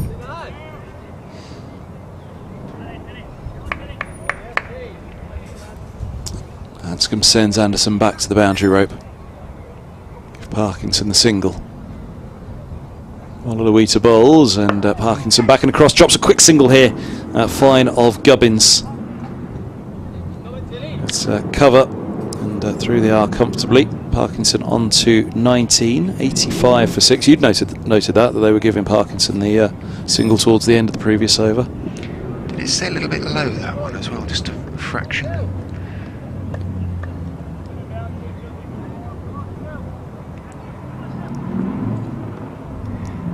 A little rock from side to side, and off he goes, sets in, bowls, and ooh, that one was played off the back foot by Hill, angling back in towards middle and off, and he... Was that the arm ball?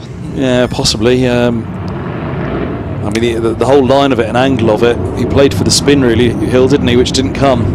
Outlaws 85 back. for 6, oh yes. Where have they been then? So they left at 10 this morning. Down the road, there they are. You can just see them at the far side coming down Milligan Road. Nottinghamshire still the Outlaws, they are, aren't they? Yes, well, Trent Rockets or whatever. No, I don't know what they are. Yeah, but yes, Nottinghamshire, I believe, in the T20. You can't call yourself the Outlaws outside Grace Road. Don't they know? I wouldn't argue too. No. Sorry, we'll send Dave Fletcher over. Yeah. Anderson is going to continue from the Bennett end. And he comes, bowls to Parkinson. Be slightly short of the ideal length. Parkinson can stay on the back foot and defend out towards mid-wicket. And there is no run.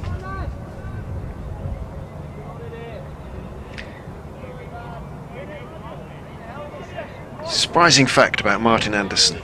His karaoke song of choice is Bass Hunters, Now You're Gone in Swedish.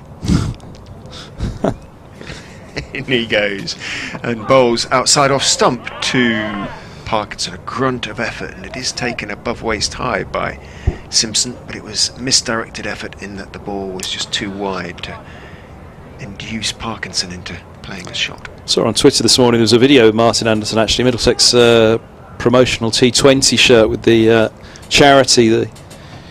Come back to that as Anderson's running in.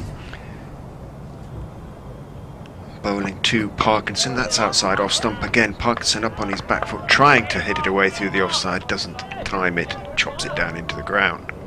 Middlesex famously got the pink shirts for T20 from their link up with Breakthrough Breast Cancer, but at the moment they're with the Felix Project, which provide food to the homeless, and this special link up shirt that they've got, they asked Anderson who would look best in it. Bowls to Parkinson, again too wide, again Parkinson can leave. His reply was himself. He was stood alongside the captain at that time, who wasn't going to let him away with that, but he said he thinks that Finney would look best in it because apparently he's always looking at himself in the mirror and preening himself and lining himself up, so he'd look good in his, or he'd like the look of himself in his Felix Project It is good to shirt. see young cricketers not afraid to express their characters, so to speak. It's so much more fun than the younger footballers. In goes Anderson and bowls. Good bouncer. Parkinson ducks out of the way of it. Taken by Simpson. I felt for poor old Finney though. He'll probably be tuned in at the moment, which is why I give it a mention. I'm sure he'd look great in it. Great. He'll have his feet up playing a games console of his choice. And then he'll have the stream going on the side. That's my prediction.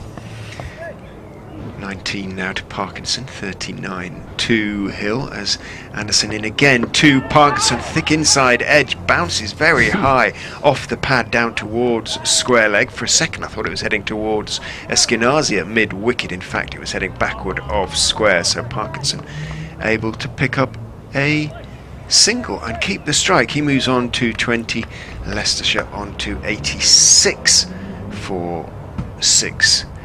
Recovery of sorts, but so much more work to do as far as the Foxes are concerned. 42 for 6 when Ben Mike went first ball to Anderson, leg before wicket. What's happening at the moment? Parkinson just needs to adjust something. He's jogging off towards the 12th man, who's asking what he wants. Puts on his mask, saying, "What do you want?" He's jogging and jogging. If he's heading for the actual loo, something like that. He's asked permission anyway. Anyway, he's left the field for the time being. Yes, a match day green T20 shirt from Middlesex. The Felix Project rescue surplus food and deliver it free of charge to vulnerable people across many charities across London. So, worthy project. Yeah, Middlesex absolutely. to get behind.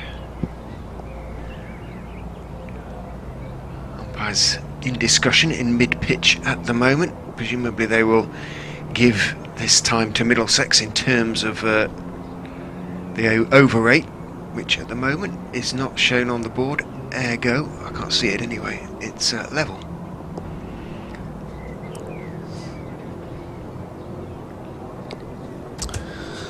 Oh, Here comes Parkinson. He's back. who's doing that bicycle? You see, look at that up at the non-strikers end. Somebody's on the back with feet up, legs up in the air, doing a bicycle. Helmet on. Who? It's not Gubbins, because Gubbins had pads on under his trousers. Robson, maybe? Oh, did Robson take the helmet at short leg? Sort of leg slip. Okay, yeah. Because Gubbins Short was leg the short slip. leg, wasn't he? That's what's throwing me. Yeah, it's Robson. Well, all Warm sorts up of the lower people backs. went on and came off then, but everybody's going off again now, including the two Middlesex 12th men, if that isn't a contradiction in terms. Which are Harris and... Oh, who's the other one? That's throwing me. Who's the other 12th man down there? You brought 15, didn't you? So let's have a look, see. White? No. No. He's on. He's playing. Oh, it's Cullen. It's Blake Cullen. Cullen, yeah, he's the other cross, that one. Holden is actually on the field, isn't he? Harris, did Harris come, James? Yeah, that's Harris. Harris Yeah. and Cullen down there. Okay. 'Cause Murtagh came as well, didn't he? But haven't seen him since. Here's Wallaluita, left arm around, bowls to Parkinson, eased away into the offside, and there's no run. Maybe he was given it with the number that were here. He was given an early release from the game to head back home. I dread to think what he'd be doing if he was tuned in now. I'm not even going to try and predict. Wallaluita bowls, and this ball's clipped away off the back foot by Parkinson. Fielded at mid-wicket, 86 for 6.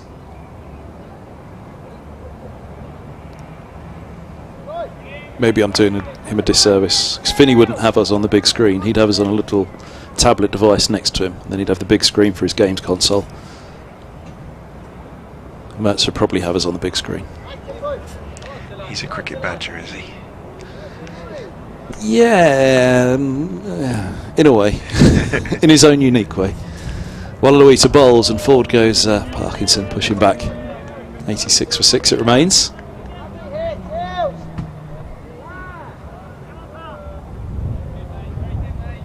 Plenty of chatter all the way around the fields. Tom Helm, my apologies, the most vociferous you could have heard there, as this one's left alone outside of the off stump by Parkinson.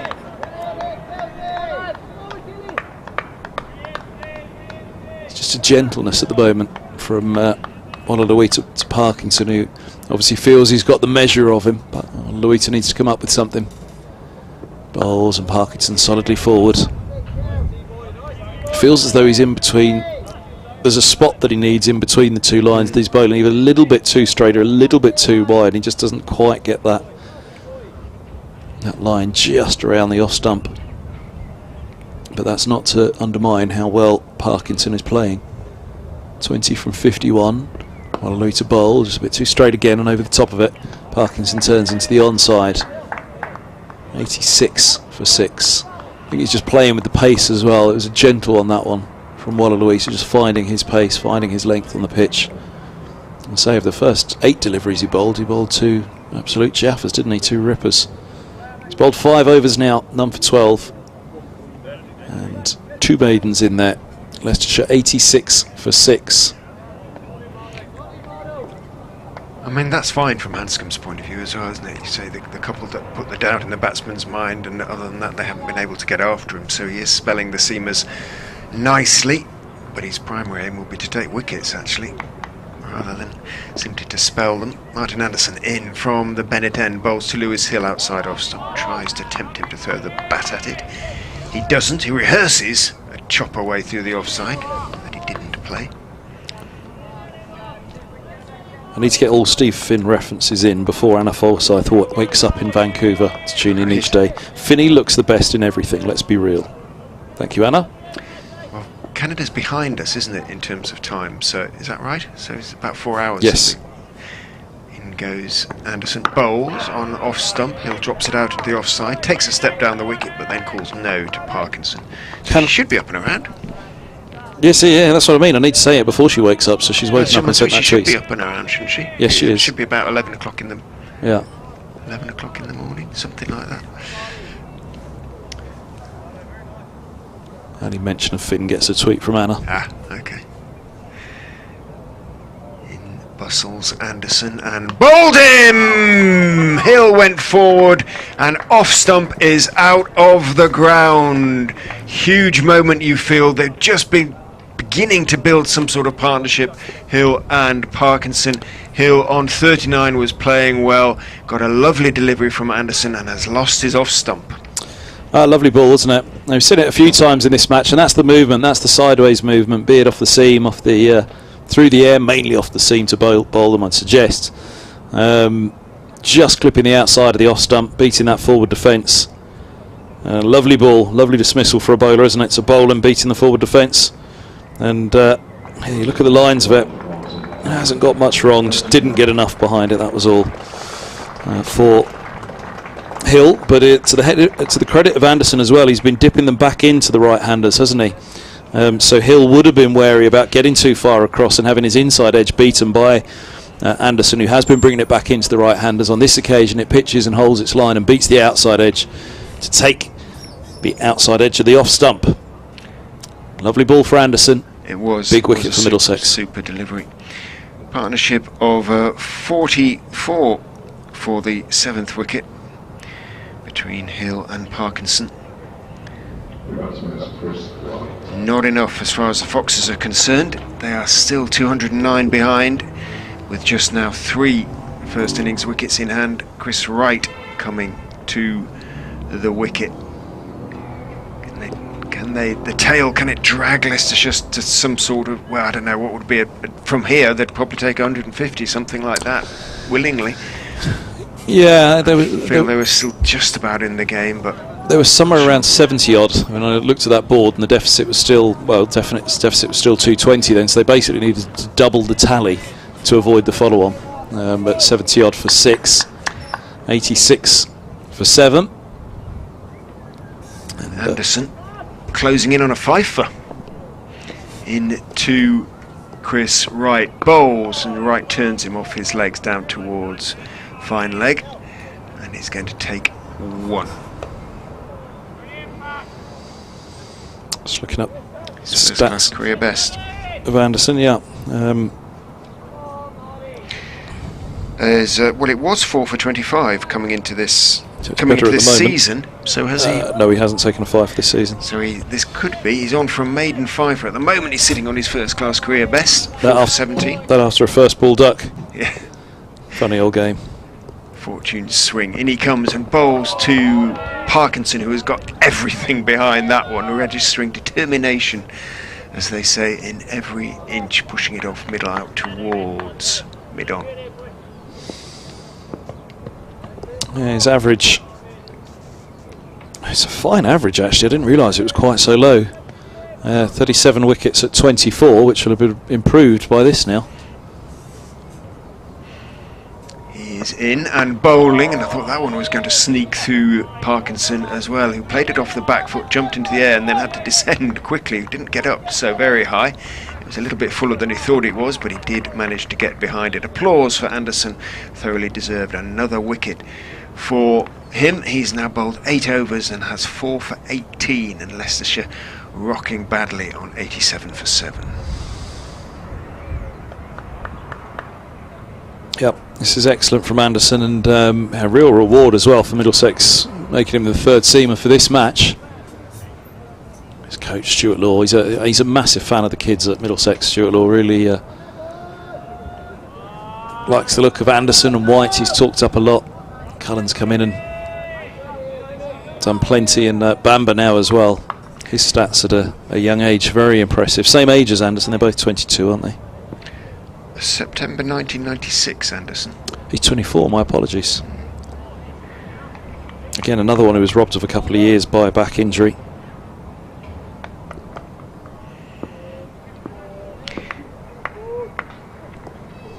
Wallaluita, left arm around, he bowls to right, who defends back up the track. There's a real chance for Wallaluita to try and get in amongst the wickets against right. He's missing 10% of his middle finger, Martin Anderson. Is he? Here's a full ball to right, defended into the offside, and there's no run. He says it was left in a door frame in a building at school, so he's only got 90% of his middle finger left. Not, I assume, on his bowling hand. You assume not? That's 90% is quite a lot, isn't it? Yeah, he's Wallaluita bowls, and this ball's pushed away into the onside, 87 for 7. Yeah, I suppose maybe that's how he gets the in-swing he's missing. It's just kind of the nail bit, isn't it? Presumably. Guess so, yeah. There you go, something to ask him. It's Wallaluita bowls and right pushes back up the track, and there's no run. Which hand? Yeah.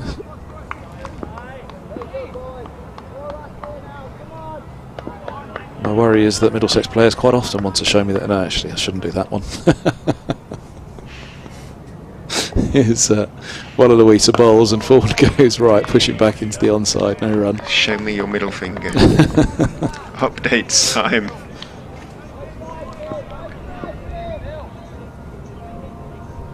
Yeah, they were. Unfortunately, that little partnership for the 7th wicket has just come to an end.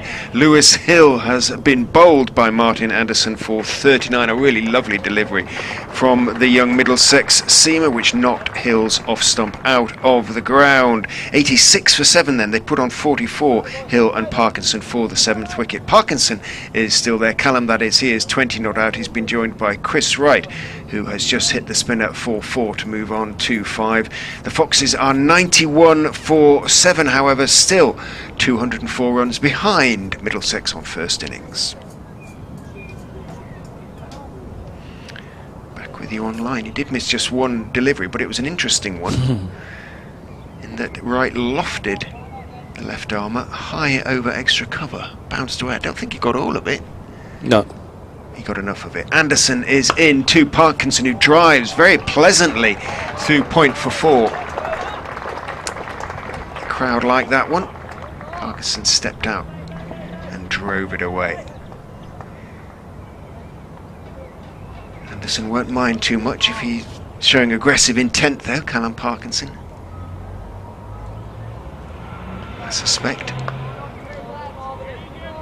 24 Parkinson has now, 95 for 7 the score.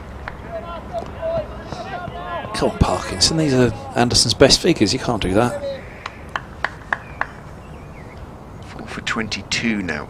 The column we'll really be worried about is the last one, isn't it? Yeah.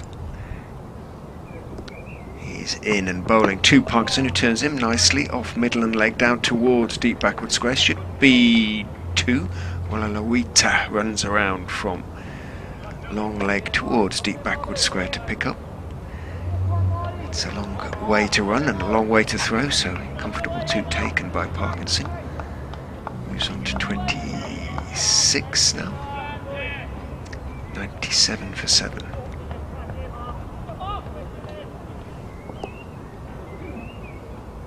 Holman warms up, hopefully. In goes Anderson and bowls, and Holman's in the action as Parkinson is defending that one off, just outside off stump down towards backward point. Am I going to get a bowl? Hopefully, look at him wheeling away. Might replace Wallaluita actually. Yeah, maybe. 6 overs, done for 16. Started really well, Wallaluita, just hasn't quite carried that same threat since.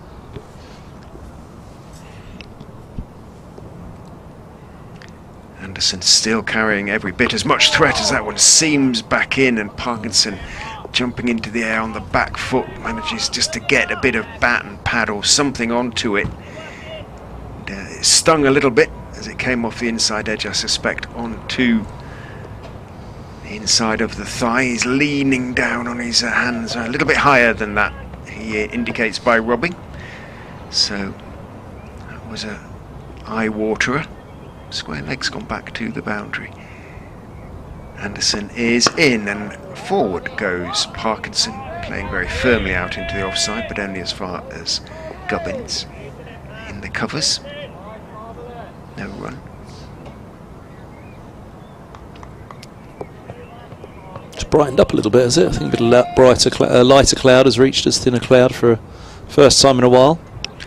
Check if they're back on at. Now they're back on in Birmingham. In goes Anderson, bowls, and he's going to pick up a run there. Parkinson, as it squeezes past Holman at backward point, might just make it to the boundary. Oh, good work by Holman, who dived and flicked it back with his right hand. Parkinson takes 3. For me, Holman definitely did save that one. Good work by him, and an example of the commitment which Hanscom will admire and expect from his players. Leicestershire's 3, however, takes them to 100, and again the applause is not quite sarcastic. There's an element of relief to it. 100 for 7. Just look up Ethan Bamber's stats. Martin Anderson, impressive first class average, which I mentioned was 37 wickets at 24. What did you say his best bowling was in the innings? Apology, I'm just seeing if this is live update. 4 for 25. It says 4 for 25. 4 for 27 he's on here now, yeah. So I was just wondering whether this was updated live. This again for Derbyshire against Glamorgan. So it's his first 4 for Middlesex. I think it may be. Wallaluita is going to be replaced by Holman. Bit of leg spin from the pavilion end.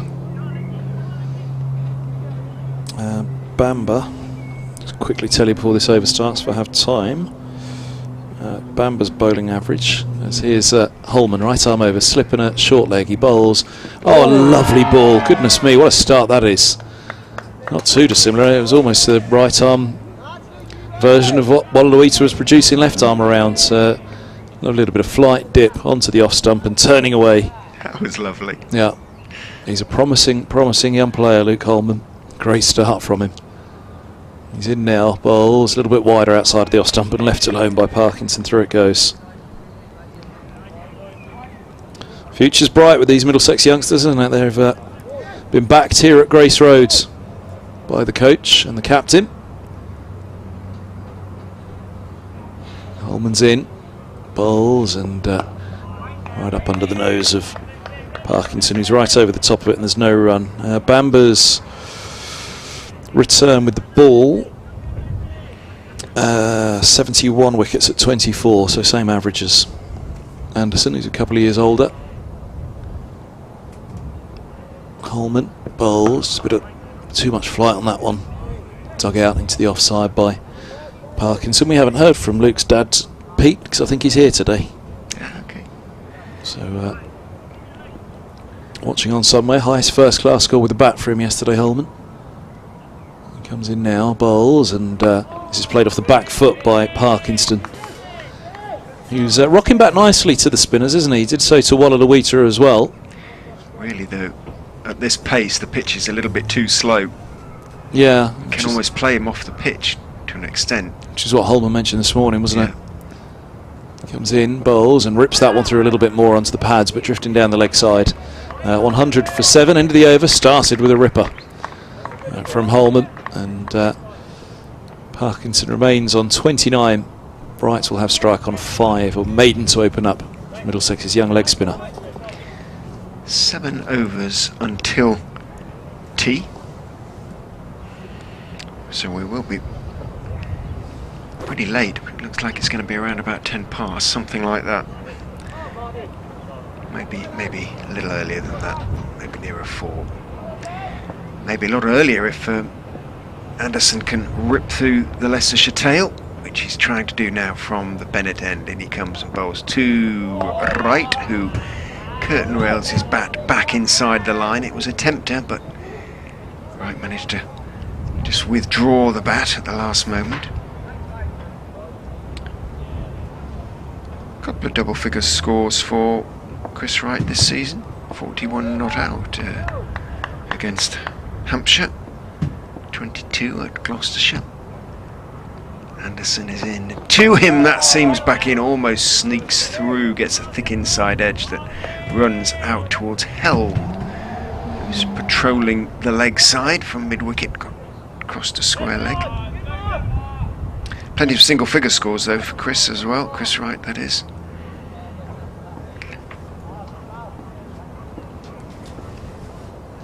Leicestershire need one of the former, at the very least. Anderson is in, bowls to him, he looks to drive, wide-ish delivery, doesn't time it at all, hits it hard down off the bottom of the bat, and it rolls very gently out. Hanscom fields, wide mid off.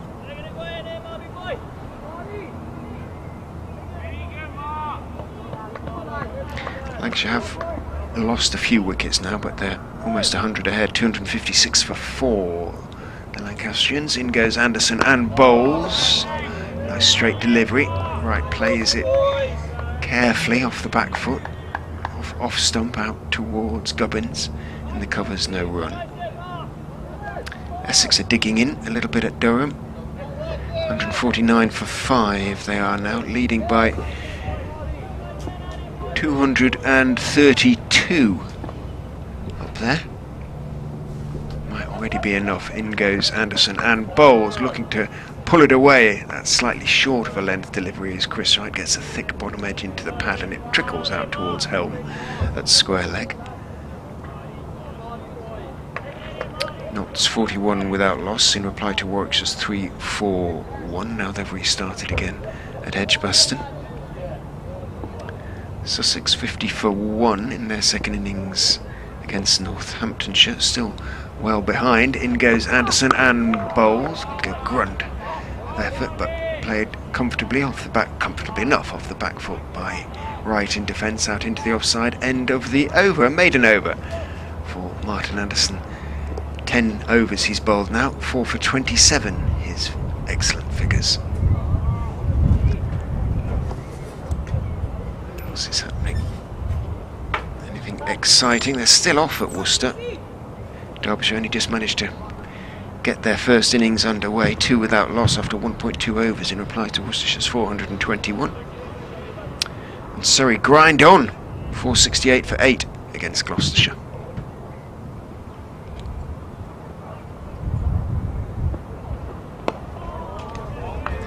Holman bowls. This is defended into the offside by Parkinson, and there's no run. 100 for 7.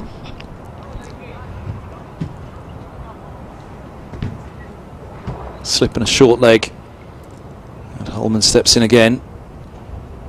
Bowls, bit of flight. This is driven away just straight to the extra cover. No run. Gubbins scampering around to prevent the single to the deep mid-off, Tilan Walalawita. Deep cover, deep backward square leg. Holman bowls, and this ball's pushed back to the bowler from Parkinson.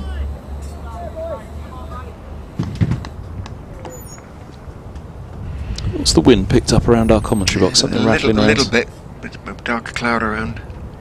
Holman, nice bit of flight again. Dug out by Parkinson, straight to Gubbins on this occasion for a single. 101 for 7. Parkinson on to 30. Deficit 100 And 94, car alarm goes off in the distance. You've forgotten what happens when the wind blows here. The Yeah. tiles on the Oh, is that what it is? I polystyrene see. tiles above your head. I was wondering the what it was. decorative roof of our commentary box start to lift. There's no weight to them at all, unfortunately. Holman, Bowles, nice line of length on that inside edge, just fine of the short leg field, and they run. Square leg comes up, right remains on 5, 101 for 7. Definitely the limes down Milligan Road stirring as the breeze gets up. Holman, Bowles, good line of length again on that one. Right defends into the onside. And end of the over, 101 for 7, 42 bowled. What have we got? 5 to tee on day 2 here at Grace Road on BBC Radio London and BBC Radio Leicester with myself, Kevin Hand, and Richard Ray. Robson congratulates Holman. As I say, I think the pitch is a little bit too slow almost for him at the moment. Right. Refastens his shoelaces while looking up at Parkinson. He retakes his middle stump guard. I can tell you it's middle because we are directly behind it. As Anderson is in, bowling a bouncer to Parkinson, who barely bothers to duck, just lets it fly over his left shoulder. 1 for the over. Signals umpire Newell.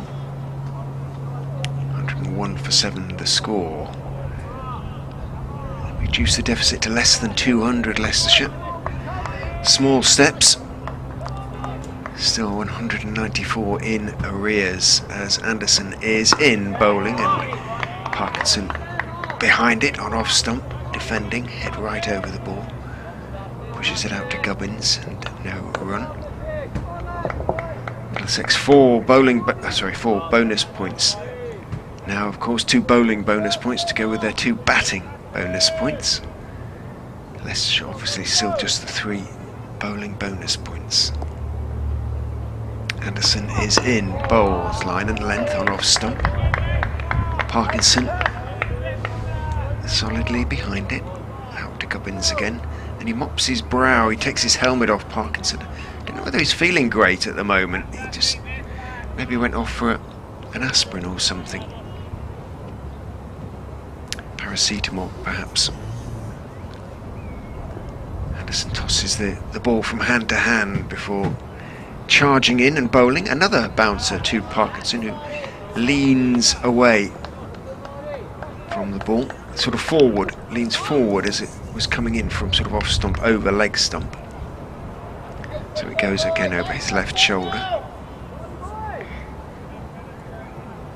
Robson doing little dances at second slip at the moment, just trying to keep himself limber. Took a quite sensational catch earlier in the day. In goes Anderson and bowls, and Parkinson is forward to that fuller delivery, but not with his full weight in the shot. Didn't get to the pitch, so just stroked it out to Hanscom at mid-off. Ackerman, important wicket as well, Colin Ackerman. Lovely delivery from Tom Helm, but it was high above Robson's head and it was travelling, and took it two-handed almost after it had gone past him. In goes Anderson, bowls, seems back in a little bit, but from middle towards leg and pushed into the leg side by Parkinson. End of the over. Another maiden from Anderson. So not only are Middlesex taking wickets, they're not giving away runs either. They have a stranglehold on the game at the moment. 101 for 7, Leicestershire. Yeah, we said it's having a slow scoring game. That was going to be key today for Middlesex, wasn't it, to keep that scoring rate down. It remains at that. 2.4 now. The Middlesex innings, it ranged between 2.2 and 2.7. Simpson got going at the end with Holman. Holman it is in now to bowl to right, who dabs defensively fine of the short leg fielder.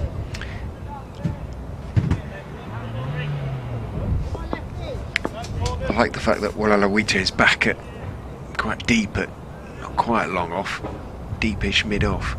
I don't think Wright will resist for too long. This one's pushed right up there and driven for a single to Wallaluita by Wright. He moves to 6, 102 for 7. I mean, that follow-on, although we don't think Middlesex would enforce it, I'm sure Leicestershire doubt Middlesex would enforce it anyway, but I suppose it's psychological as well, isn't it? Just gets that follow-on, which is, what, 45 runs away now? Yeah. I think Hanscom wouldn't be bothered, really. 140 runs, 150 runs. He'll bat again anyway. This one is onto leg stump from Holman, and Parkinson turns to short leg. They run off the back foot. He played it. I mean, if that were to be the case, 140 ahead, 150 ahead, quickly get to 300 ahead, and then 320 ahead, get Leicestershire back in on a turning wicket. Holman bowls, lots of flight, driven back by Parkinson, and no run. I mean, this is an incredible opportunity as well for these Middlesex young spin bowlers to bowl. He's got to learn his trade at first class level, Holman, and where better to do it than on a pitch offering assistance here. Comes in now, bowls, just drag that one down a little bit shorter and quicker down the leg side. Parkinson trying to help it on its way, but through to the gloves of Simpson. 102 for 7.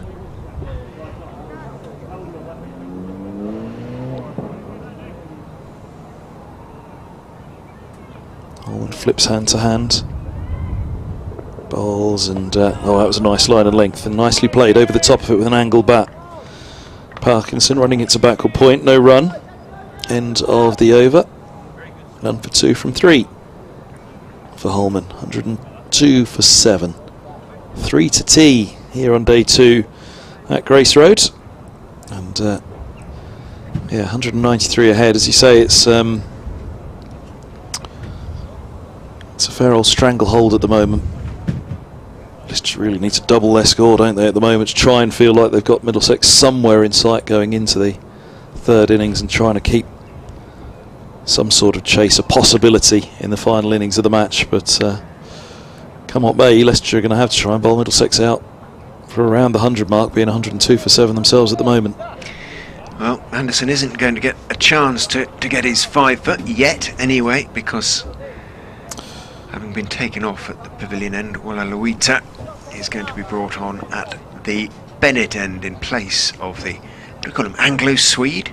Would that be a fair description? I think probably just about. I like this change as well, rather than just sending Holman to the Bennett end. In goes Wallaluita. Forward goes Chris Wright, the tallest man on the Leicestershire side, so the man with the biggest stride.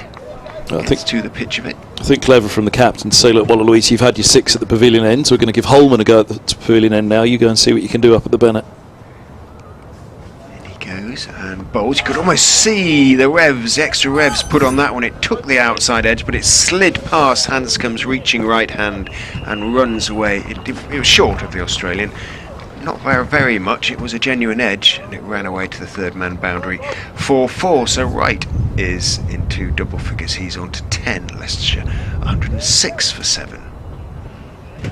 Short leg is there, as well as Hanscom at slip. Robson claps his hands in encouragement to Wallaluita, who is in and bowling, and Wright gets a delivery on middle. He just defends carefully back up the pitch to the left armour.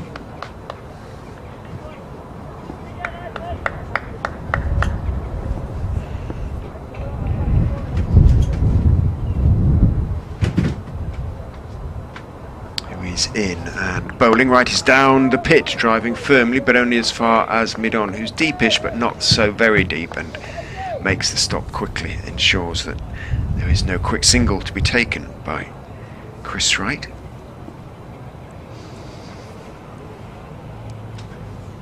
Wallaluita is in again. Wright is looking to advance down the wicket, takes a big stride, plays it back up the pitch to the spinner.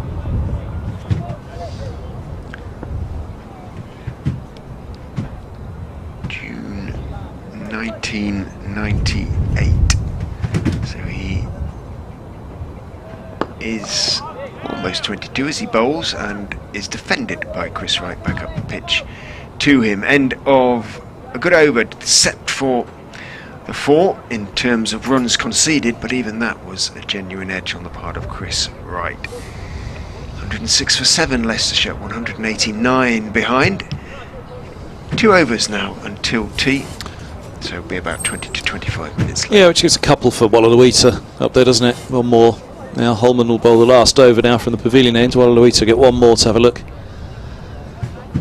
Up at the Bennett before tea, and just worth a little exploration from the captain. As I say, as Wallaluita had 6 here, I think it does make sense to say, right, can you go and have a look at that end and let Holman have a go from the pavilion as he starts up with a wide one outside of the off stump in this over to Parkinson, who leaves alone on 30. Holman's 4th over now. Hanscom at slip. He's just pushing back the deep cover a little bit more as Holman bowls and Parkinson defends from within the crease. Pushing straight back to the bowler.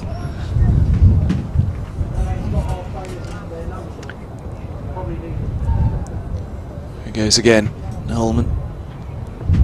Bowls and a nice bit of turn outside of the off stump, but starting wide enough for Parkinson to happily leave alone.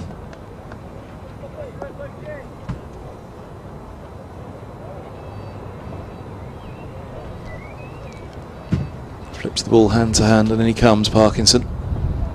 Bowls and dug out by the right-hander, pushed back up the track. Simpson comes around to collect. What can he find here just before tea? How much variation have we seen from Holman so far? Comes in, bowls, and that one holds its line towards the off stump, just as I requested. What other variations are there? No turn on that one, just held its line onwards. You were talking about the Notts Outlaws. And Gary says, well, we have Outlaws on our doorstep, and Trentbridge has Fox Road, of course. Ah! Length ball from Holman, but Parkinson rocks back, pushes up to mid-on, and that's Holman done till tea anyway. 33 to go today, so one more until the interval. Holman none for 2 from 4, and Parkinson has 30. Wright will have strike on 10 for Wallaluita to bowl his 8th. The second maiden in 4 for young Luke Holman. And here on BBC Radio Leicester and BBC Radio London, as we close in on tea on day 2, the host replying to Middlesex's 295 are 106 for 7.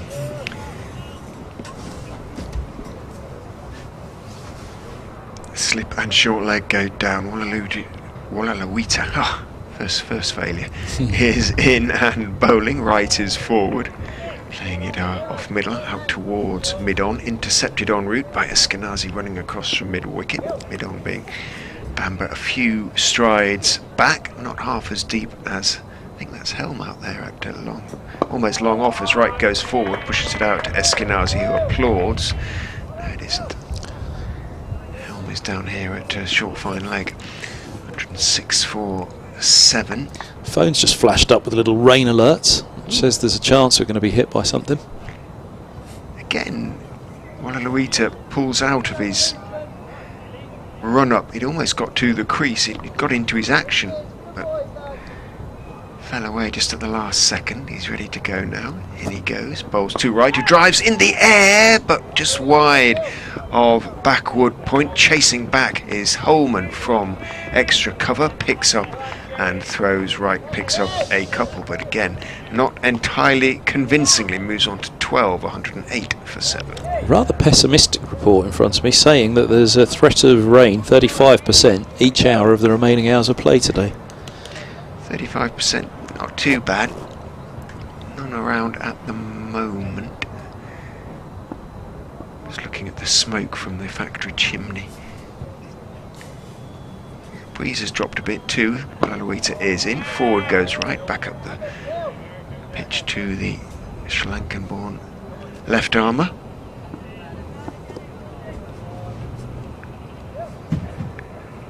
Two balls remaining. Is it? In he goes and bowls. Wright is forward in defence. Out to short extra, who's Gubbins. One ball before tea, which would therefore take an 18 minutes late. Not too bad, especially with the 2 spinners hurried things along. In goes Wallaluita, bowls right is behind it, back up the pitch, and with a sigh of relief, I'm sure, right turns and heads for the pavilion, accompanied by Callum Parkinson. Leicestershire will take tea on 108 for 7, still 187 behind. 86 runs added in this session, but more importantly, 4 wickets fallen as well. So very much behind the game, Leicestershire at the moment. Middlesex on top, chipping away, and we'll hope to have Leicestershire out. And who knows, maybe starting their second innings before the close, or maybe Middlesex will bat again. BBC Radio's London and Leicester. We'll be back with you in around about 20 minutes time. You might hear me do a quick update for BBC Radio Leicester at the top of the hour. Otherwise, and I suggest you, will be making a cup of tea.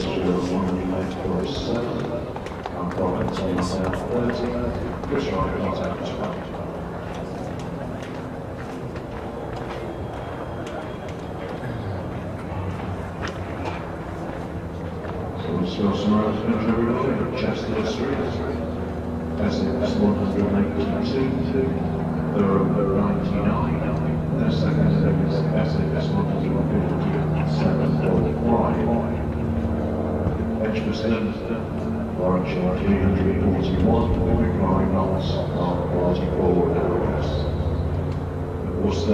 Worcestershire 421, in reply, Derbyshire 2 without loss, that's been a right delay. At the Oval, Surrey is down to 473.9. Old Trafford, reply to Yorkshire's 159, Lancashire around 257.4. Wider Hove, Sussex 175. Northamptonshire 256, and then second and Sussex 65. Yeah, 6.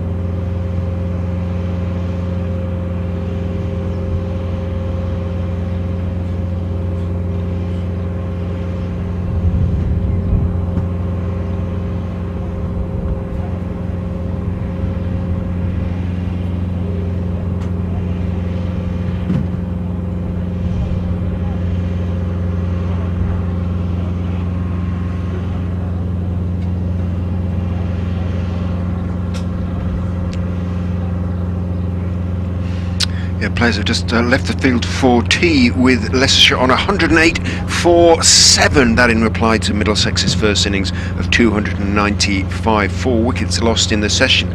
And when Ben, Mike and Harry Swindles went both in the same over to Martin Anderson for 1 and 0 respectively, Leicestershire were 42 for 6 and really in deep trouble.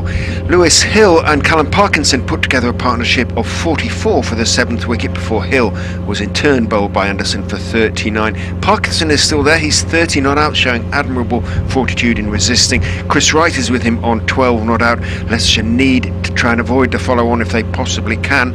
They need another 40 odd runs to do that and try and close in on that Middlesex first innings. They are struggling though, 108 for 7 at tea.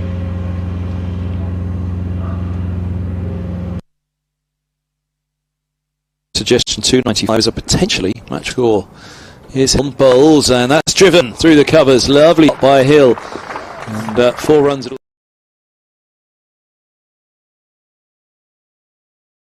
If you remember, it was Barnaby and Kirk. This one's full down the leg side. He's got him a strangle. Oh, Anderson did.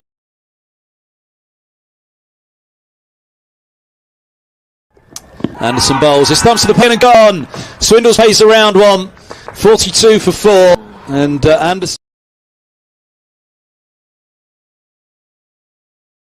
Oh, this could go as he's on a hat-trick, Anderson. He fell first ball yesterday as Parkinson 2 in 2, and now it's 2. Is in bowling to Hill, who on drive pleasantly did seem to put his full weight into the shot. I think Hanscom's going to win the chase. No, he's not. Does cross the ropes. Man.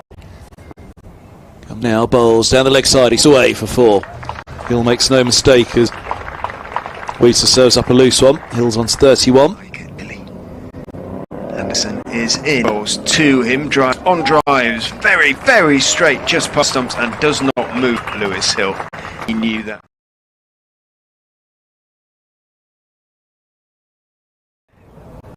In bustles Anderson and bowled him! Hill went forward and off stump is out of the ground.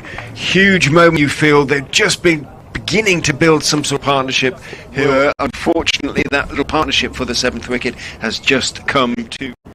No. He got enough of it. Anderson is in to Parkinson, who drives very pleasantly through point for 4. You know, now you can see what you can do up at the Bennett. In he goes and bowls. You could almost see the revs, the extra revs, but on that one it took the outside edge, but it slid past Hanscom's reaching right hand and runs away. It was short, Australian. Not very much. It was a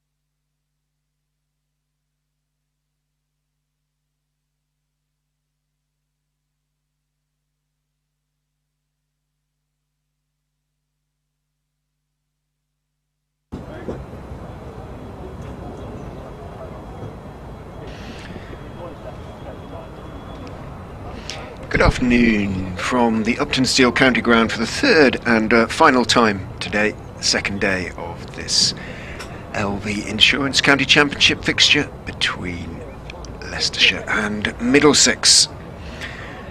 Ball commentary brought to you by BBC Radio's London and Leicester in this game. Kevin Hand and Richard Ray, myself, are your commentators on the game. Leicestershire about to resume their first innings in a position of some strife. They're 108 even for 7. That is in reply to Middlesex's first innings score of 295, which means Leicestershire still trail by 187 runs. Not out batsmen are Callum Parkinson, who has battled hard to reach 30 not out, and with him at the moment is Chris Wright, Leicestershire's number 9 in this game, who is 12 not out. They came together after Parkinson and Hill had compiled a partnership of 44 for the 7th wicket, which will tell you, if you're better at maths than I, that Leicestershire were at one stage 42 for 6. That was when Martin Anderson had picked up 2 wickets in 2 balls, Harry Swindles and Ben Mike. He then returned to bowl Lewis Hill with a real jaffer of a delivery. He just straightened and hit the top of off stump, knocked his off stump out of the ground, 86 for 7 at that stage.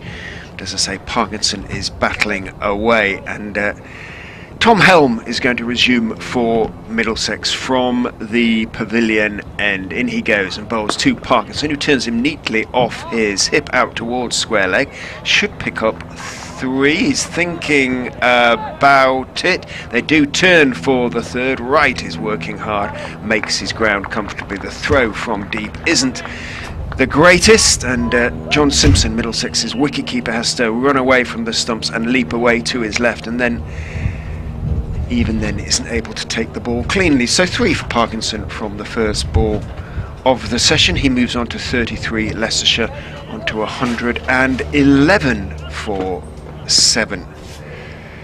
Helm is in and bowling to Wright down the leg side. Wright shapes to flick it on its way, which is exactly how Sam Evans got out shortly after lunch, the bowling of Martin Anderson. But in this case, Wright, although Simpson appealed, didn't get anything on it. 111 for 7 remains the score. That's a sharp tea interval, isn't it? They always seem to be, don't they, on some days, tea. It comes and goes so quickly. They do. Maybe lunch should be 10 minutes short. Tea 10 minutes longer. I don't know. In goes Helm and bowls outside off stump. Nice shape to the delivery, swinging back in towards Wright's off stump, but a little bit too wide to start with, and Wright has nothing to do with it. Ethan Bamber starting to warm up as well. He's at mid-on at the moment, so I think we can take it as read that the double spin experiment, or the duo, the spinning twins, Holman and Walalawita, will not be resuming, one or t'other. Walalawita at the end of the session was operating from the Bennett end, but I think it's going to be Bamber. In goes Helm, bowls to Wright, who is looking to drive as it swings back in. Checks the shot rather, plays it firmly back down the pitch to Helm, who takes it in his follow through and then sort of flicks it with a sideways throw towards Simpson. Interesting bit of in-dip there for Helm, wasn't it? Who was seaming it away and swinging it away earlier. And what are we into now? The 48th over of the innings. So yeah, Middlesex will feel, much like their innings, they won't want to let Leicestershire get to the 60th over with some wickets in hand and a partnership going. Helm is in again, that in swinger on towards off stump, but Wright reading it, plays it firmly out into the offside. We have some not strong sunshine, but it has just about broken through the high cloud at the moment. The dark clouds that were around shortly before tea, slightly threatening, have dissipated somewhat. They've sort of drifted either side of the ground, and fingers crossed we're going to have a good chunk, if not all, this session. No overs lost in the game so far, of course. In goes Helm. And bowls to Wright, that's on towards middle. Right behind it. Playing it firmly out towards mid-on. Running across is Bamber, makes the stop, and then takes off his cap, on the back of which are perched his splendid bright red reflective sunglasses, hands it to the Middlesex 12th man, because he indeed is going to take up the attack from the Bennett end. Yeah, nice to see a bit of sun, isn't it? Although it's chilly again. Got to put my jacket back on. It's cold. If you get out of the wind at the back of the commentary box, Yeah, I think that's what it is. It's lovely out there, but just in here with the window wide open, bit of a breeze, but it's not as quite as bad as it was. The limes aren't quite, the flags are not quite as flapping as they were. Bamber 1 for 17 from 12. He was piling the pressure on before lunch, wasn't he? And just after. But it's Helm with 2 and Anderson with 4. Have grabbed the headlines of this innings so far. But his economy, though, of 1.4 is outstanding from Bamber. He's in from the Bennett end and he bowls one that has Parkinson sharply bringing the bat down on the forward defence. Off the outside of the bat, it trickles away into the offside. Gubbins feels in the covers. Sorry, I thought you were poised with the stat there on that page. I thought you were ready to go as I was looking across here. But here's Parkinson on 33. Nelson on the board. 111 for 7, Leicestershire. 2 slips go down behind Parkinson as Bamber bowls, and forward goes the right-hander, pushing to mid-on.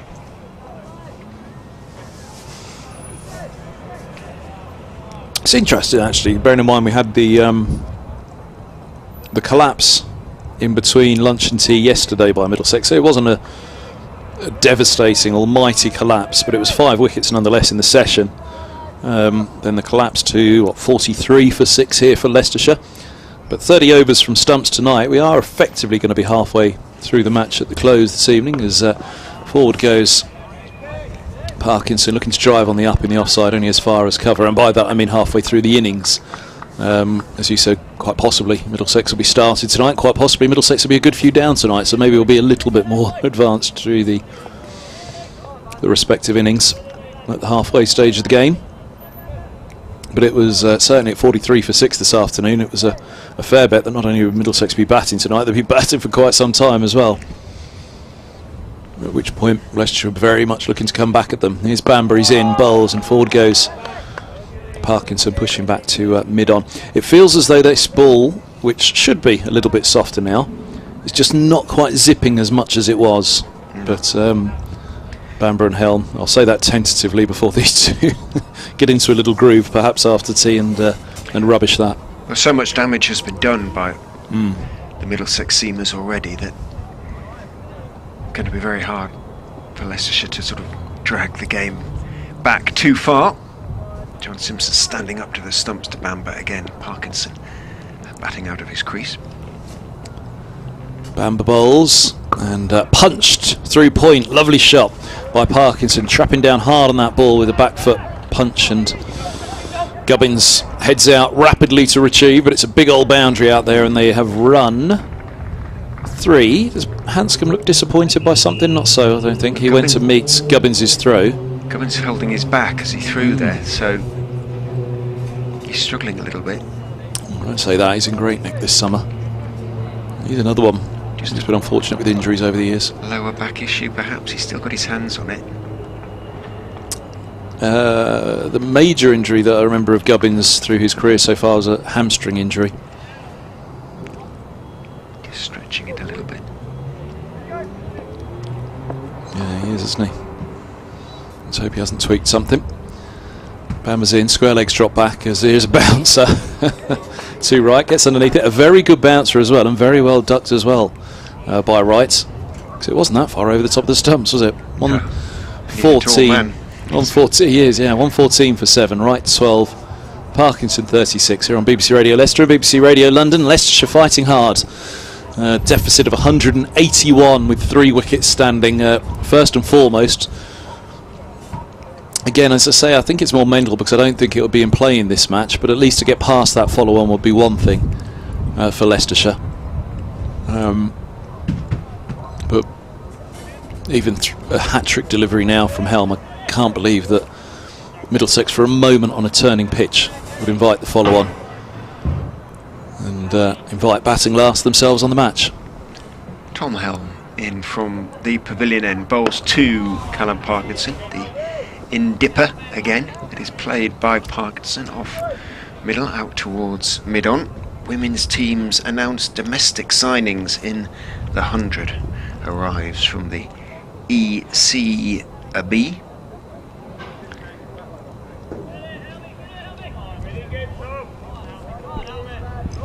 As it also contains the word Trent, as in rockets. I don't think too many Leicestershire supporters will be heading to Trent Bridge. In goes Helm down the leg side and tries to flick it away. Parkinson makes a really determined attempt but doesn't get anything on it. He remains on 36.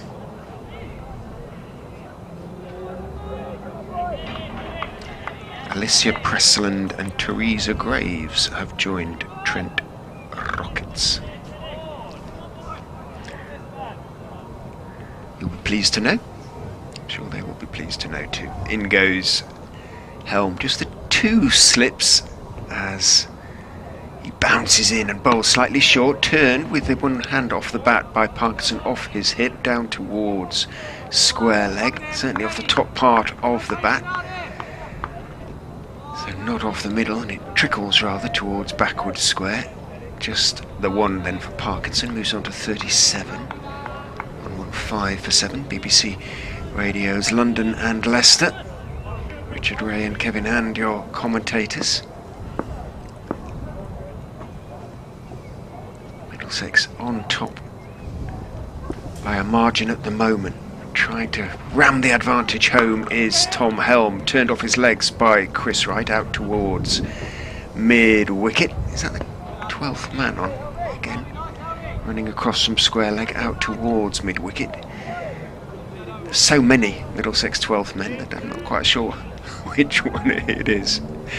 However, he made the stop, single taken by Chris Wright. He moves on to 13, 116 for 7. Lots of chuntering out there on the part of... encouraging chuntering, that is. On there, John Simpson. Robbie White.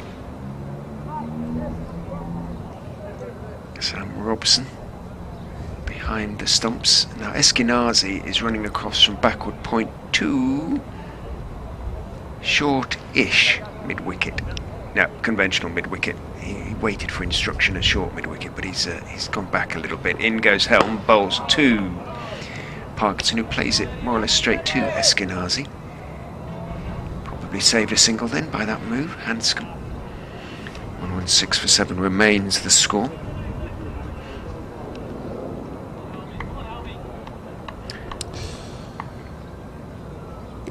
I want to tweet us at Kevin Hand BBC at Rich M. Ray to get through. We'll look at the scores elsewhere in a moment. Tom Helm turns in past umpire Robinson, bowls again to Parkinson. Fuller this time, trying to burst through the defence, but Parkinson equal to it. The young Lancastrian plays it firmly out towards mid-wicket again. Eskenazi is the fielder. End of the over, 116 for 7, so 8 added since tea. Wright has moved on to 13. He's just picked up 1. Parkinson has picked up 7 and moved on to 37. And what have they added? Since the fall of the 6th wicket, they've added 30. 70. The 6th wicket, sorry. Beg your pardon. They've added 74 since the 2-in-2 balls. Swindles and Mike falling to Anderson. The tail have dug in a bit, haven't they? But They've so far behind still. Bamba bowls and Wright clips to square leg, and there's no run. Oh, they have for sure. They've really dug in, and you know that deficit's 179, so they're 30 off the follow-on. I think there's just a little bit of respectability and pride about it, isn't there? To say, well, we did at least go past the follow-on, whether it was enforced or not.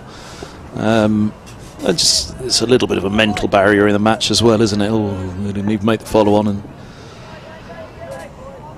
I think it would be quite the fight back if they could. Simpson and Holman were able to fight back for Middlesex as here's Bamba bowls, and this is clipped through mid-wickets. Ever angling back in towards the pads of Wright, who gave it a real whip away into the onside and moves to 17. Yeah, that 120 flourish for 7. got itself a toot of the Vuvuzela, didn't it? Good. Was, yeah, it was. I have loved the whistle and the Vuvuzela here. Absolutely loved it. Just a little toot of approval from Stench over there. Is it the same person with the whistle and the Vuvuzela? Oh, I please? don't know about the whistle. Ah. So the Vuvuzela. It's usually the same person.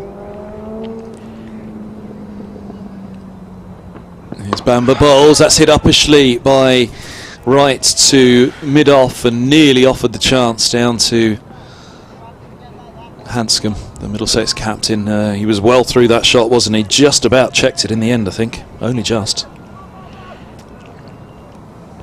He held it back a fraction, Bamba.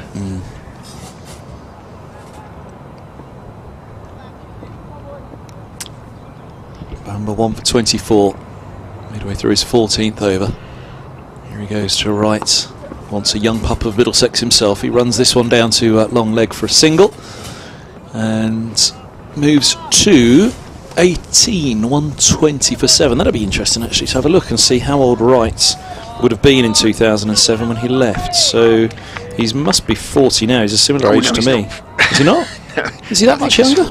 Yeah, afraid so, old boy. Oh. I'll tell you exactly how old he is. He's 35. Only 35. 14/07, 1985. He'll be chuffed out. Oh, sorry, tell him sorry, that. Ricey.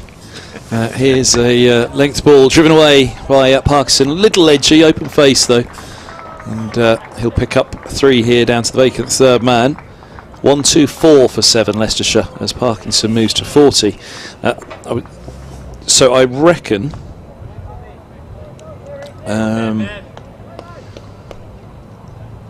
born 85 he said, so he would have been 22, 85. so he'd have been Bamba's age when he left Middlesex, which was roughly what I was looking for in a roundabout way, even though I got horribly wrong. But he's far older than he is.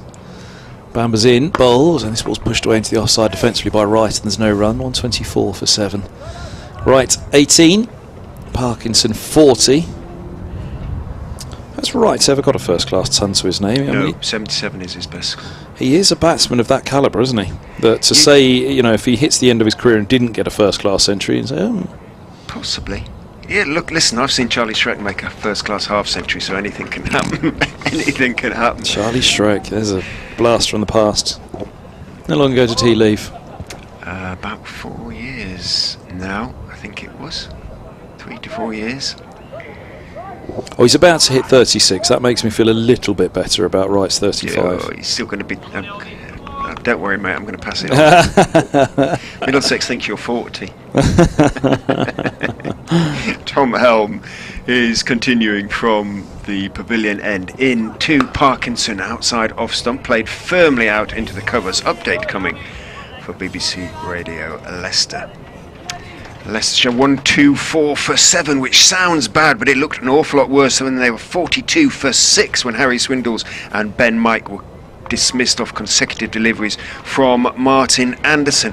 Parkinson then came out to join Lewis Hill, and there was a partnership of 44 for the 7th wicket before Hill was bowled by Anderson for 39. But Parkinson, the battler, is battling away. He is 40 not out off 99 balls. He's been joined by Chris Wright, giving him good support.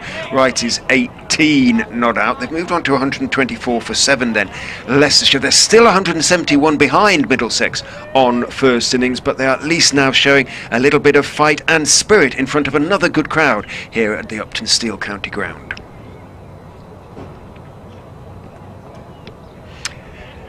Defended, in fact, by Parkinson. So no run. Helm wipes his brow. Puts that little bit of sweat on the ball. Always good for polishing a ball. Then runs away from us. Bowls to Parkinson, turned again off the hip. Again it's in the air for quite a long time, down towards Lawita at long leg. He comes chasing in. The Sri Lankan gets to the ball quickly, but always obviously going to be a single, just made sure it wasn't going to be 2. Parkinson on to 41, 125 for 7.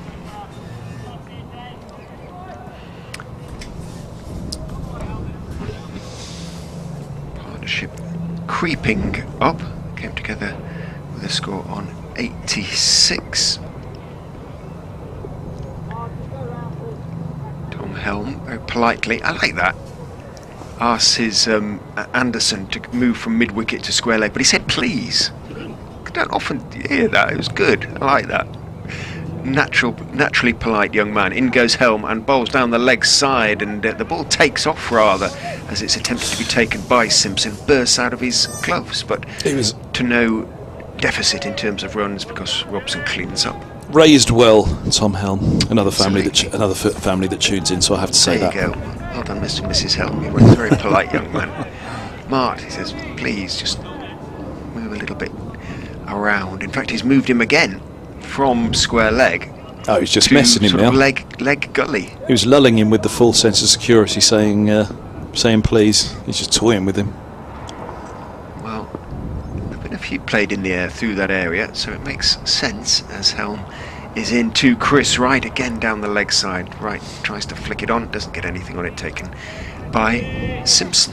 He went for it all right, didn't he? Didn't quite get up as much as perhaps Helm was hoping, as the previous ones did, which again tells you a ball 50 overs old now. And if these two could still be there in 10 overs time, into 60 overs by then, the ball. Well, each over that's bowled makes it even less likely that Hanscom would enforce the follow-on in round. Certainly wouldn't, frankly. But each over, as I say, into the seamers makes it less likely. Helm is in, bowling short, and Wright ducks underneath it. He leaves the bat slightly in the air, periscopes it just a little bit, doesn't flick it as it goes through to Simpson, end of the over. It's one of those match situations where Leicester's best chance of winning the match would be for Middlesex to enforce the follow-on. Yeah, we'll get 150 ahead. It's probably the only way Middlesex could lose the game if they get a big lead. There's so much time left in the game. If they finish this Leicestershire innings, today, which they should really, there's still every opportunity to sort of be 350 to 400 ahead before the end of play tomorrow and get Leicestershire in. So very much in control. Bamber bowls and forward goes Parkinson, driving back to him, no run. But they have got these 3 to last wickets to whittle out, chip Yeah. out. Oh, we've got Anderson hunting a 5-for, a maiden 5-for to come, and again back to the young spinners. At some point, Wright and Parkinson will look to increase the scoring rate. You'd imagine that will be against the spinners. There's Bamber bowls, and that wraps on the pads, but I think height and down the leg side. No, he's given him. Oh, he's given him. He had a long think about that one. The umpire, a very long think. Parkinson's gone for 41, 125 for 8, and well, as I said in my commentary, I think there was a couple of areas of doubt, but neither of them were strong enough. They were both in the bowler's favour in the court, in the opinion of the umpire. Well, Parkinson's fine innings comes to an end. 41 for him. Bamber has 2 for 28, and Leicestershire 125 for 8. Well bowled, Ethan Bamber. He was convinced. It wasn't a massive appeal from behind the stumps. Actually, as I have a look at it on the replay, fair play to the umpire. That it's given a chance. He goes back and across, and he's trapped in the crease. And you can see a fair bit of leg. The only thing that would have saved him, I think, is height. 103 balls for Parkinson's battling 41. And 2 useful partnerships put together with Lewis Hill and now Chris Wright. But again, the Leicestershire batsman has sort of got in but not done as Simpson had been able to go on. Wright will now be joined, I would imagine, by Will Davis. They've done a Homer Simpson rather than a John Simpson. You a Simpsons fan? Yeah, I didn't say Homer, did I? No. I said that's what I'm saying. You said I they see. didn't do a Simpson. I said yeah, Oh, they okay. have. They've done a Homer Simpson, not a John Simpson. Nightmare. I think that one would if it had been recorded, it would have been recorded somewhere. Yeah. If I said Homer Simpson. Played forever. 1, 2, 5 for 8. So the partnership was 25 and 14, 41 for the 8th wicket. I'm just trying to freeze it on the moment of impact there, and this is just before the moment of impact. I've struggled to get it exactly on hitting. He's on the move at that point. He's in the air and his body's moving across the stumps. Height certainly wasn't an issue. No, and as you can see, as that foot lands, you can see a bit of the leg stump behind. It's actually, you know, the umpire really weighed it up, and fair play to him. He really weighed it up, because there was an area of doubt. Here's Bamber to Barnes. He bowls, and Barnes edges along the floor down to the vacant third man. 129 for 8. Leicestershire trail by 166 now. Beg Barnes' pardon. I should have thought that he'd come ahead of Will Davis, and he has. Battled really nicely with the bat, or bravely with the bat. Awful conditions at the Ageas Bowl last week. Young Yorkshireman from Knaresborough, very near Harrogate, born in York. It's Bamber to Barnes, bowls, and 40 goes. Big old bat face showing up to mid-off there. Looked like a heavy bat as it came down in his hand, that one for Barnes. I think it's the advertising that he's got on the back of the bat. It makes it look quite intimidating. Makes it look quite broad, doesn't it? Mm. Curiously enough, Barnes participated in a partnership that saved the follow-on at the Ageas Bowl. That was with the last man, Alex Evans, on that occasion. Bamber's in, bowls, and just gets the bat down on that one, Barnes. Defending to the offside. Yeah, say, you know, the batsman's back was to us.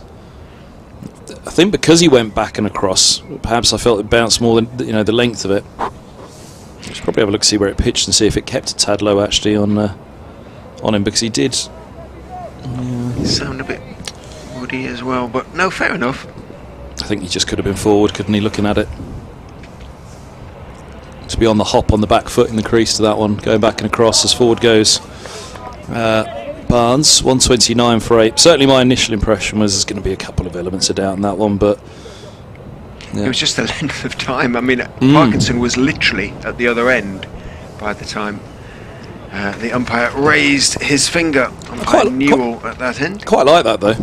That, you know, he had the measure to say, no, I'm going to think about it. You know, yeah. I'm not going to trigger straight away. Just a tiny element of cruelty. Yeah. With every stride that Parkinson took, hope was rising that he was going to be given not out. Made it down the other end, only to see the finger slowly raised. 1, 2, 9, 4, 8. 166 behind, so another 17 runs saves the follow-on, but I'm pretty sure that's academic. In goes Helm and bowls 2 right. Very slow bouncer actually down the leg side, and right ducks underneath it, instinctively ducks away, but it sort of passed over his protruding rear end on its way to Simpson.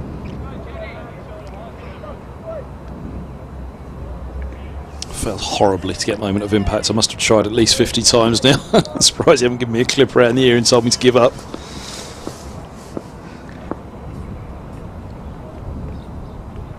Bamber 2 for 32, Helm 2 for 46. As Helm is in, bowls full to Chris Wright, but it's down the leg side as well.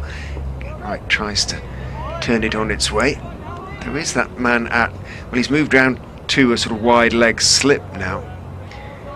Was at leg gully. Anderson. But for it to be flicked straight to him would be a super catch and outstanding piece of placement by Hanscom and or Helm. You don't often see it. In goes Helm, and bowls full again, thick inside edge, and Anderson is in the game. He has to run across to his left, and Wright was very slow running there. Anderson threw at the non-strikers, and the ball bounced over the top of the stumps, but been too much in that. Lack of excitement suggests that Wright would have made his ground, but he was a little bit discombobulated there, Chris Wright. Wasn't quite sure where the ball had gone, just looked up to see that Ed Barnes had called him, set off, galloped off, but took a while, as I say, to get going. He moves on to 19 now, 130 for 8.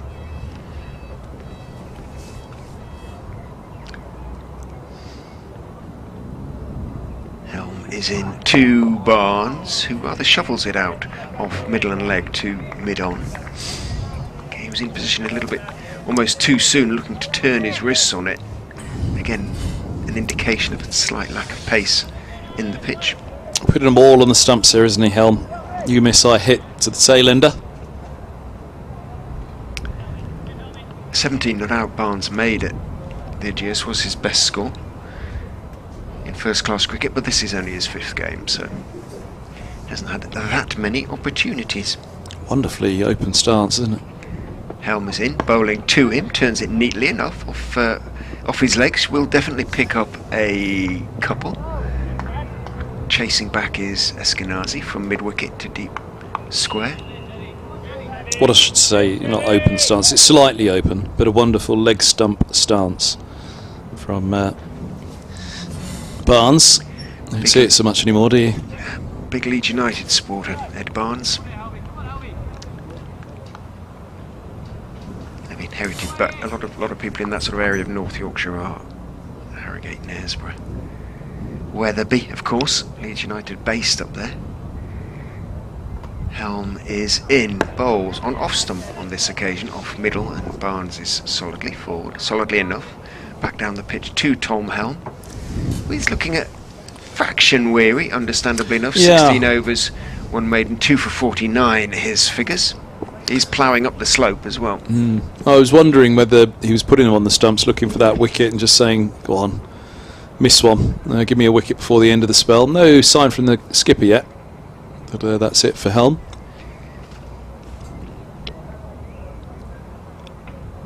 He's getting a drink, a deserved drink from the 12th man.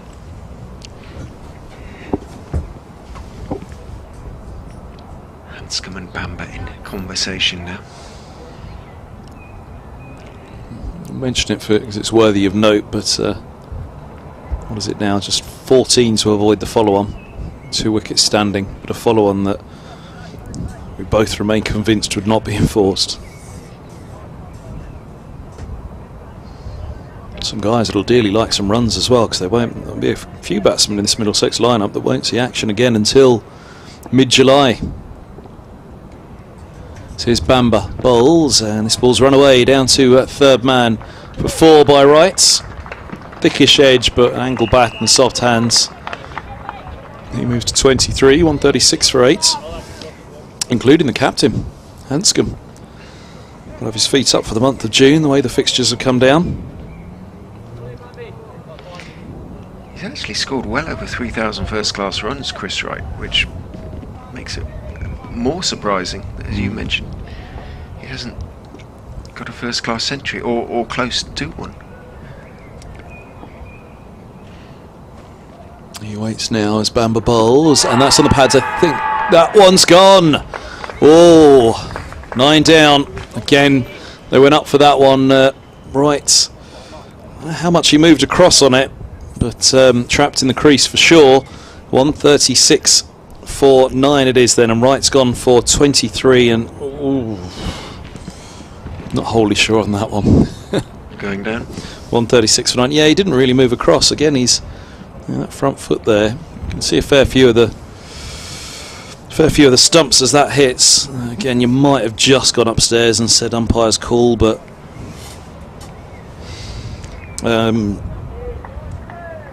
yeah, I could understand if that wasn't given. My instinct was, and my hesitation was, because he clearly didn't move across. He's almost there's no trigger at all, is there, from Wright? His back foot is on middle and leg, his front foot is on leg, and the slightest of triggers to move that front foot across ever so slightly, but I could understand that one not being given out for sure. But right goes, and 9 down it is. Third bowling bonus point for Middlesex to go with their 2 batting bonus points. It always looked out of the hand as well, the angle of it. I thought, is it just going to drift down? But again, the feeling is these things even themselves up. Middlesex have had some rough calls this summer. 5 of the 9 dismissals leg before wicket. 1, 2, 3, 4 in the Leicestershire innings. So 9 out of 19 dismissals in the game, leg before wicket. Bamber to Davis, the last pair in the middle for Leicestershire, trailing by 159, so 10 away from follow on. As here's Bamber bowls and forward goes Davis, pushing 2 points, and there's no run.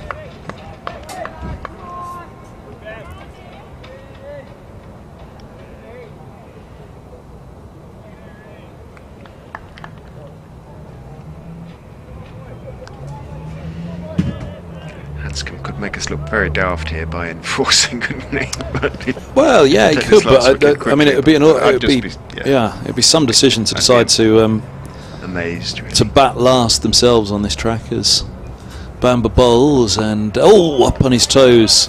Davis defends into the offside, and perhaps he was looking more towards the on. He's got big on him that one. And again, you know, Robson, Hanscom, White. So 3 of the top 5, those guys aren't going to play again until the 5th of July. It's the 28th of May. That's the scheduling for you. As here's Bamber, bowls and goes past the edge of Davis. Through it goes to the keeper. 136 for 9. I am sure that they would dearly love to get out there and bat again. Skipper not set to play T20 this summer. Majib Rahman and Paul Sterling in as the overseas in the Blasts, and that's Middlesex's next game, 10th of June. I've got a week and a bit off now before they play Surrey at Lords, Kent at Canterbury, Hampshire at Radlett. The first 3 in the Blast for Middlesex. Bamber bowls, brings on back into Davis, strikes high up above the knee roll and falls back up the track. No run. Sun squinting through some thin cloud here at Grace Road. 136 for 9. Davis yet to get off the mark. Bamber has 6 and falling in that over right. LBW to Bamber. Mr. Whippy or 423 or Mr. Ice Cream Van coming down the road. He's been coming down the road all season, and for the most part to general derision, it being several degrees below freezing, or has felt that way, but he's got some cause for optimism now, hasn't he? Might get rid of a few. Holman's getting a chance to pick up the final Leicestershire wicket, seeing if he can tempt either Davis or Barnes into a big slog, or find the edge, of course. So just on that point, the Middlesex play 9 T20s in June. That's the only cricket they play in June, 9 T20s. And then by the 5th of July they'll have played a further 2 T20s. So 11 T20s before the likes of Robson, Hanscom and White set to see action again. Against us, we'll see you at Merchant Taylor's, I think it's the 2nd week in July, something like that. It's Cheltenham first week. up, 5th of July, and then it is the 11th of July at 11th. Northwood Merchant Taylor School. Is that what the ground is called? Northwoods? It's in Northwood. Merchant Taylor School is... somewhere near Watford, isn't it? It is, right on the verge of it.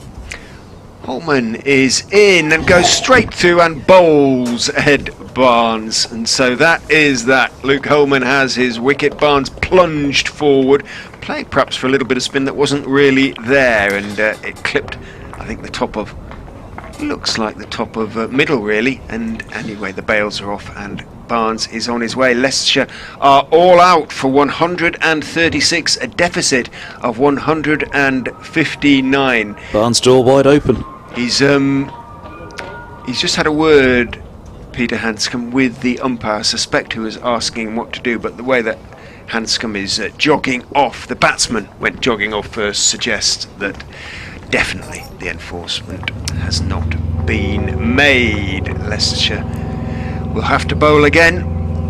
Middlesex will have a very substantial first innings lead. They have a very substantial first innings lead. Just went straight on from Holman, I think, didn't it? Did. Just Straight through.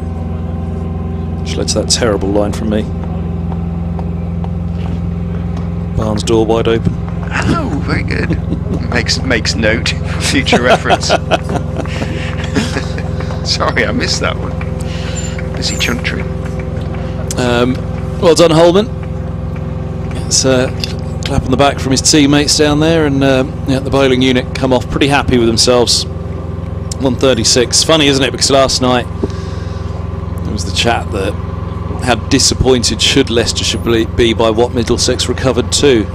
But the key thing was to finish it off this morning, and Middlesex got up to 295. Only had 35 more runs, didn't they? So it wasn't tearing away for them, but the big danger was that in that period before lunch, Middlesex got in amongst them, and get in amongst them they did. Those 3 wickets, and then a further 3 quickly after lunch, where Anderson came back and got the 7th wicket to go before tea, and wrapped up with what, there'll be 2 for the change of innings, and the one we were in. So 20 overs to go tonight. So Robson and Eskenazi will come out, and Leicestershire will be saying, look, what they did to us before lunch, we must do to them now. If they could have Middlesex 3 down tonight, possibly 4. Middlesex maybe go at 2 and over tonight. 40 more on the board, and it's a lead at 200 already by that point, isn't it? So really it needs to be 4 down tonight, doesn't it? It needs to be 4 down this evening with the 20 overs they've got. Middlesex had them 3 down with 11 overs before lunch. Then Leicestershire need them 4 down before stumps this evening, and 200 for 4 resume in the morning. Then they'll say to themselves, look, put a couple more on that board now, and they're not away, they're not out of sight. So they won't give up. Oh no, Paul Nixon's teams don't give up, but and they shouldn't. Middlesex have had matches turned on them many times this year. It has. It's happened so quickly. There's so much time left in the game, and the weather forecast is good. Remember that Middlesex aren't under any pressure to sort of press on. Well, let me just build a solid. Let me offer that innings. Middlesex were effectively 230 for 2 in their second innings at Lords against Somerset in the first round. They lost 8 for 56, and 285 was chased down by Somerset to win the match. Now that pitch did flatten at Lords. It wasn't offering spin as this one was, or this one is, and this one will. But we're talking about have them potentially 4 down overnight, and then try and wrap it up tomorrow. Try and chase somewhere at 230. I think once you get to 250 here, really, Middlesex would be bitterly disappointed, I think, if they couldn't defend 250 on a pitch that's offering seam, spin, swing. It's offered a little bit of everything, and it's tight margins for Leicestershire to stay in this one, but these 20 overs tonight, they'll be doing their darndest, won't they? Working hard and fast to try and get back into it as best they can. Yeah, for sure. Just give you the Middlesex bowling figures for that innings. Ethan Bamber picked up those late leg befores, 16 overs, 6 maidens, 3 for 36. Tom Helm, 16 overs, 1 maiden, 2 for 49. Martin Anderson, who really broke the back of the Leicestershire innings, 11 overs, 3 maidens, 4 for 27. Ilan Walita didn't manage to pick up a wicket, none for 22 from his 8 overs. Luke Holman, 4.1 overs, 2 maidens, 1 for 2. And Leicestershire only substantial innings, if you like. Callum Parkinson, who made 41. Lewis Hill made 39. Chris Wright made 23, and the only other man into double figures was Sam Evans, who made 15. Foxes very much on the back foot then. They're out there bowling at the moment, Chris Wright and Callum Parkinson. But it's going to take a mighty effort from here to turn this game on its head, given the conditions. The pitch, remember, is giving the bowlers a little bit of assistance. Helped the seamers nicely today, but I think that the Middlesex seam trio bowled really well on it and gave their batsmen, made the batsman score 295 look as good as we felt it kind of was, really. People say, do you think it's better than par? We think, yes, basically. And such has proved to be the case. Yeah, and the way that innings fall sometimes, you know, again, those 11 overs before lunch, it was always a big danger time for Leicestershire, that wasn't it? And Helm and Bamber, you know, huge credit to them. They bowled fantastically well in that spell before lunch. Anderson was the one after lunch, picked up all 4 to fall between lunch and tea. And then back out to wrap it up this evening. A couple of LBWs that were, you could imagine on another day, certainly one of them may not have been given, the Wrights one. But yeah, I think, you know, a lot of credit goes to Bamber and Helm, who really set this innings in motion for Middlesex before lunch today in those 11 overs. And again, that's where tonight they are a very long way behind on a pitch that's offering so much to the bowlers. So it's going to have to be an incredible effort tonight, but that's what they've got to do. They've got to go out there and try and do what they didn't do on the first morning, effectively. They've got to go out and do what they did after lunch on day one, Leicestershire, and they picked up 5 wickets in that session. And they really got going well, didn't they, with Davis and Barnes before lunch. And of course they're going to have Mike to bowl in this innings as well after his performance this morning, much to our bemusement that he didn't bowl yesterday. So 2 overs lost for the change of innings, of course. So 21 overs remain to be bowled today. From Middlesex's point of view, sort of 50 for 1 or something like that would do nicely, I suspect. Leicestershire need that score to be nearer, well, what, 50 for 4, something like that, to feel that they've got a chance of chasing these runs, whatever the target ultimately is, down. I suggest you get yourself a cup of tea. I'm going to do an update for BBC Radio Leicester. We'll be back with you in a couple of minutes' time.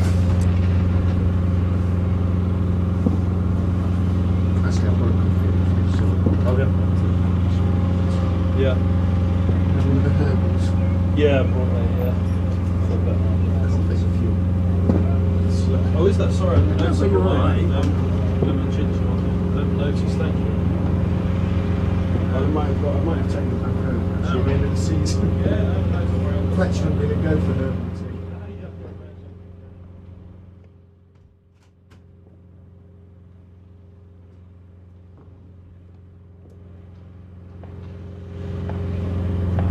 Once again, I'd like to thank all sponsors of this LV Insurance County Championship.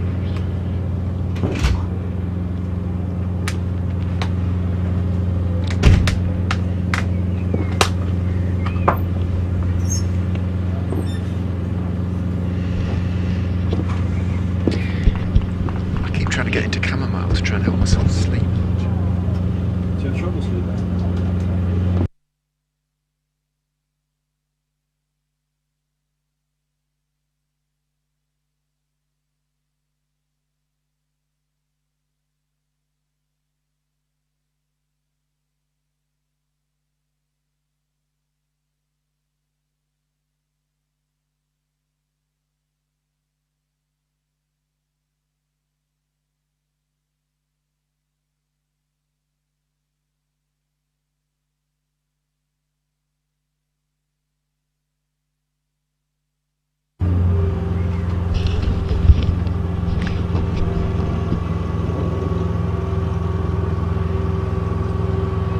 Yeah, at 125 for 7, the Foxes were hoping to extend Middlesex deep into this second day. Unfortunately, they lost their last 3 wickets quickly. Callum Parkinson and Chris Wright both went leg before wicket to Ethan Bamber for 41 and 23, made the score 136 for 9. No runs had been added then when Ed Barnes was bowled by the leg spinner Luke Holman for 6. All out then 136, a deficit on first innings of 159. To no one's great surprise, Peter Hanscom, the Middlesex captain, did not enforce the follow-on. They do not want to bat last on a pitch that is offering a little bit to the bowlers. So Middlesex openers coming out to bat, looking to extend that lead up to at least 300. You would have thought 320 perhaps, before declaring and get Leicestershire back in. So Middlesex about to resume their second innings and have yet to score.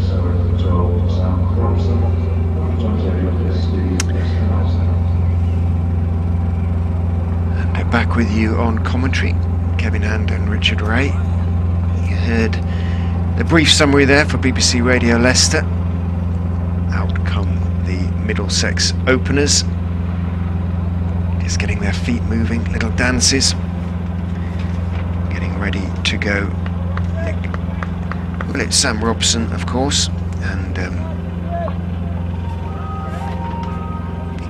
just waiting to see. It is Eskenazi, isn't it? Yeah. The old cable knit sweater obscuring the number, of course, at the back, and Eskenazi it will be, who is on strike to Chris Wright. Yeah, I mentioned, there'll be a couple of batsmen here. Eskenazi had fancy will play some T20 this summer, so this won't be his last bat for a while. Wright is in, bowling, fullish outside off stump, stroked back to him by Eskenazi. Had he been in a bit longer, I think he would have been looking to crack that one away through the offside, because it didn't do too much and it was a bit of a half volley, but well, at this stage he was happy enough just to bunt it back down the pitch. Sun's out as well, should be a nice time to bat at the moment for Middlesex. Some really great stuff down in the south, isn't there? And we were watching. Do you think that'll head this way or head across the south of us? In goes Wright and bowls outside off stump, allowed to bounce through by Eskenazi. It usually tends to come here, but it looks far enough away at the moment to suggest that we might be okay. We're going to get the best part, at least, of the 20.4 overs that now remain to be bowled.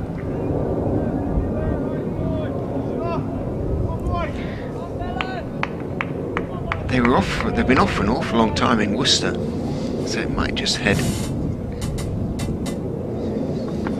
wide as Wright bowls, again getting a little bit closer to off stump with each delivery, but Eskenazi allows it to go through. And it'd probably be more to Middlesex's favour than Leicestershire's tonight to get off the field, wouldn't it? 20 overs, Leicestershire really want to do some damage tonight. Yeah, exactly. Yeah, they want to be out. Come back with the ball 20 overs old tomorrow morning. Ideally, 4 or 5 down, but they're going to have to really work hard tonight to find the number they require to try and keep something of a sniff alive in this game. Wright is in, bowls, that one comes back into Eskenazi, does well to dig it out on the back foot, drop it out into the offside and then call Robson through for a single. Looked to have stayed a touch low as well. Just managed to get something on it. Evans came running in, but the single was taken. The lead now 160. Yeah, it was very well played, as you say, by Eskenazi, well recovered. Actually, it was a typical Eskenazi recovery, just dropping that bat down as he does. Almost squares himself up in doing so, just really brings it down with a little swivel of the whole body, try and get down, get everything behind it. Wright is in, bowling to Robson, who is carefully forward and off stump, playing it out to Ben Mike, who's at wide-ish mid-off, and there's no run. He's back on at Birmingham, sorry. That's right. He's had a tough couple of years in first-class cricket, Eskenazi, averaging low 20s. In first class, got all his runs in this day in T20, which does sometimes happen, but it's been a bit of a run for him in first class. He'll be desperate to get some second innings runs here. Wright is in to Robson, a little bit of an outswing, outside off stump, slides through, allowed to slide through by Robson into the gloves of Harry Swindles behind the stumps, end of the over, one without loss, and they are now back on at Worcester as well, so play everywhere. It'll be Davis running up the hill. Michael opened up down below us this morning. Barnes opened up here in the first innings, but it looks as though it might be Davis to open up in the second. Davis it is. Just adjusting his boots. Eskenazi to bowl out. And, you know, talking about Eskenazi's difficulties, the 38 in the first innings, he was the highest scorer of the top 5, wasn't he? 5 recognised batsmen, the wicket keeper at 6, then a couple of all-rounders. So Eskenazi was the highest scorer of the recognised batsmen named in the game. The top 5. That 38 taking 2.5 hours, which, you know, when you weigh up, you know, a first innings score when both sides are batted, you know, that says to me that Eskenazi as an opener for 2.5 hours stopped what happened to Leicestershire, which happened, I mean, what was in the spot, how many overs in were we when they were 43 for 6? Eskenazi was probably still batting in the Middlesex innings at that point. Leicestershire lost their 6th wickets in the, here we go, 22nd over. No time at all. Eskenazi's wicket didn't fall until the 41st over of the first innings. Here's Davis, right arm over, he bowls. Eskenazi leaves it alone wide outside of the off stump. 3 slips, points, cover and a mid-off, mid-on, mid-wicket and long leg. In fact, goodness me. So the Robson wicket fell in the 23rd over, 52 for 1. Leicestershire, by the 23rd over, had lost 6 wickets. In the 22nd, they'd lost their 6th. As here's a length ball, which Eskenazi runs to backward point, and there's no run. So I think, you know, that's a real feather in the cap for Eskenazi on his return to the side, because we said it was tricky on that first morning, didn't we? And we felt Eskenazi and Robson were batting really, really well. So huge credit to them, and it just goes to show, doesn't it, really, what a good start can do for you, because the wicket still came thereafter. Gubbins 21, Hanscom 26, White 16, Anderson a duck. People don't see that when they look at stats and averages today. Indeed. Davis bowls full and angling into Eskenazi, who watchfully pushes into the onside. They were excited, though, that he might play around that front pad and not get the bat down. I've just seen Eskenazi 38 again, he didn't go on, or Hanscom 26 or whatever. Gubbins 21, Robson 23, but useful scores, more than useful scores in the context of the game. That's why you have to wait, isn't it, until both sides are batted. Davis bowls outside of the off stump through to the keeper. After laying by Eskenazi again, and you know, I was impressed by the Leicestershire attack. One of the Leicestershire ones, one of your ones asked me, didn't they, as an outsider, what did you think of the bowling attack? And I was impressed. Thought they did okay. They did better after lunch. How we go this evening? This track's had a fair bit of sun on it. Is it still going to offer quite as much sideways movement, be it through the air or off the pitch? As Davis comes in, bowls, and Eskenazi defends to point, no run. Nicest part of the day almost now. Yeah. Glorious sunshine. Not what Leicestershire need. A lot of dark cloud we're looking at. Well, they need that over to the south and the west of the ground, but at the moment it's beautiful. They need that to flood rather quickly our way, but not bring any rain with it. And just bring some overcast conditions and keep that swinging. I hope that the pitch still does have that bit of seam movement for them as well. Davis bowls, a length ball outside of the off stump, through it goes. Into the over, 1 without loss after 2 overs, Middlesex. 18 to go on day 2 here at Grace Road. Middlesex leading by 160 runs. Middlesex have been in good positions on a few occasions this summer, and it's gone horribly wrong for them, most notably the 2 against Somerset, who came back hard at them with the ball and then produced fine run chases. Neither of the run chases, as hard as they came back at Middlesex in both matches, with the collapses in the 3rd innings by Middlesex, in both matches you still thought it was Middlesex's game to lose. Chris Wright in from the Bennett end, bowls to Robson, who gets up on his toes, or with back foot anyway, and looks to guide it away backward of point. Middles it pretty much, but it goes more or less straight to Sam Evans, who's at point. Nice crisp sound of ball off Robson's bat. There is a third man. Azad is down there. Harris has moved to first slip where Azad would normally be fielding. Ackerman as ever at second. Davis at third. Wright is in. Bowls. Arrow straight outside off stump and allowed to go through by Robson.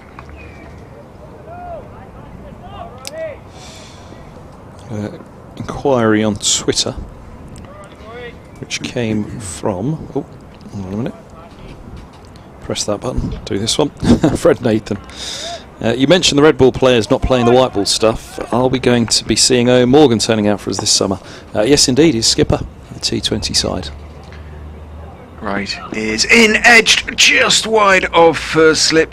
Somehow got enough on it to get it away from the off stump. Looked like it was going on to off stump.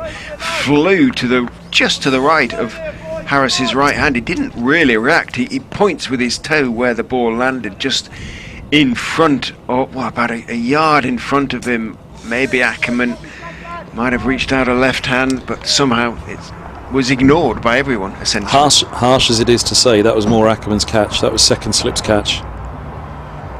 At slip, you have to take anything down your channel, don't you? Anything to your left is the keeper's, anything to your right is second slip's. Yeah, there's no great gap between them, is there? Between the two of them. In goes Wright and bowls to Robson, that seems back in towards his legs. He turns it firmly out to square leg. Hill makes a stop and there's no run. So Middlesex on to 5 without loss, 165 for their lead now. Yeah, a little slice of luck there for Robson. And I mean, would it have carried low to his left hand? Yes, it would have. Just bisected the two of them, really. Wright is in, bowling. Robson is looking to drive, but cautiously, carefully, everything nicely close together.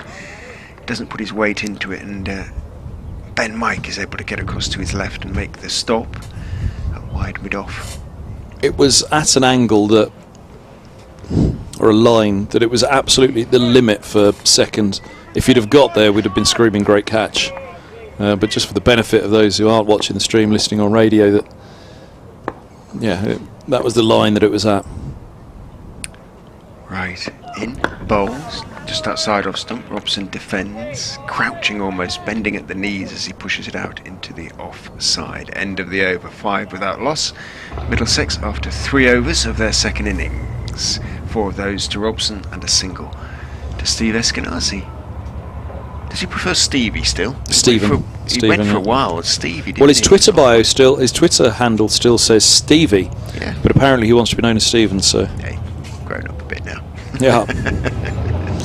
It's not feasible to think that was Slip's catch, I guess, really. The more I watch it.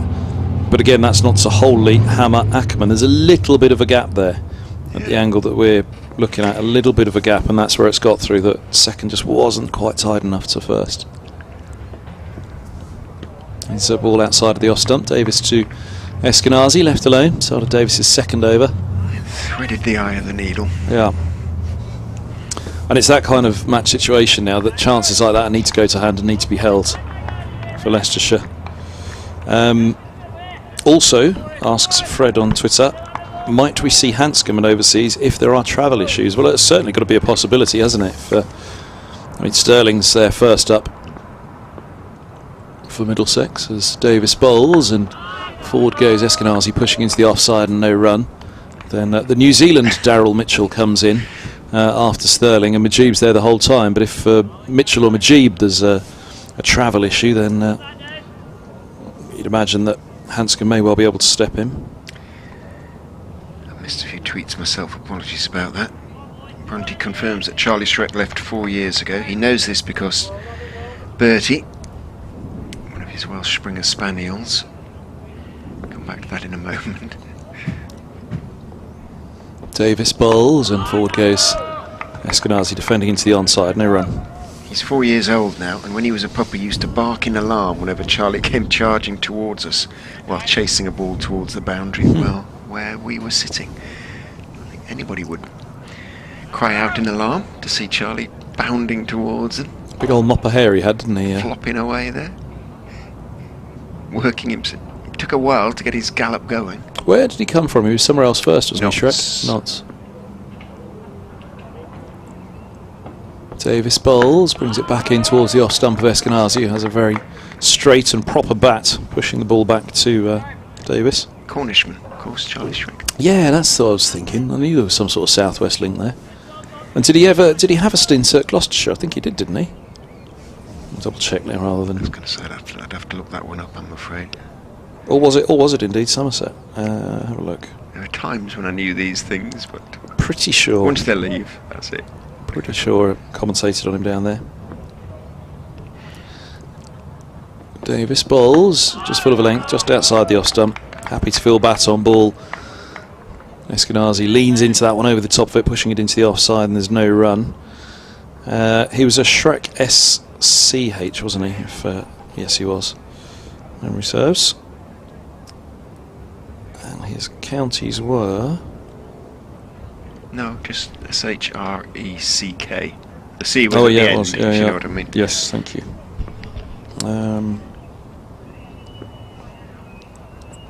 Oh, he was at Kent as well, wasn't he? Here's a length ball outside of the off Yes, that's stump. Through it goes to the keeper, and there's no run. Wellington. Here's the one. I knew there was some sort of match that I'd remember. During the 2006 season, he was an effective wicket taker. This is on Wikipedia. Including 8 for 31 in the second innings against Middlesex. That was for Nottinghamshire. Now, Springsteen reports it's raining in Lutterworth, which is only 10 miles or so away in that direction. But it almost looks to be slipping across. Might just stay to the south of us. Hoping so. 17 overs remain to be bowled as Chris Wright goes in and bowls to Robson. He's very careful on off stump. Neither forward nor back. Just pushing it out towards Evans, who's trying to cover pretty much point and the covers.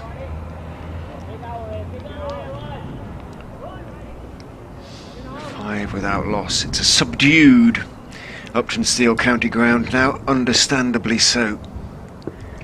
Perhaps Leicestershire, having conceded such a big first innings lead, in goes Wright and bowls on off stump. Robson right behind it, rehearses the defensive shot, pushed out to Ben Mike.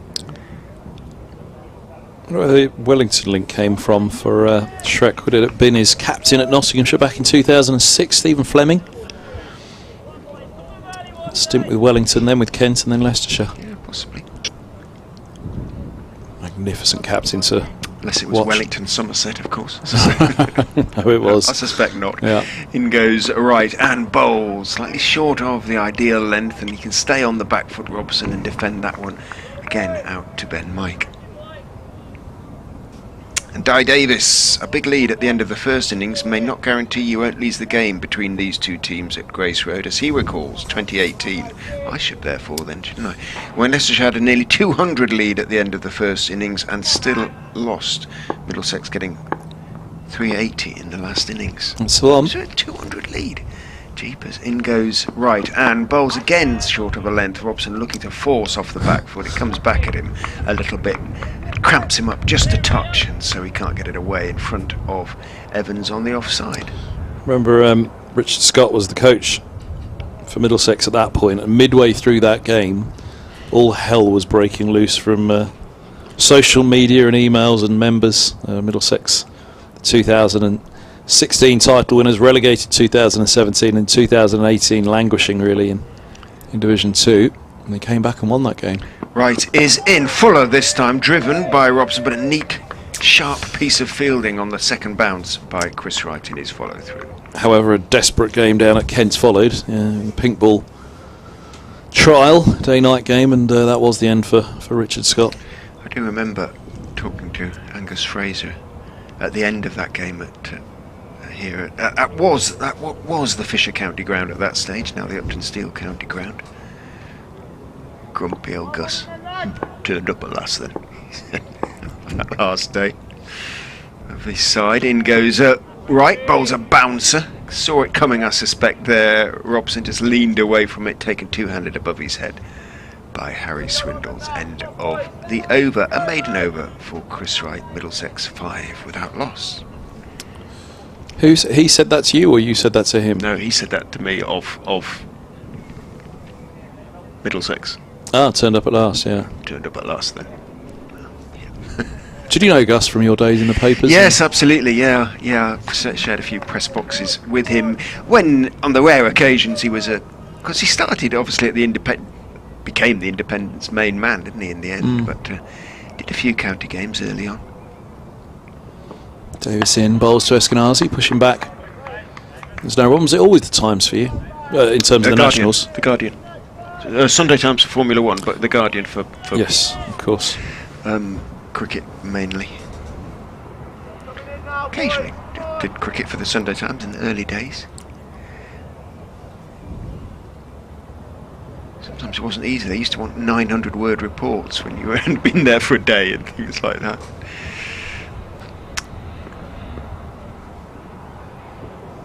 Davis bowls, legged ball, push back up the track by Eskenazi, and there's no run. It was here, I think, when you first said to me, I'd quite fancy having to go on the radio commentaries many moons ago, and we had a chat about it. What was your first year with Leicestershire? 2014. This is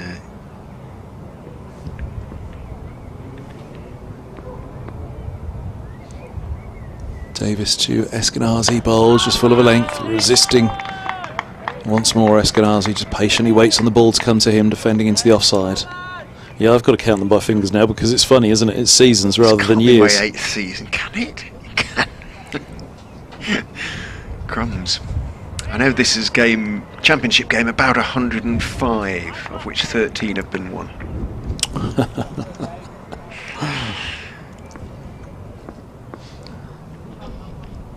Davis from the pavilion end, he bowls, and Eskenazi crunches that one away. Back on a point, a cry of catch. Rolling to his left. At backward point was, and pick who it was, the 23. Hill. Is it 23? Lewis Hill, It yeah. is Hill, yeah. Eskenazi on to 5. Middlesex 9 without loss, leading by 168. 17th season for me. 17th. You see, I'm a stripling in comparison. But you've seen some glorious days, haven't you? I mean, A Division 2 tough days, promotion here. but good days too. Yeah. Davis bowls, and this was pushed back by Eskenazi. 9 without loss. 3 pieces of silverware. Does Division 2 champions count? Yes, because of course you're it is. the 10th best team in the country at that point. Yeah, but you know, you've beaten everybody who's in front. Yeah. All you can do is beat the teams in front of you, and that's what you do. You do. It's like winning the championship, isn't it, or whatever in football? Yeah. Well, indeed, yeah, exactly. You celebrate, and you celebrate winning promotion as well. 2008-2020 was the other big trophy for them, as Davis bowls outside of the off stumps, left alone by Eskenazi. And then 2016 there was a Division 2 of the CB40, I think it was, that Middlesex won back in 2007 or so, but again that was the second division of the CB40, so does that really count as winning a trophy? I don't think it's on the honours board at Lords, let's put it that way, that one. And they were actually the tournament was scrapped that year in the format, or the structure that it was. So the fact that they were promoted that year didn't matter at all. Went off to whatever it was the next year, whether 40 overs were done. I think maybe that it was then just Did you 50 get a overs. trophy for it? Literally. I seem to remember they did. Piece of silverware. Yeah. CB40. CB. Clydesdale Bank or That's the something one. like that, wasn't it? That's the one. Bring back the Gillette Cup. Whatever it... Right. The B&H. Yeah, absolutely. Down the slope he comes and bowls, bouncer. Doesn't quite see it quite as early on that occasion, Robson, but still plays it equally effectively by just moving, leaning inside the line, letting it go through to Swindles. Ackerman's his hands on his hips. He can sense a slight, I feel a slight flatness among his players at the moment. There's not the usual chatter, and you can slightly understand why. In comes Wright and bowls outside off stump. This time he has got it away, Robson, off the back foot in front of Evans, who chases back. A bit of relay work with Ben Mike, who followed his teammate towards the extra cover boundary. 2 taken, always was going to be 2, but good work by the 2 youngsters nonetheless. Robson moves on to 6-11 without loss. Coming up to an update from BBC Radio Leicester's FM frequency.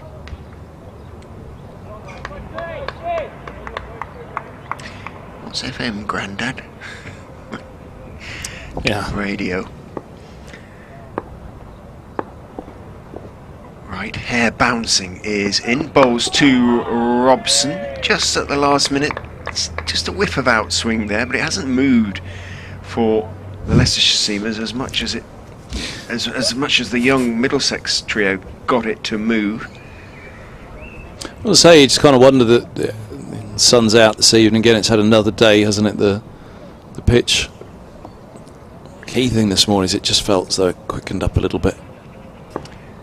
But this evening, just not got quite the same zip, and whether that's off the seam or through the air. Right, it's in. Bowles seams back in. That's leg before, absolutely. And Wright was almost celebrating before it zipped back in, hit Robson on the right leg, the back pad. He was pretty much squared up, and it hit him fairly low, I think, in the end. Let's have a look at the replay. Been disappointed if that one had been given out. The next delivery in goes Right. Yeah, absolutely. He was bang on his stumps, wasn't he? He was almost deep in his crease, and it just didn't really get up too much. 1 or 2 have kept low from that end. Oof. That really did jag back, didn't it? I mean, the line that lands on, to jag back from there, and as you say, in doing so, in jagging back, it did keep low. Oh dear, that really did come back. At Robson. Hard to keep those out. Another leg before, but so 10 now for the match, I think, out of 21. How many wickets today? 14 now today, with still 14 overs to bowl. The match moves on. 7 down overnight for Middlesex, wasn't it? 160 for 7. So 14 in total today. Lead of 170. Well, there's one. It's taken them 6 and a bit overs to get there, 6.4. We said 4 down overnight, really.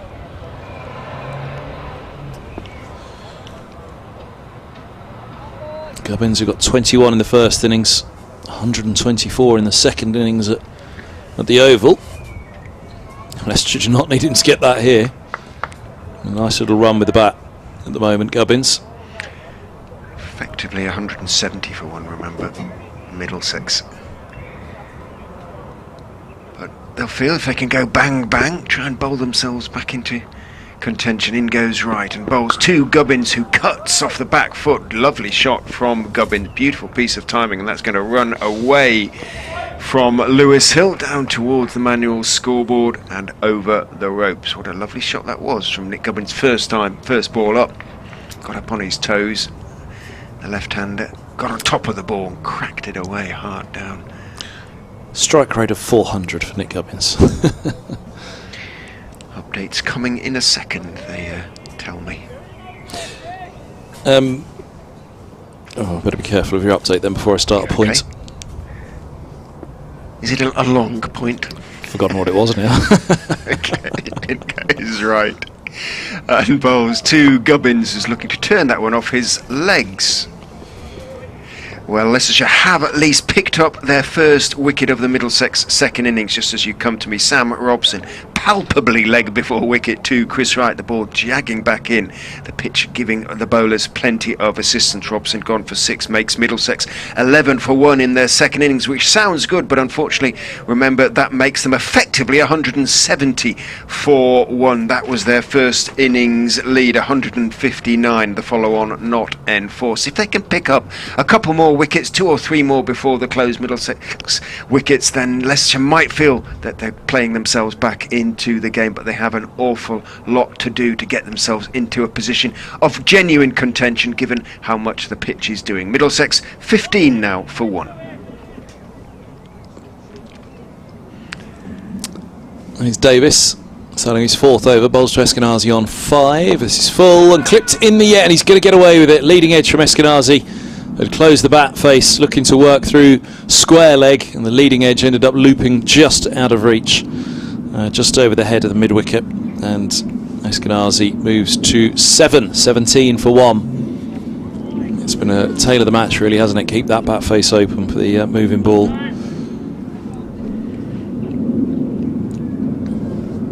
Aircraft overhead. Can't think of a heavy aircraft we've heard of that one in the game. Well, it sounds like a large one. You used to hear them fairly regularly heading for East Midlands Airport, 10 miles sort of up to the north, but of course these days.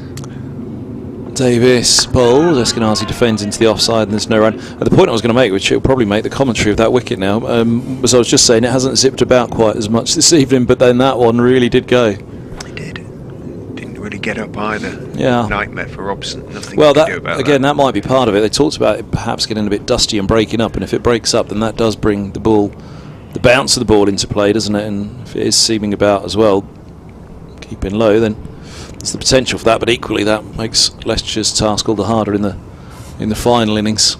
They can only do what they can do in front of them at the moment, and that's try and wrap this Middlesex innings up cheaply as Eskenazi gets the bat down just in time and pushes away defensively into the offside. He does have to really get that bat around that front pad, Eskenazi, the way he sets up.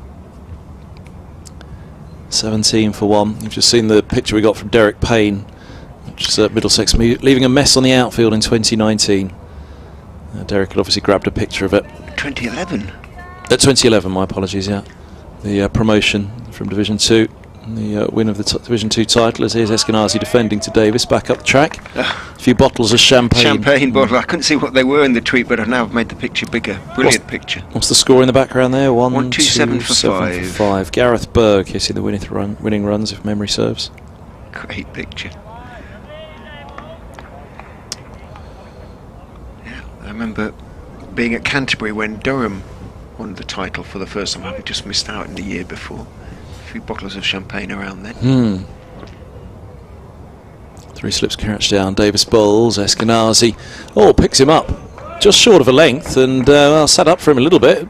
Bold shot from Eskenazi. Pick up shot from just outside the top of off. Whips away through square leg for 4. It was an Eskenazi style shot, but just for this stage of the innings it was a surprise, really, I guess, to see. But obviously saw it early enough. They decided that one was going to go. Again, something that attracts that he grew up playing on in Australia about that shot, I'd suggest. Yes. Davis to set off once more. Rolls now, and Eskenazi drives hard through the covers. Lovely shot. Mid-off giving chase, but can give up.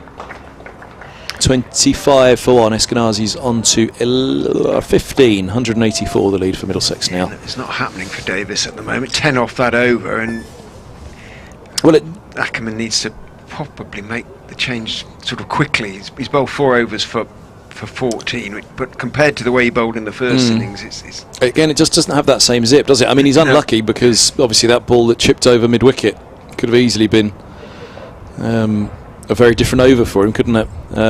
But that ball that sat up to be hit through square leg, that was the one, really. So looking at it back on replay, it was pretty short. It just didn't died off the pitch, really, and Eskenazi saw it early and away he went. Jedlad says, having trudged all 3 steps from the micro office to the living room, this returning worker would enjoy hearing your events of the day, enjoying the commentary from you both. Well, you've just done it for me, because you did your updates. That's given him the events of the day. Right is in on off stump. Gubbins just drops his bat on it, chases out into the offside, calls for the quick single. Eskenazi has to hurry, but the throw from the fielder misses, and therefore he is safe. I suspect he was safe anyway. Single taken.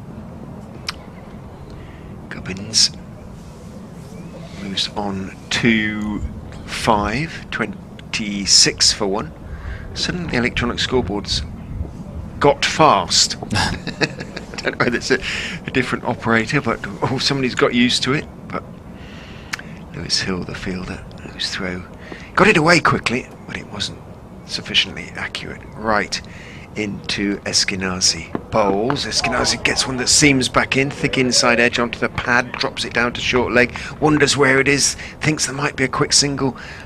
Sent back by Gubbins on that occasion. Happening still. It's a little bit frantic out there given the situation of the game, you have to say possibly unnecessarily so, but the ball, now that the lacquer is off, it is starting to zip around a little bit. I don't know whether that would make it a difference, but it does sometimes. It's about seam movement at the moment rather than swing. Yeah. So that, the seam should be pronounced anyway. In goes right and bowls. That one does come back in, but well played by Eskenazi. He pushes it out into the covers and wide of Ben Mike, has to run across from mid-off to field, and the single is taken. And the Middlesex balcony below us, you probably heard, there's sort of little round of professional approval for that shot. Yeah, rotating the strike. Yeah, played it well and then took the quick single. They like that, the pros, don't they? Yeah. Pleasant evening here, isn't it? That cloud that we were worried about, it's all drifted away. And yeah, Lutterworth got a soaking, but we didn't. In goes right, bowls on the off stump. Gubbins, careful, defending inside point, but not very quickly, and Hill can get across to his right to make the stop, and does. He scored 1,400 runs when Middlesex won the title in 2016. Nick Gubbins is, what would he have been, 22-year-old? 1,400 that year. Got lots of chatter for him of expectations of higher things. And again, Eskenazi had a good start. 2015, 2016. So he found a real pair of gems as youngsters.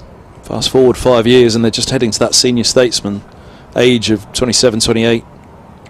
Right, bowls to Gubbins, full, waits for it, looks to turn it into the leg side. It's a bit too straight and ends up playing it out to mid-on to Ben Mike, and there's no run. Yeah, if you went back to that the evening of 2016 when Middlesex won the title and say, Robson, Eskenazi, Gubbins in 5 years' time, and have an Australian batsman at 4.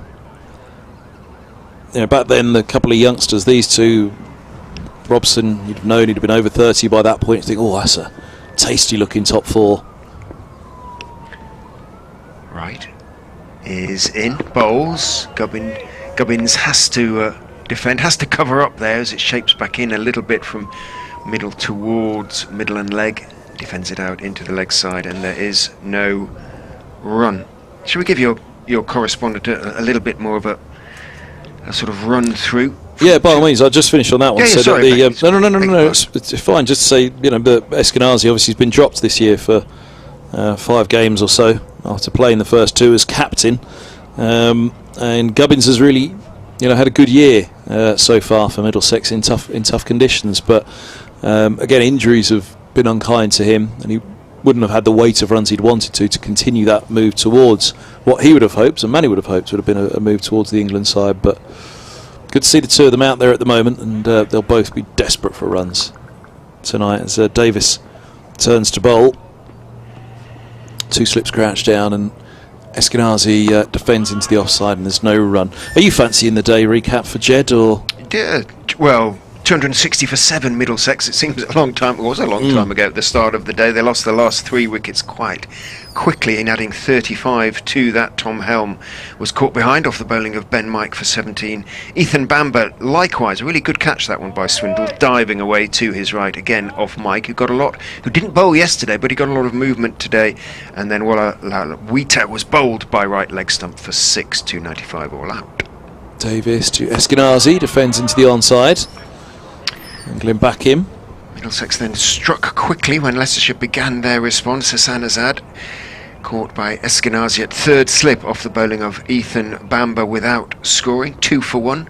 Marcus Harris unaccountably and horribly left a delivery from Tom Helm and was very much leg before wicket for 3, 9 for 2, and Ackerman brilliantly caught by Sam Robson, two-handed above his head. It was really travelling, that one, off the bowling of Helm for 8, 17 for 3, 21 for 3 at lunch. Davis bowls and Eskenazi defending once more. Back up the track, no run. Martin Anderson then came into the game. Sam Evans was a bit unlucky, caught down the leg side by Simpson for 15, 40 for 4. Harry Swindle's leg before wicket to Anderson for a single, 42 for 5. Ben Mike, first ball, Anderson made it 2 in 2. Pinned him leg before wicket, 42 for 6.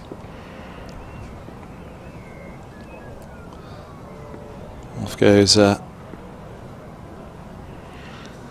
Davis. He bowls just full of length, and that's driven away. It's a lovely shot by Eskenazi. That would have felt good. He moves to 20, 31 for 1. Very likeable chap, Stephen Eskenazi, and popular in the dressing room. Had to deliver some harsh words as captain in the first 2 rounds when Middlesex lost both games, but nonetheless it wouldn't have diminished his popularity. There was a bit of a stand then between Lewis Hill and Callum Parkinson. 44 for the 7th wicket before Hill was bowled by Anderson, lost his off stump. Hill made 39, 86 for 7, 108 for 7 at tea as Parkinson battled away before being leg before wicket to Bamber for 41, 125 for 8. Chris Wright, who'd accompanied Parkinson in adding 41 for the 8th wicket, also went leg before wicket to Barker for 23, and Ed Barnes was bowled by Luke Holman for 6. Davis bowls to Eskenazi, drives again through the covers, and just a little bit about the pace from this end for Davis, isn't it? He did bowl very well from the Bennett ends. It's cut off on this occasion. They've run 2. Eskenazi's on to 22. Didn't quite time it as well. Rather just an open of the face and an offering of the bat. But yeah, Davis for me carried far more threat from the pavilion end. Sorry, the Bennett end in the first innings. You're right. He bowled much more control, but he was almost bowling cross seamers. Then it looked to be coming back into the right-handers. He's trying to bowl out swingers, and it's sort of looks to be at 3/4 pace. And this has been characteristic of Davis in his time at Leicestershire. Times he's looked really good, and then times he's looked horribly innocuous. He bowls now to Eskenazi, who dabs to the offside, and there's no run. Worth the change of end. That's the end of his 5th over, none for 20. And yeah, I think, you know, given the way that Mike bowled this morning, you've got to bring him on now, haven't you? Surely at the pavilion end. You've got to make a decision quickly sometimes, and I think Mike is going to come on. He's talking away to Ackerman at the moment, but Davis, he's really fed up with himself. He knows he never got into any sort of rhythm in that spell, and it's been an expensive one. And 33 for 1, Middlesex, the lead is almost 200 already.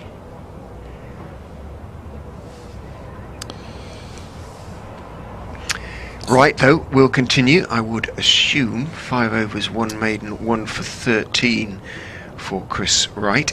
Sorry, I was just going to give you a quick tweet there. I've finished for the week now. It says Peter Mead, I've moved from watching on my phone in my office to having the game running on the TV. Good to have you with us. Good man. Right, bounces in and bowls to Gubbins, who is well behind it. Very straight delivery. Everything behind that from Nick Gubbins, pushing it out into the offside. No run. He does look a good player, Gubbins. Walks away to square leg. He's limping slightly. Doesn't look quite. Gubbins? Something a little bit wrong. Do you remember when he was in the field? He was holding his back, wasn't he? Yeah. When he ran okay, but maybe he's just had a little bit of a back tweak or something like that. But it's not restricting the way he's playing, I don't think. Playing very solidly at the moment. Yeah, let's hope not. Again, he's been in good form with the bat, so let's hope there isn't some sort of he's just checking his guard, because he's taking it a long way in front of the crease, but he's also checking it because Chris Wright is going to go around the wicket to him. to swing it back in, I suspect. In goes Wright and bowls outside off stump, and that one holds its own outside off stump, and Gubbins lets it go through. When did we last do scores elsewhere? I'm just seeing a few wickets gone. Yeah. Durham, Essex's lead is now over 300. They're 222 for 6 at Durham. 305 the lead. Notts 109 for 2 in reply to Warwickshire's 341. Hamid out for 39.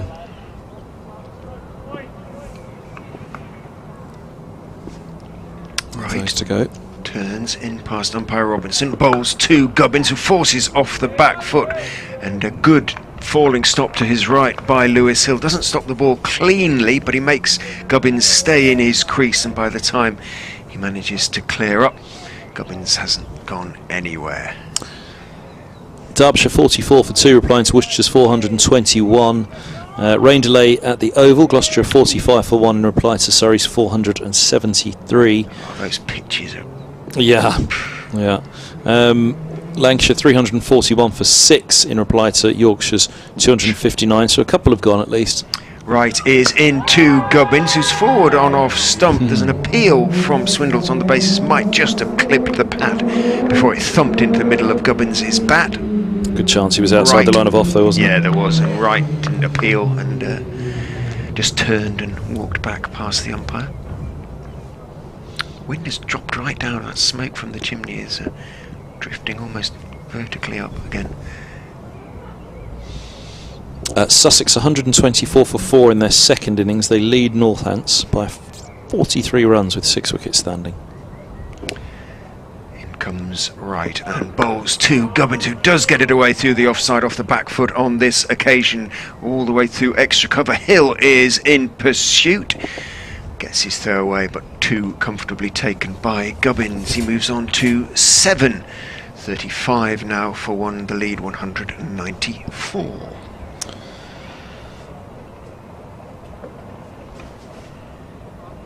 You can just see, on that ball there as well, he was in position early to play it, wasn't he, Gubbins? And although not quite coming onto the bat, he had to force it a bit, didn't he? Although waiting on it, then try and force to find. There wasn't that pace off the bat, was there? No. Which just equally for the batsmen, like the bowlers this evening. Having to run their runs for the most part. As Wright comes in, that one does swing back in, but Gubbins plays it well as it swings back in and plays it firmly back down the pitch to Chris Wright. End of the over. Wright's 6th one for 15 for him. Davis, well, he's taking off his cap. Is he going to continue? Looks that way. Well, so he did nearly have Eskenazi with that leading edge, didn't he? And sliding doors, who'd all of a sudden say, "Oh, Davis has got one for probably about 12," because the next over went for a bit as well, didn't it? It was his third over, I think, that leading edge came, wasn't it? And then his 4th over, and then the 5th went for a few as well, didn't it? But it felt 10 off his 5th. Felt like Mike. Oh, was it? So it was at the start of the 5th, that leading edge there. Maybe it was. No, I think it was the 4th.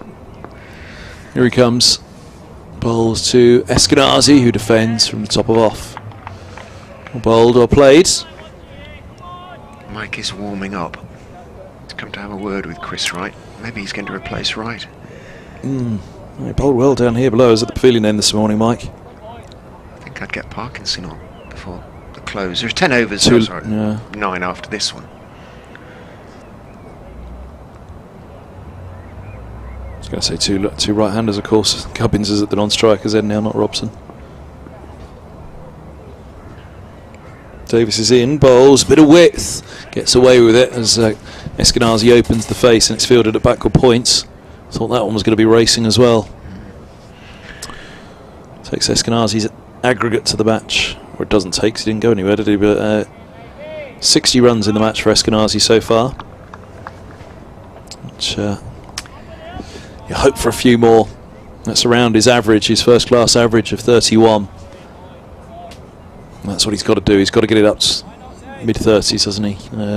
Eskenazi at his age. Davis bowls and Eskenazi defends into the offside. He'll hope to have a fantastic little T20 season now. And then list A for Middlesex as well. He'll be an important player in list A in both. It's gone well in the T20. But it'd be lovely for him to go out this first round of 8 championship matches, complete for Middlesex here at Grace Road with a score to his name. Davis to Eskenazi, bowls, and Eskenazi strokes back. There's no run. 12th over of the innings, so 9 after this tonight. Yeah, it's going to be about half past, isn't it, by the time we're done? Unless the spinner comes on.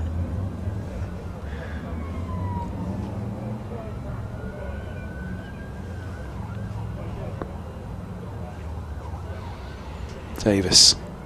It's midway through his run-up. Bowls, and this ball's pushed back up the track by Eskenazi. 35 for 1. It's been a better over because he's stopped trying to bowl these sort of outswingers that he floated a few up outside off stump, didn't he? And he looks slightly more threatening when he's attacking the stumps.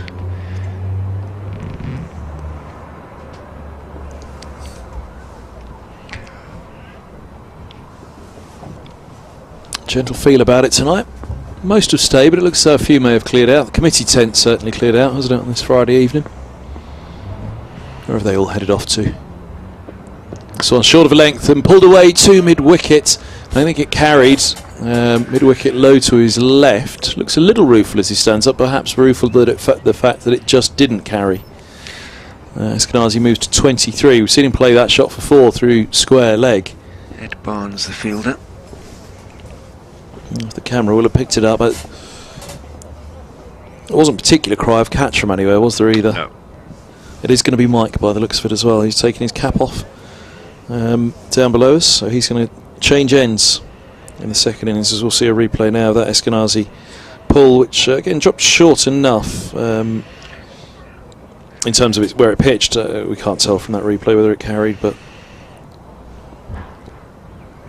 as much as anything, I think he'd be disappointed he missed out, but it didn't get up quite as much as perhaps Eskenazi was expecting.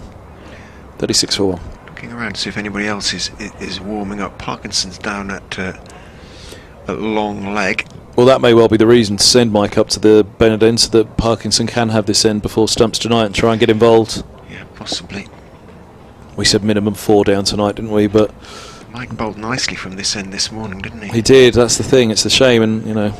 Sometimes from the top end, from the Bennett end, he tries to bowl a little bit too fast and loses control. But he reined his attacking instincts in this morning and benefited accordingly, windmilling his arms vigorously, violently even. Ben Mike ready to go now. Ackerman tells Parkinson, who's chuntering away to a couple of the Middlesex players on the balcony, on the boundary. Now gets the message and runs 10 yards to his right. In comes Mike. And bowls to Eskenazi, slightly short, pulled away, or attempted to be pulled away around the corner. Did he get anything on it? Did he just thump into the pad? Did get something on it, and then into the pad or the thigh pad, and then it trickled away to short fine leg where Swindles pursued it from his wicket-keeping position, picks it up and throws it back in. Single taken. Eskenazi on to 24, 37 for 1. The lead creeping ever upwards, 196.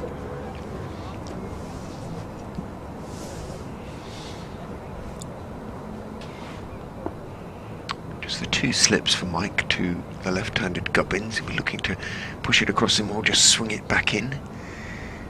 In he goes, bowls. Gubbins gets a full delivery on his legs that he clips neatly away off his toes out towards the deep mid-wicket boundary. It's a long chase for Gavin Griffiths, who's out there.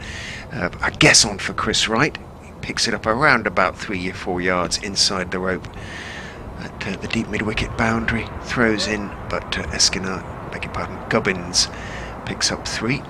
He moves into double figures on to 10-40 for Middlesex now in their second innings.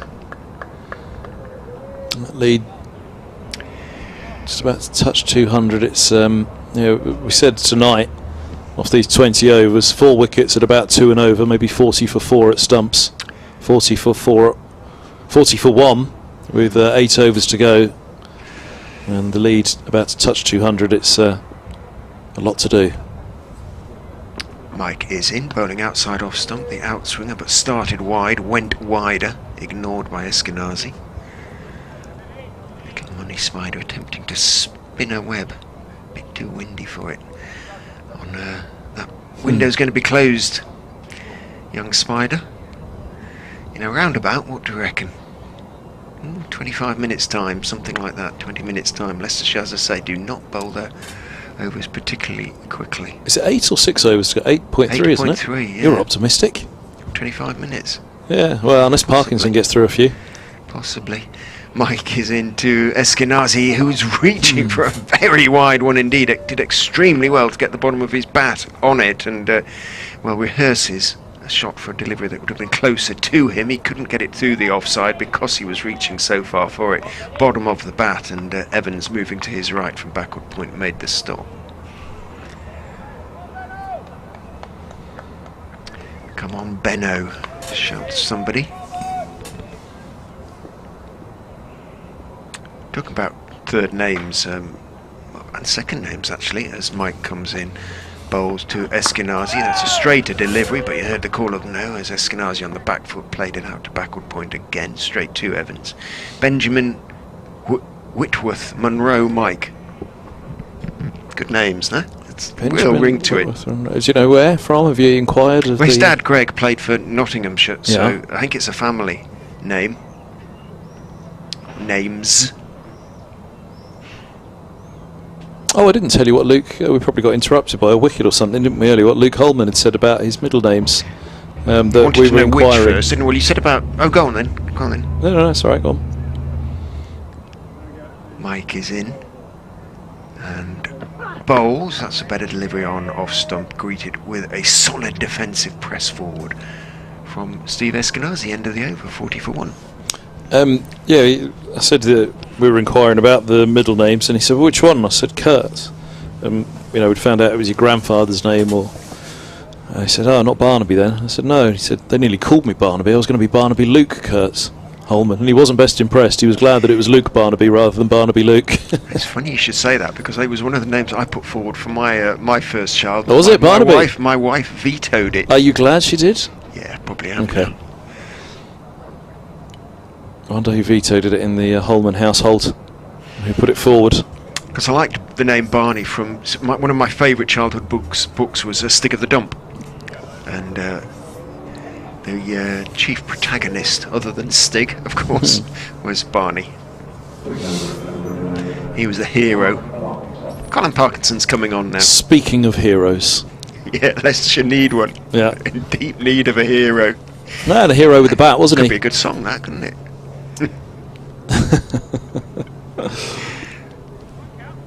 He was. He battled bravely, didn't he? And yeah, I said it. He's got a right-hander in Eskenazi, but for Gubbins, whether there is just a little bit of something outside the off stump for the slow left arm to try and turn in towards off, try and get a bit of bounce. They're going to bring in a leg slip by the looks of it, or will he come around to short leg? Let's see. Might just short be leg. An update any second. It having turned past the top of the hour. The last one, potentially. In the news, anyway. There it comes. Continue to struggle a little bit, I'm afraid. Leicestershire, they did pick up 1 wicket in the Middlesex second innings out of Sam Robson, who went leg before wicket to Chris Wright for 6, made the score 11 for 1. Steve Eskenazi, though, is batting well. He's 24 not out. He's been joined by the in-form Nick Gubbins, who's 11 not out. Together, they've taken Middlesex on to 41 for 1 in their second innings, which means they have a lead of exactly 200, and that is a lot on a pitch that is offering the bowlers a bit of assistance. They need at least 2 more breakthroughs before the close, but they're not coming at the moment. Middlesex 41 for 1. Parkinson bowls and is defended by Eskenazi. A rather plaintive chant of Leicestershire, la la la, comes from the populous seats. Well done, Stench.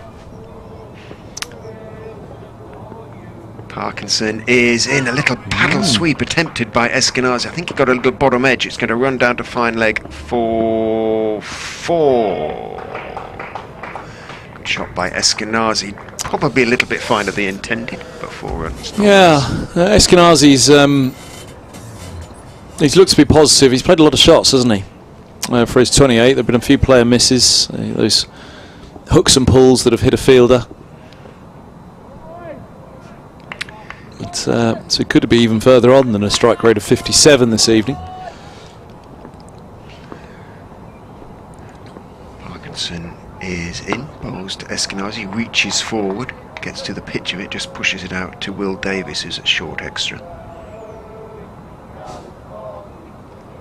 Something Callum Parkinson. I can hear that bit. I think it's just a repetition. Callum Parkinson. Right, it goes Callum Parkinson and bowls on off stump. Forward goes Eskenazi. Doesn't really turn for the young left-hander. Ah, good on them. Send off on a Friday night. I wonder where they'll send themselves off to, or are they done for the day? One Gavin Griffiths. In goes Parkinson and bowls. Forward goes Eskenazi, defending out into the offside. I thought it was going to be one Richard Ray. Oh, I don't think so. Christopher, right. Are they going to go through the entire team? They've got to get up to the commentary box. Come on, someone with an earpiece over there. Tell them there must be a Richard Ray song. I don't think I'd get a mic too close to it. Certainly not without auto-tune and an immediate censorship button. There'd have to be a delay of sorts. They've gone quiet now. Somebody's told them they're mulling it over. Look.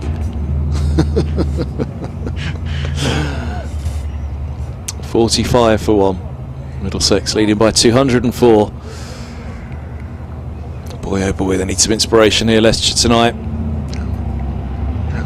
Oh no, it's the Outlaws. Oh. Home for the day. Oh, it's an outlaw.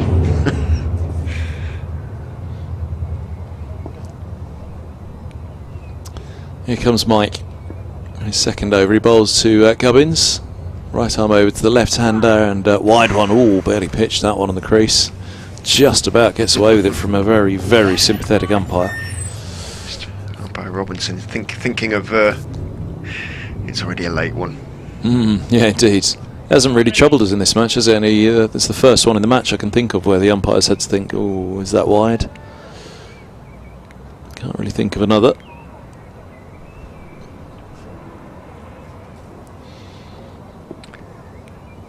Couple of little off conversions I've just noticed over there, over the top of the net. So the international teams here. It's a great view as Mike's in, bowls, cut, back at a point by Gubbins. Parkinson will get round at third man. They've run a sharp single and they're back for 2. Gubbins on 13, 47 for 1. Yeah, good at the start of the season, but the views of the pitch pretty much obscured now by the trees that are... Oh yeah, no, I was thinking specifically of the nets. If you've got the international teams down there, as they do love these nets here at Grace Road, the best in the land.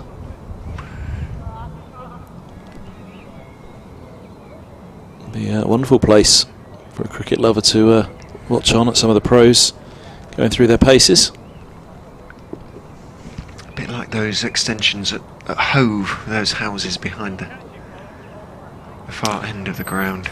I think I read last night correctly, demolition's begun of the Cricketer pub at Hove, which is very sad, isn't it? I guess it's going to be a block an of old building, is it? But yeah, you're right. Block of flats. I got it. Yes, there was a note. Yeah, but they'll cost a bomb, won't they? Especially if they've got views over the ground. I wonder if they're into the coffers of Sussex County Cricket Club, or is it the council? No, it's the club. It is the club. Yeah. Oh well, good for them. Mike's around the wicket, bowls to Gubbins. Not quite happening the same for him from the Bennett end as it was from the pavilion this morning. Somebody demolished the block of flats that is there behind the press box there. Oh yes, the ugliest building in the history of the world. I think that awful building. It's a 60s grey concrete thing, isn't it? Shocking thing. But I bet it still costs a fortune to have one of those flats. I wonder if they have a pub on the ground floor of the new flats that go up. It's, I suspect Sussex making a lot more money out of the development than yeah. selling beer, but yeah, point taken. Mike around the wicket bowls. This one does angle back in from outside of the off stump, left alone by Gubbins. Bit of kidology. It was a long old way away, that one, wasn't it? It's the only one I can think of the ground, isn't it? If they didn't restore a pub on that lower floor of the new blocks of flats that are going to go up, or block of flats. I guess there's the pavilion itself, of course, and various... Yeah, but close of play at stumps, it's always into the cricketer, isn't it? Yeah, it tends to be. So maybe, yeah, you're right, maybe there will be some sort of... It'd surely be a missed opportunity. Yeah. I can't imagine anybody would want to live on that ground floor with all the fans going in and out of a T20 either. Unless it's a car park down there. Mike bowls, and this ball's eased away into the offside. Gubbins, yes, no. 47 for one it remains. He remains on 13. There's talk of flats at Lords, wasn't there, at one point, on the nursery end? Gubbins and Eskenazi gesturing away at each other. Gubbins determined there was a run there. Eskenazi saying, I don't think there was. It's not that far until the close.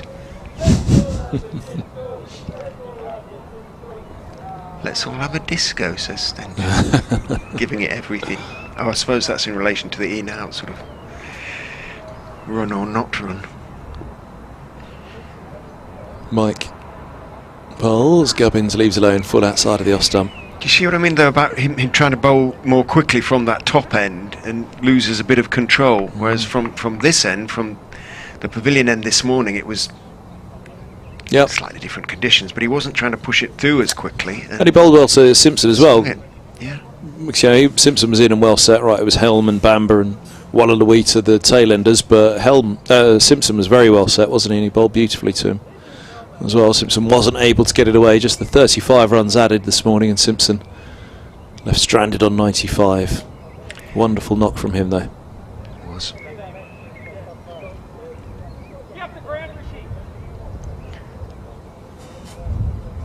Is that Azad as... Get off the ground, Rishi, who shouted. That sounded Australian, didn't it? It's Parkinson. Oh no, it's you, is it? It is. He defended out into the offside by Eskenazi. The bulletin changed us around, didn't it? Apologies. It did. 5.5 to go. It's a slow finish to the day. We perhaps didn't expect this. We thought it might be another clatter of wickets.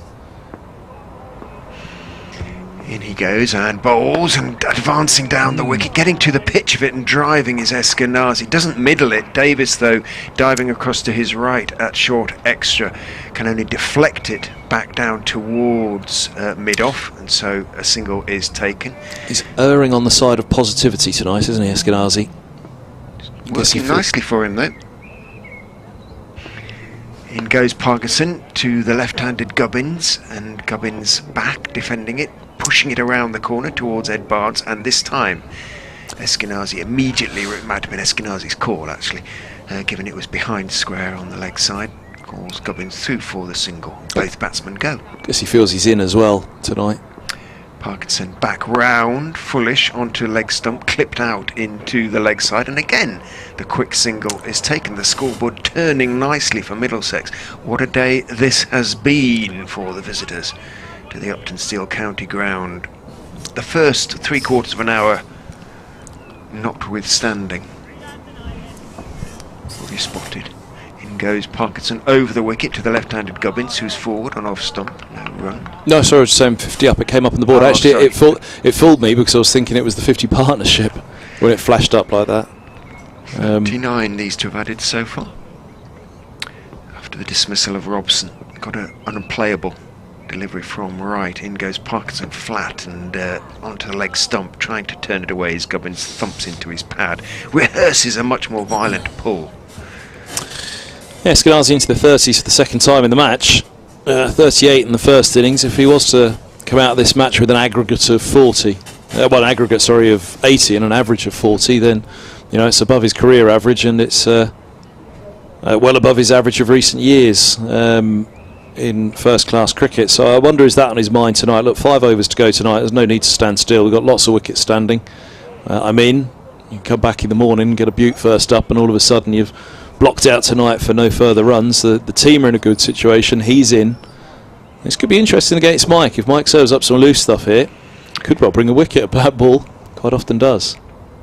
His right arm over from the Bennett end, and Eskenazi clips him through mid-wicket for a couple hit. But they come, do they? No, no, is the cry. Good return from Hill, thank you. At mid-wicket, he scrambled after it. Probably feels he's missed out there a little bit. Eskenazi.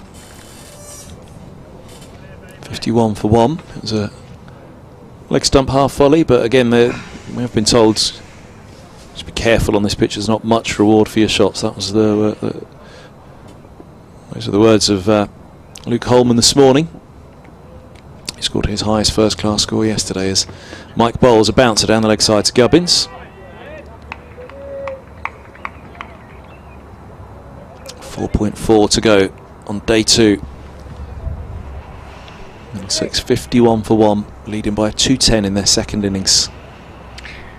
Position of approaching now total dominance. If they swinging his arms, he might have a If they could get a wicket now, then you could at least say Middlesex have thrown away a better position than this season, when they were effectively 230 for 2 at Lords against Somerset in their second innings. As here's a quick single taken by Gubbins off Mike into the offside, just in between cover and mid-off. 52 for 1. There is no Overton in the Leicestershire side. No. Got to be said. No. Well, I suppose the big hope, if you were to try and look for something, is that Parkinson's more experienced than the 2 Middlesex spinners, and if it is to be a spin from day 3 onwards,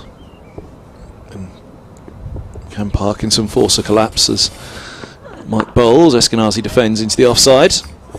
2 to come in this over. Mike's third, none for 8. But it did feel as though there needed to be a bit of a clatter tonight, didn't it? It did. They could somehow get out of it 3 down. Then maybe Leicester would say, all right, not quite the 4 or 5 I would have hoped for, but something to work with in the morning perhaps. But they'd have to work hard. And pretty miserly as well. Run rate this evening 3.1, the highest of the match so far as well, isn't it? In any of the innings, as Mike bowls and forward goes Eskenazi defending, fielded at mid-off. Yeah, it's got a little bit of just an air of what's to come next tomorrow, really, tonight, hasn't it? Not to suggest that Leicestershire aren't trying, but Eskenazi well set. Looking, I'd imagine, for a bad ball here or there. Gubbins just content to be there in the morning, I'd say. Funny how little things like that can make a difference. And where players are at their career or their season, as Mike bowls, and there's a full straight one which Eskenazi watchfully pushes up to mid-on and end of the 17th over. It's 3 to go, 4 to go tonight. 52 for 1. Eskenazi 31 and Gubbins has 15. What Hanscom would be sort of happy with to pull out once it gets over 300. I mean, it's going to take a lot of scoring, but you would think that's tea tomorrow. Yeah, if he's batting at tea tomorrow, then he'll be leading by 400.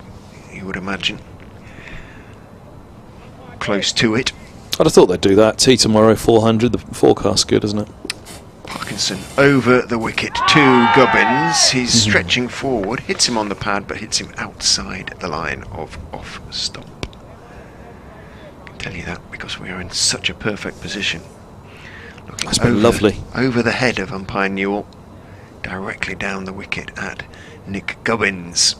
As Parkinson goes in, bowls again to him, and it's Fuller this time and clipped neatly away through mid-wicket, and that's going to run away for Davis. Dive to his left to try and stop the ball as it went past him, couldn't do so, and you heard the sound of ball on advertising hoardings there in front of, well, I've described it in various ways, the crowd at the moment, and I think the mood is now approaching morose.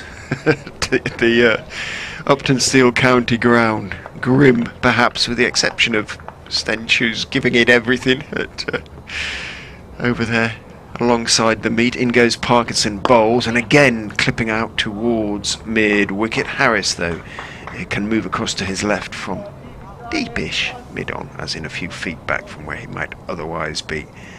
And it means it will just be a single to Gubbins, who moves on to 20.57 for 1. The lead 216 as Parkinson around the wicket to Eskenazi. Too full, waiting for it though. Just turns his wrists on a defensive shot. Eskenazi out to Ben Mike at mid-wicket. Jed says, wonderful memories of the 2018 match at Grace Road. I was there for the first 3 days and listened dry mouthed to your commentary for the day 4 nail biter. But only a couple of Leicestershire players remain from that 2018 team. Where's everyone gone? Yeah, good point. Big turnover. He's something on the back of his bat that's irritating Eskenazi, and the umpire is slipping it up. One of the labels or slogans perhaps, or advertising or whatever, just coming slightly loose that he wants, irritating him. Peter Mead, meantime, says, interesting discussion about people being named after characters in books. My brother Simon was named after Simon Templar. My wife vetoed Tintin, so our son is called Alexander. Tintin, in goes Parkinson bowls on off stump. That's a better line and a better length, and Eskenazi goes forward. But there's no great turn for him, interestingly, at the moment, for Parkinson. Whether the wicket's just flattened a little bit in the sun in terms of turn. Players can perhaps tell us afterwards. Parkinson is in, brings Eskenazi forward again on off stump. Loved Tintin when I was a boy, and Asterix. Preferred Asterix. The better sense of humour in Asterix, especially the translations. They're so clever. The translations into English words. Made a pretty good cartoon as well, Tintin. Yeah, Tintin made a better cartoon. Agreed about that. Asterix cartoons never really worked. In motion, that is. Obviously, it was a cartoon in it itself. Gerard Depardieu played Obelix in the live-action version, didn't he? Just trying to work out the words of that chant. He did, but I didn't see it. Is it? So I can't imagine it was a great. It got a bit panned, didn't it? I'm always one that gives these ones, the good rating for the effort. Is Ackerman around the wicket bowls, and this is pushed to Gubbins, and there's no run. I'm thinking, is it Ackerman that they're singing? Ah, okay.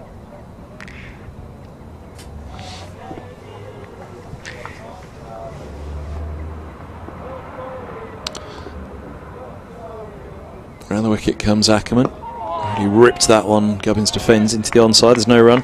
Pierre says, when you said speaking of heroes, I thought David Townsend had walked into the commentary box with a box of miniature chocolates, says Pierre, in Brussels. Oh no, formerly of Brussels, where they do very good miniature chocolates. It's a full delivery to Gubbins, push back up the track and no run. I haven't seen DT for a long time. Is he based abroad? He's stuck, isn't he, in worst places to be stuck. in Thailand. There's a full 1-2 Gubbins from around the wicket, going down, says the umpire.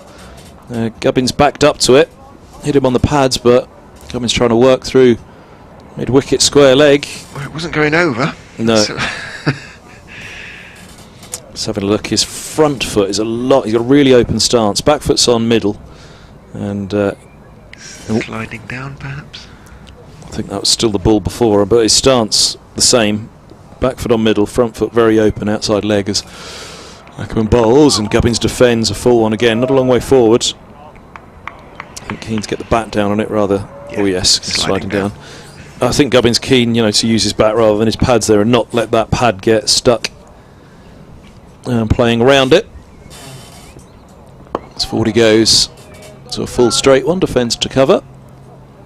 End of Ackerman's first over. So spin to see out the day, seeing if they could have bought the wicket of Gubbins there with a bit of off spin. Eskenazi will have strike on 31, 2 to go. Can Parkinson grab the wicket of the right-hander? Talking to Davis at the moment, Callum Parkinson.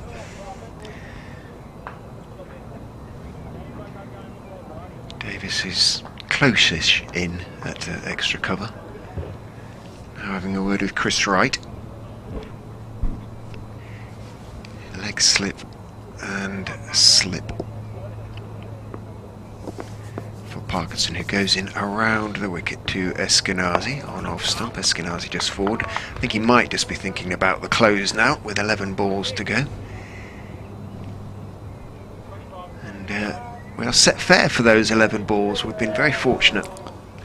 The showers have slid either side of the ground. Parkinson in again, middle stump, and defended again by Eskenazi. Chris in Chicago says, I was named after Christopher Robin. However, my parents decided to not go all the way, so I received my dad's name, Paul, for my middle name. There we go.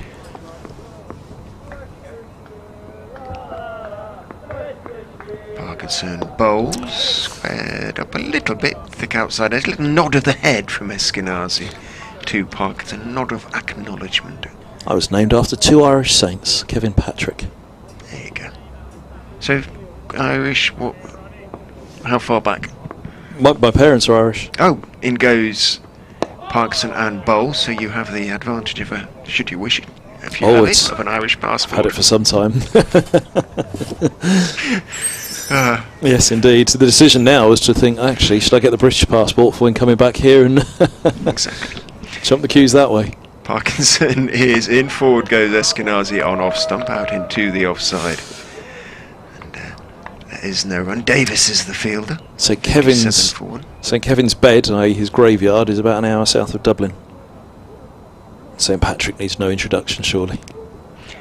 Parkinson bowls very full and just leaning forward. Eskenazi plays it back down the pitch to Callum Parkinson. End of Parkinson's over and work for the day in that respect. 4 overs, none for 13 for Parkinson. Middlesex in pretty much complete control. That was a maiden, 57 for 1. However, shouts of encouragement from Leicestershire's backroom staff, trying to just lift the spirits of the Foxes, but they do look a little bit flat at the moment. 216 the lead. Ackerman is around the wicket. He bowls to Gubbins, pushing back up the track. Playing with fire a bit when he goes back there, Gubbins. I think if he's keeping a bit low from he must be clearly backing himself. Like I say, he's trying to, it's the old Kevin Peterson one. The pads aren't there to play the ball, the bat's there to play the ball. I think that's what he's desperately trying to do. Like I say, he's got that really open stance to the spinner. As forward he goes, pushing into the offside, and there's no run. And there's little danger of him getting trapped LBW on the front foot, is there? Because that's what he's trying desperately not to do, is let that front pad get in the way of the bat. But yeah, as you say, when you back up, there's obviously the chance that one shoots on and you miss it, then you plumb. As Ackerman bowls and forward goes Gubbins, pushing into the offside. He's really backing himself here though, isn't he? Because he's shown a lot of the stumps, and therefore, you know, if one does turn on that off stump and he's pushing forward on that line, it brings slip into play. He's not going to get a long way across to it, is he, from the stance that he has? Going to be smothering it like Luke Holman was earlier this morning, as this one's given a lot of flight. He's over the top of it, defending into the offside, but worked very hard, he told me, on playing spin in recent years. It was a doubt in his early days after those 1,400 runs in 2016. It was something that hung over him that potentially wasn't the best player of spin, and that was where Hamid got the nod 1 year over Gubbins for England. Ackerman's around the wicket, bowls, and this is eased to backward point, and there's no run, but he said he's worked incredibly hard on facing spin, and quite content. Just wonder if the pitch is flattening a little bit, whether that will affect Hanscom's thinking in terms of the target he eventually sets Leicestershire. Around the wicket comes Ackerman, bowls, and there is stumps on day 2 with a forward defence from Gubbins. He has 20, Eskenazi has 31. And Middlesex 57 for 1, leading by 216. A blast of the Vuvuzela to finish the day, Middlesex's day. We debated yesterday evening exactly what it all meant. Today it's not such a big debate. All 3 sessions to Middlesex, and pretty emphatically so. And for Leicestershire now, it's just trying to keep a little bit of control over it, control the scoring rate, try and keep those wickets coming tomorrow. Just maybe there's a collapse to be had if spinner perhaps can get going, but they'll clearly hope that the seamers in the morning are able to come out and find a little bit of extra oomph that wasn't there this evening.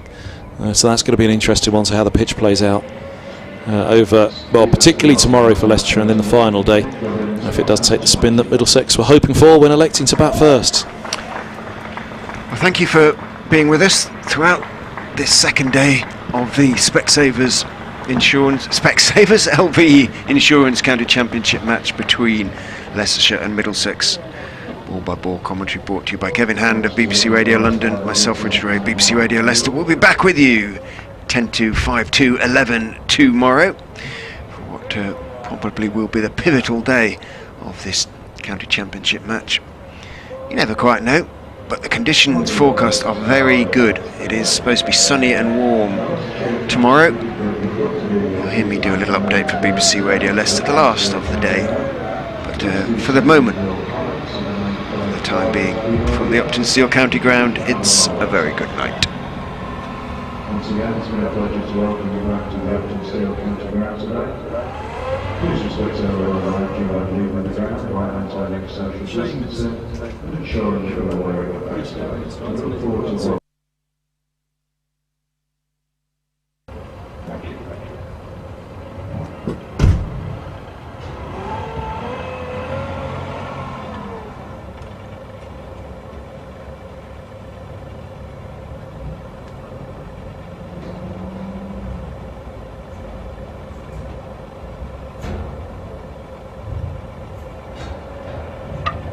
Edge. Mike thinks has. Helm waits for the decision. Mike has the wicket. Very well bowled. Good his scoring rate here. You'd imagine he will. Davis again is edging Bamber just wide of Colin Ackerman. Might have got his hand to it. I think it's a start, have we? I have. Anyway, in goes Davis. Nice shot from Simpson. Turn away from run. As Davis is in again to Bamber, who's driving pleasantly, and he's got that one away. Might get 3, might even get 4. It's heading up. Three overs, 3 maidens, 1 wicket. And he's around wicket now from the pavilion end with 2 slips in place. He bowls and Simpson cuts hard in front of points. And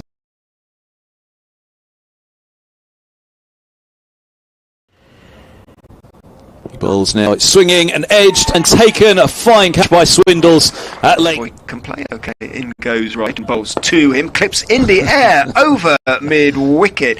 Gavin Griffiths is on the field. Chases in pursuit, but it's going to go all the way.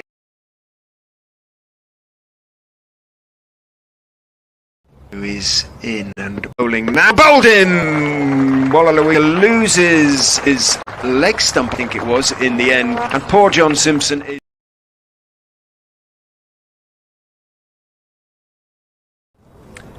Bamber is in and bowling to Azad. Edges caught at third slip. Good bouncing delivery that might just have left.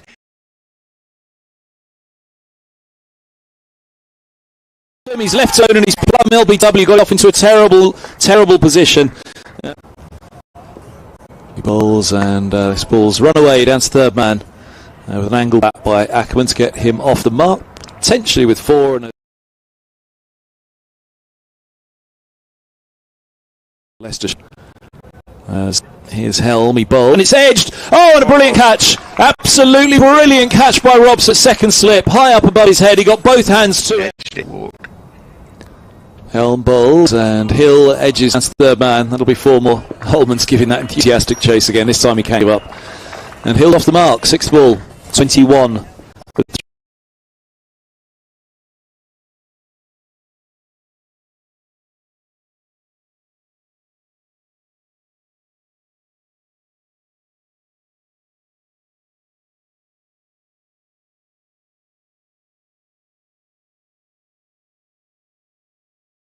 That's coming on.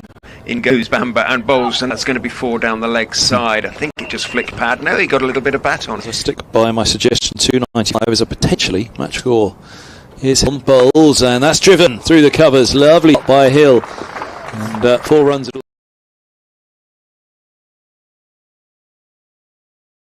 If you remember, it was Barnaby and Kirk.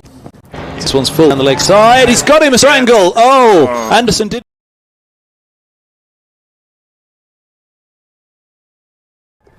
Anderson bowls, his thumbs to the pin and gone. Swindles pays around 1, 42 for 4, and Anderson. Oh, this could go as he's on a hat-trick, Anderson. He fell first ball yesterday as Parkinson 2-2, and now it's is in bowling to Hill, who on dry pleasantly did seem to put his full weight into the shot. I think Hanscom's going to win the chase. No, he's not. Does cross the ropes. Come now, bowls down the leg side. He's away for 4. Hill makes no mistake as Weiser serves up a loose one. Hill's on 31. Anderson is in. Balls to him, drives very, very straight, just past stumps, and does not move Lewis Hill. He knew that.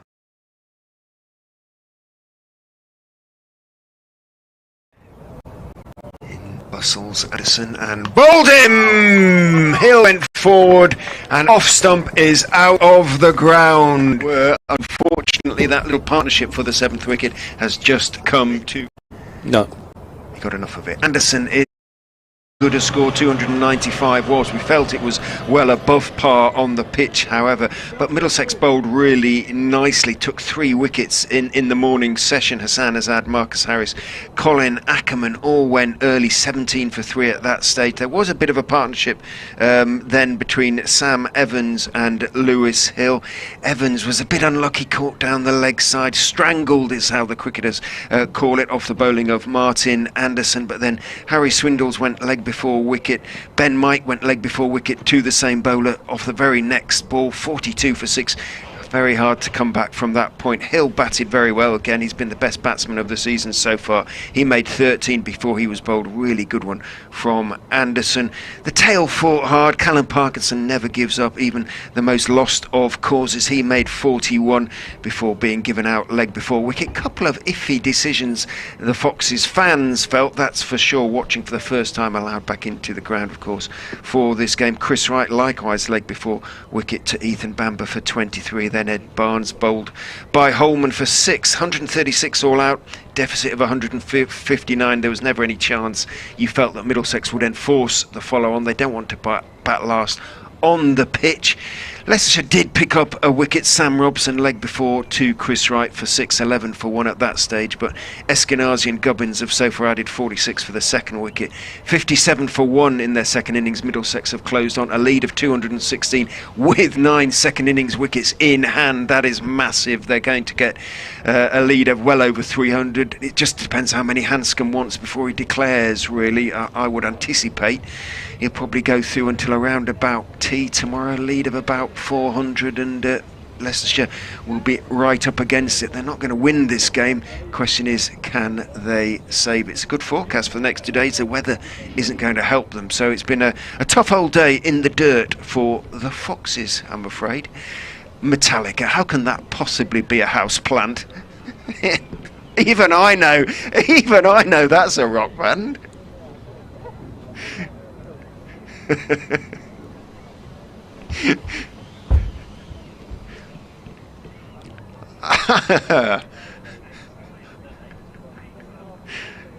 Most overrated. But, sorry, go on.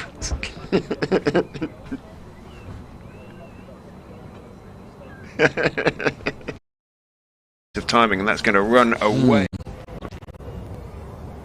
3 slips catch down. Davis bowls. Eskenazi picks him up just short of a length, and I'll set up for him a little bit. Bowls now, and Eskenazi drives hard through the covers. Lovely shot. Mid-off giving chase, but can give up.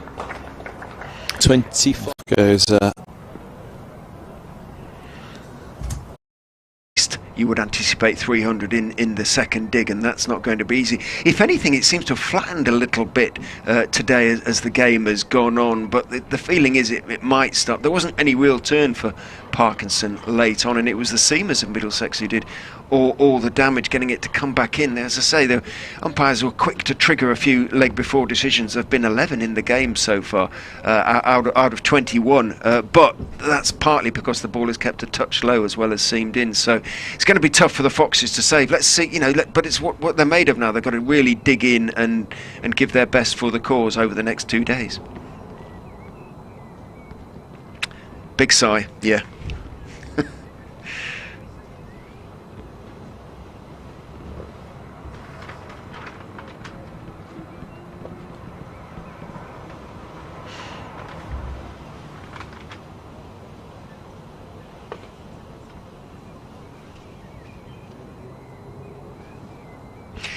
I guess so, but some of the guys have been around for a while now. They brought Ed Barnes in, and he's impressed in this game. Took 2 for 48. He hasn't bowled so far in the second innings. Chris Wright was a little bit unlucky in the first innings, none for 60. But Will Davis, I suppose, the epitome of inconsistency in that respect. He bowled really well in the first innings, took 2 for 50, deserved better than that. Interestingly, though, in the second innings, he's gone for 20 off 5 overs and has bowled, hasn't really looked penetrative at all.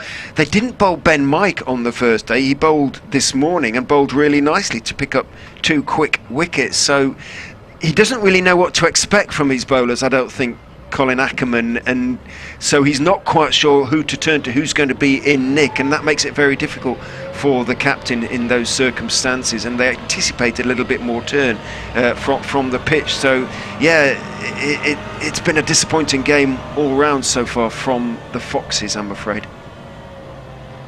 They're bringing on the covers, actually. They're covering everything up now, just in case. I suppose it keeps the dew off a little bit as well, off the ground. I don't think any rain is necessarily forecast, although they were off at Worcester and at Birmingham earlier on in the day, so we might get an overnight shower, but essentially the forecast is pretty good.